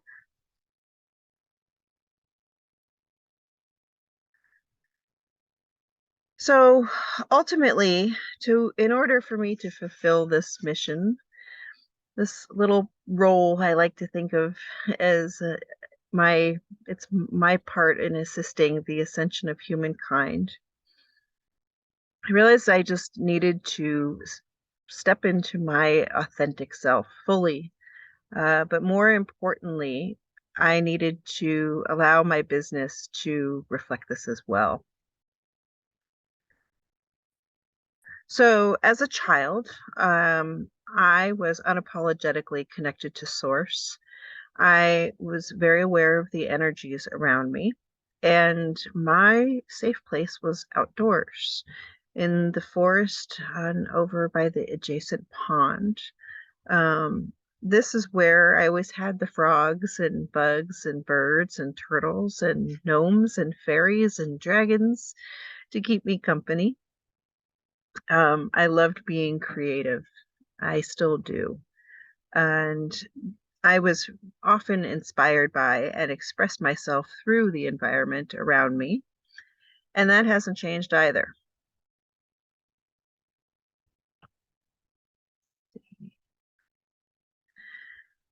So around the age of 11, 12, and into my teens is when my interest in the metaphysics and esoteric knowledge began. I started spending my allowance on things like crystals and tarot cards and books on astrology and ancient Egypt. I was fascinated and feel very connected with Egypt for as long as I can remember. It was around the age of about 15, 16 that I realized that the lucid dreaming that I experienced was not what everybody else was having. So I started studying dream analysis and gotten myself to a point where I had quite a bit of control even in my dream state. I, over the years, have had dreams that I am very confident about that it are, I guess, visions into past lives and future lives, and as well as astral traveling. I have definitely experienced things in my dreams that are not earthly. And actually, something that I have come to believe is that I don't really believe in imagination. I think it's more of us tapping into other time spaces and dimensions and lots of things that we still don't fully understand. So in my early 20s, I attended a shamanic ceremony where two events that evening really stuck in my memory. First off, we did a meditation and exercise, a guided meditation exercise to find our spirit animals. And we were partnered up, and I was partnered up with my younger brother, who did not bring back a spirit animal for me, but instead brought back this golden key, well, a golden key. And it was it was the shaman who reassured me, because I was a little disappointed that I didn't get my spirit animal. But he reassured me that there was an importance to this key. Otherwise, it wouldn't have been received and brought back for me.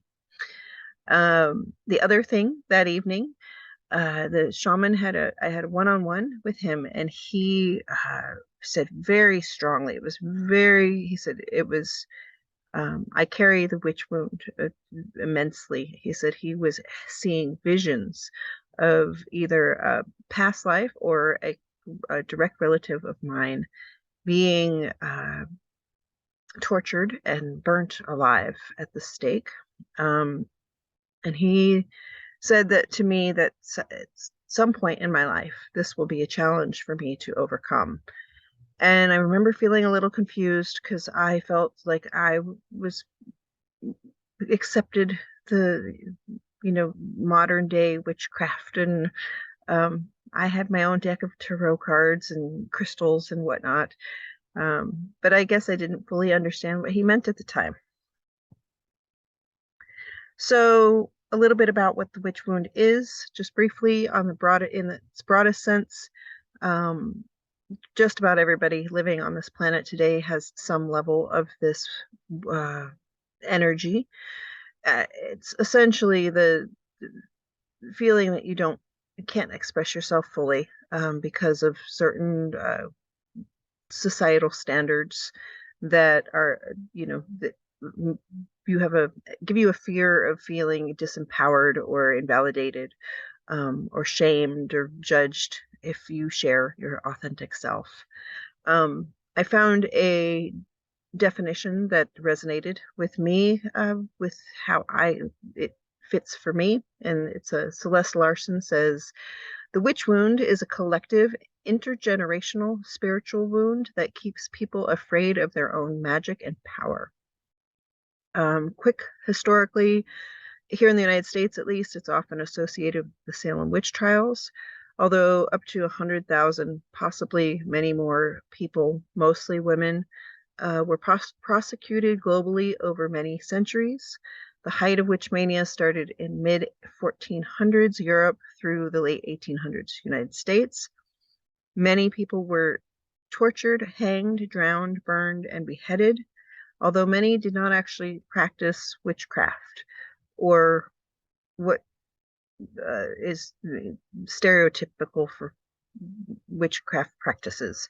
Anyway, some of these people may have just been too ugly or too old, or made somebody angry, and got put into this category of banished, and ultimately many killed.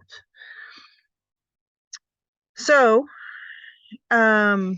moving on, over the next 20 years or so of my life, I put my esoteric knowledge interests as were more of pastimes. The tarot cards came out occasionally, but I really focused on my education, my career, and my social life.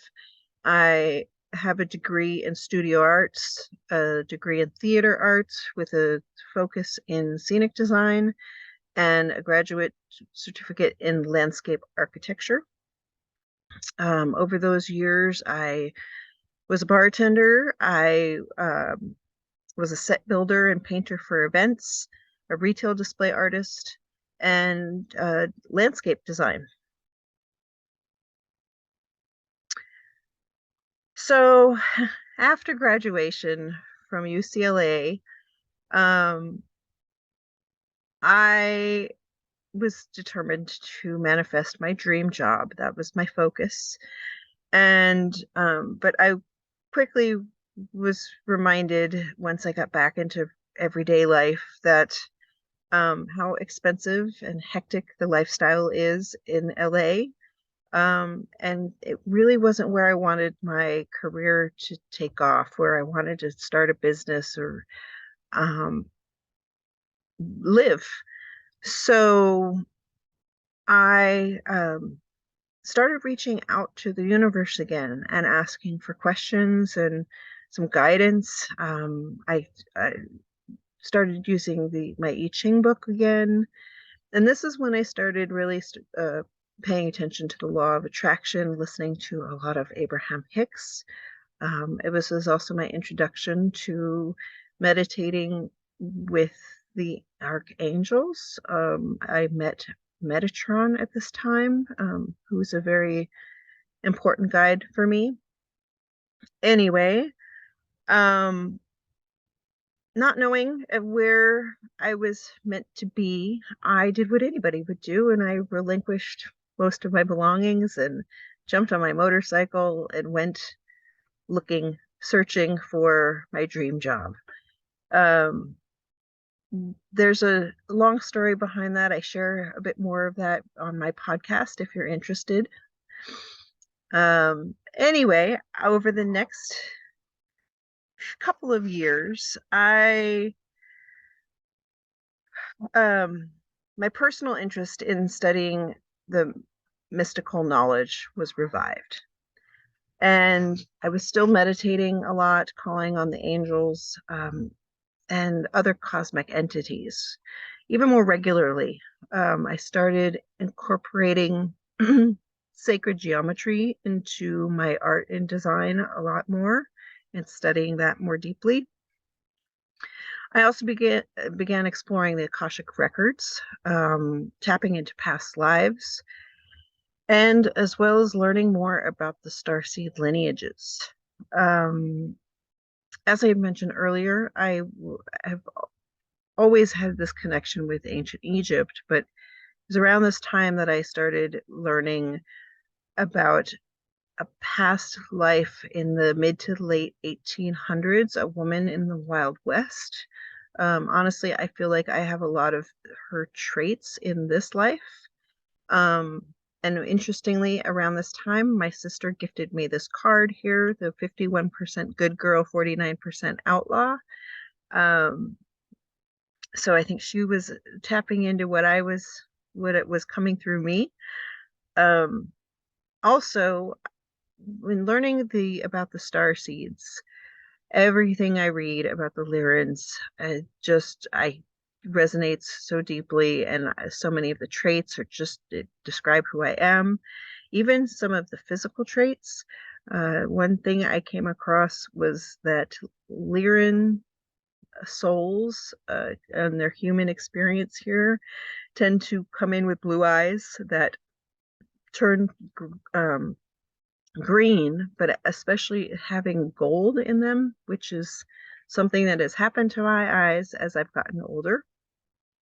And another funny story that I connect to this is that when I was in junior high, I had a bully who used to call me the cat-eyed witch, which I wasn't offended by. Anyway, so in 2019, I finally realized I had this epiphany because I was frustrated with not having found my dream job. And I had an epiphany that I was going about the job search all wrong. I was in an outdated mindset, a very programmed mindset. And instead of putting all of my effort into finding my dream job, I shifted my energy to focus on creating the lifestyle that I wanted and just let my career fall into place from there. So I wanted to be in nature more. I was sick of living in these big cities. And I really wanted to live and travel in an RV. It was something I kept seeing when I was on my motorcycle tour. And I was like, that's smart. So I started developing business ideas as to how to create a life that being of service to create a more positive world while living out on the road. So I started searching for projects supporting landscape designers, landscape architects doing illustration work, as well as this is when I was called to start this line of positively charged jewelry and home decor, which is called Field Creators. And also, if you're interested, there's a page on my website that with more information. Anyway, let's see. Within about a year, I started having steady clients, and I was really envisioning what my RV would look like and ready for this new life of mine. Little did I know that there was a pandemic looming. So we all know things took a dive and life changed for all of us. And my Home on Wheels showed up a bit sooner than expected and in a slightly different form than expected. But, it had a bed and a roof, which was a bit more than traveling on my motorcycle. So let the adventure begin.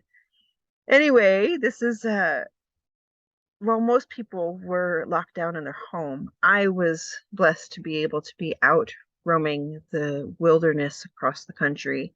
And it was in Southern Colorado. I had some really intense my sensations were heightened.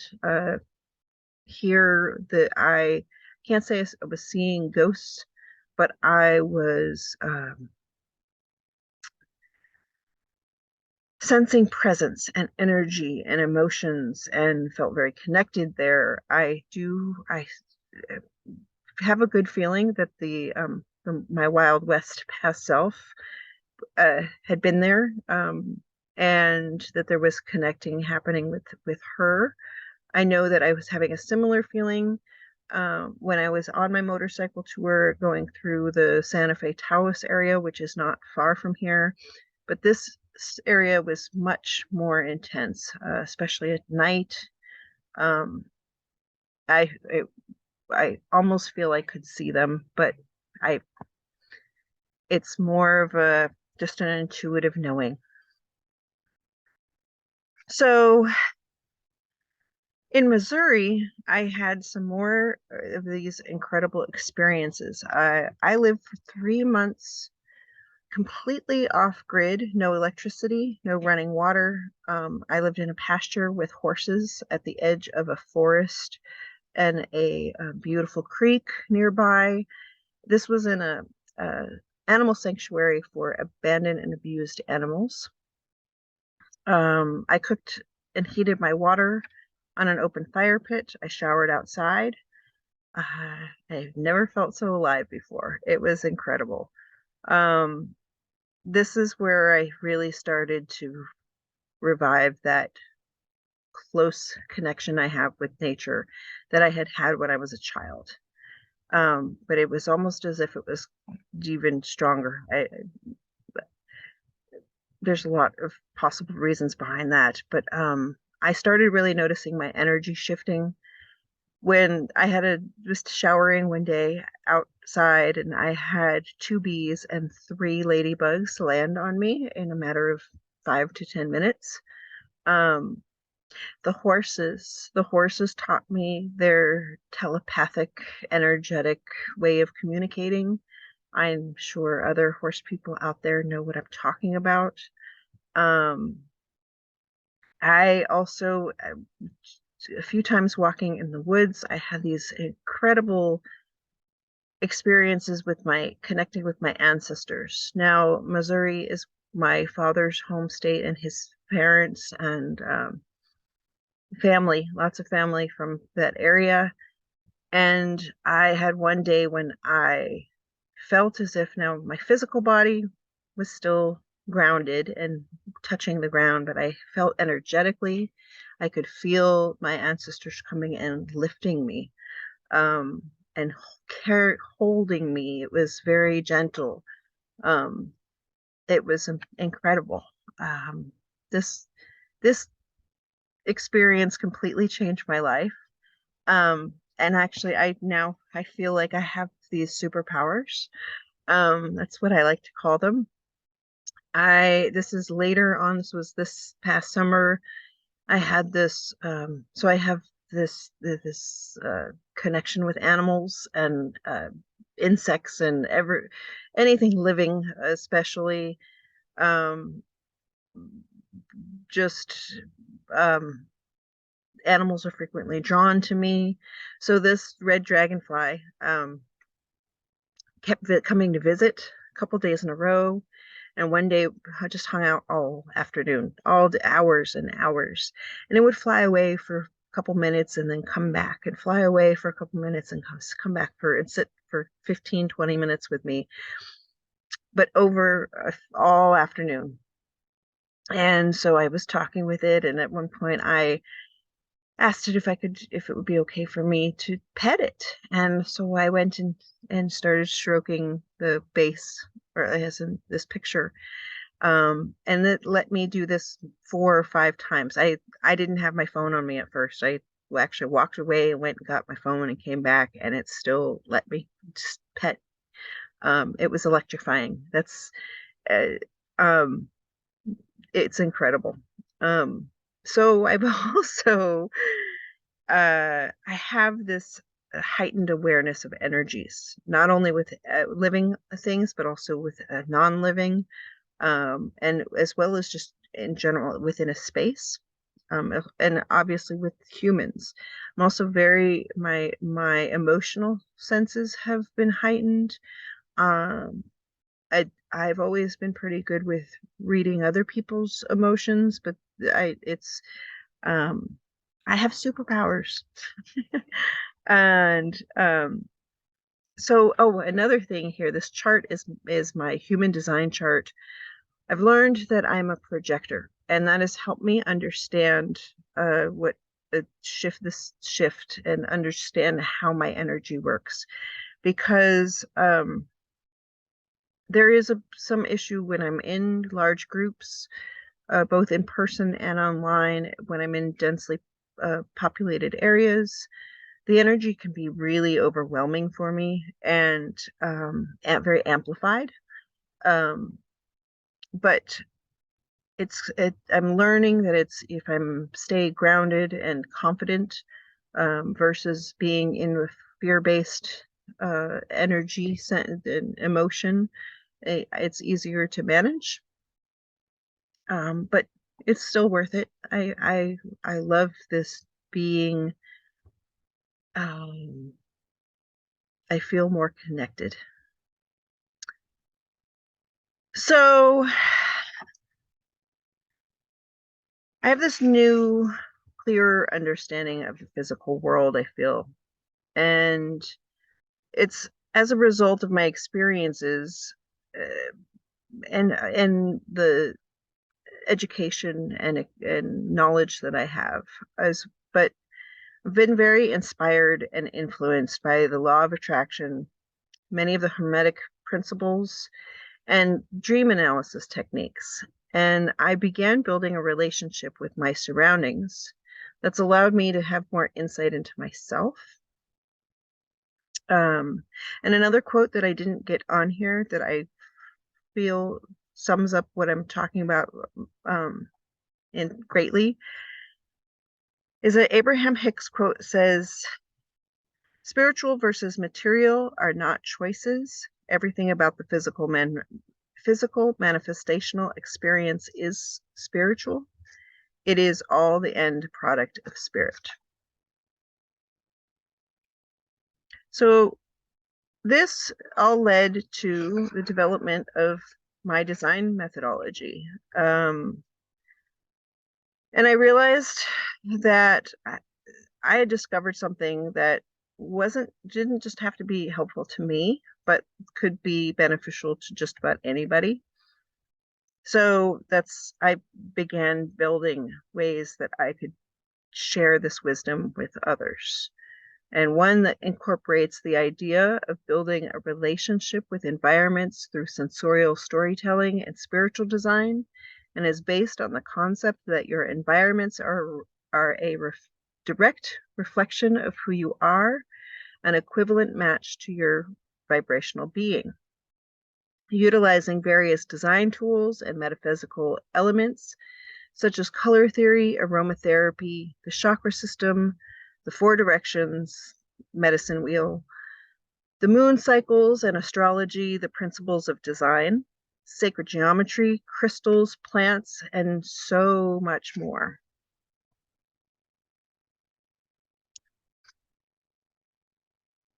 So I realized that by incorporating this design methodology, I would have to completely reinvent my business, and that this would mean sharing the origins to the world, which would mean openly disclosing all of my woo-woo beliefs and practices.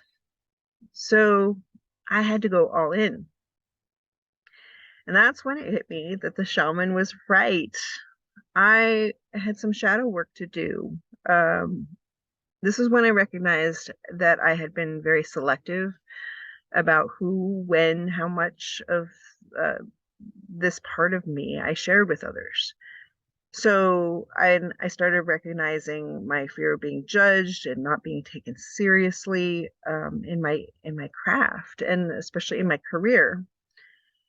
So what next? What to do? So at the beginning of 2022, I set an intention to find community, to connect with others who were already walking this journey, to work with others who were doing light work. And, I feel lucky to be living in this time of this transition into the age of Aquarius, because I'm not alone. There are others out there doing it who have similar, if not even more intense or crazy stories than I have. And ultimately, this is how I found the Galactic Alliance, the Wish Alliance, which is now the Galactic Alliance. So thank you to you all all of you who have shared your stories and your wisdom. You have gifted me the courage to fully accept my mission, and to share in return. You've given me the confidence and determination to build a new business, to construct a new website, and to produce a podcast. That's all happened this last year. So I am very thankful to have found my gift, to have my gift to give to others. And I feel like I'm one step closer to healing my witch wound, as well as being part of healing the overall for everyone. So with all of that said, I just want to say I don't actually call myself a witch. I am a Lyran soul with an earthly human mission. I am a mystic rebel. I am a wild woman. I'm an artist, a designer, a creator who uses connection to source and its benevolent energies in my work. Thank you for this opportunity to be raw and vulnerable and share this story. Thank you for listening. I really, truly hope to work with many of you in the future. And I invite you to check out my website as well as my podcast, which is available on Spotify, iHeartRadio, Amazon Music, a bunch of others, including directly through my website, which lists the others. And yes, I hope you enjoy it. So I just want to say one more time, thank you, thank you, thank you.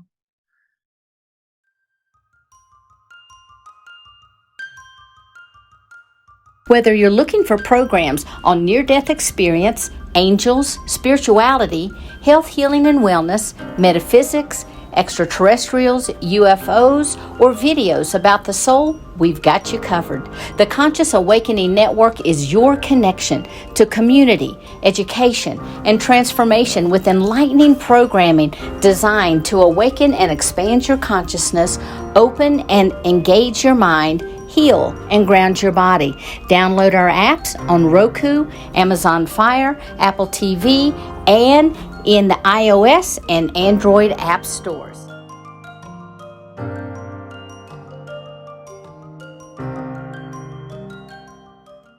Six, 5, we have both ready to start. 2, 1, 0. Booster ignition and liftoff.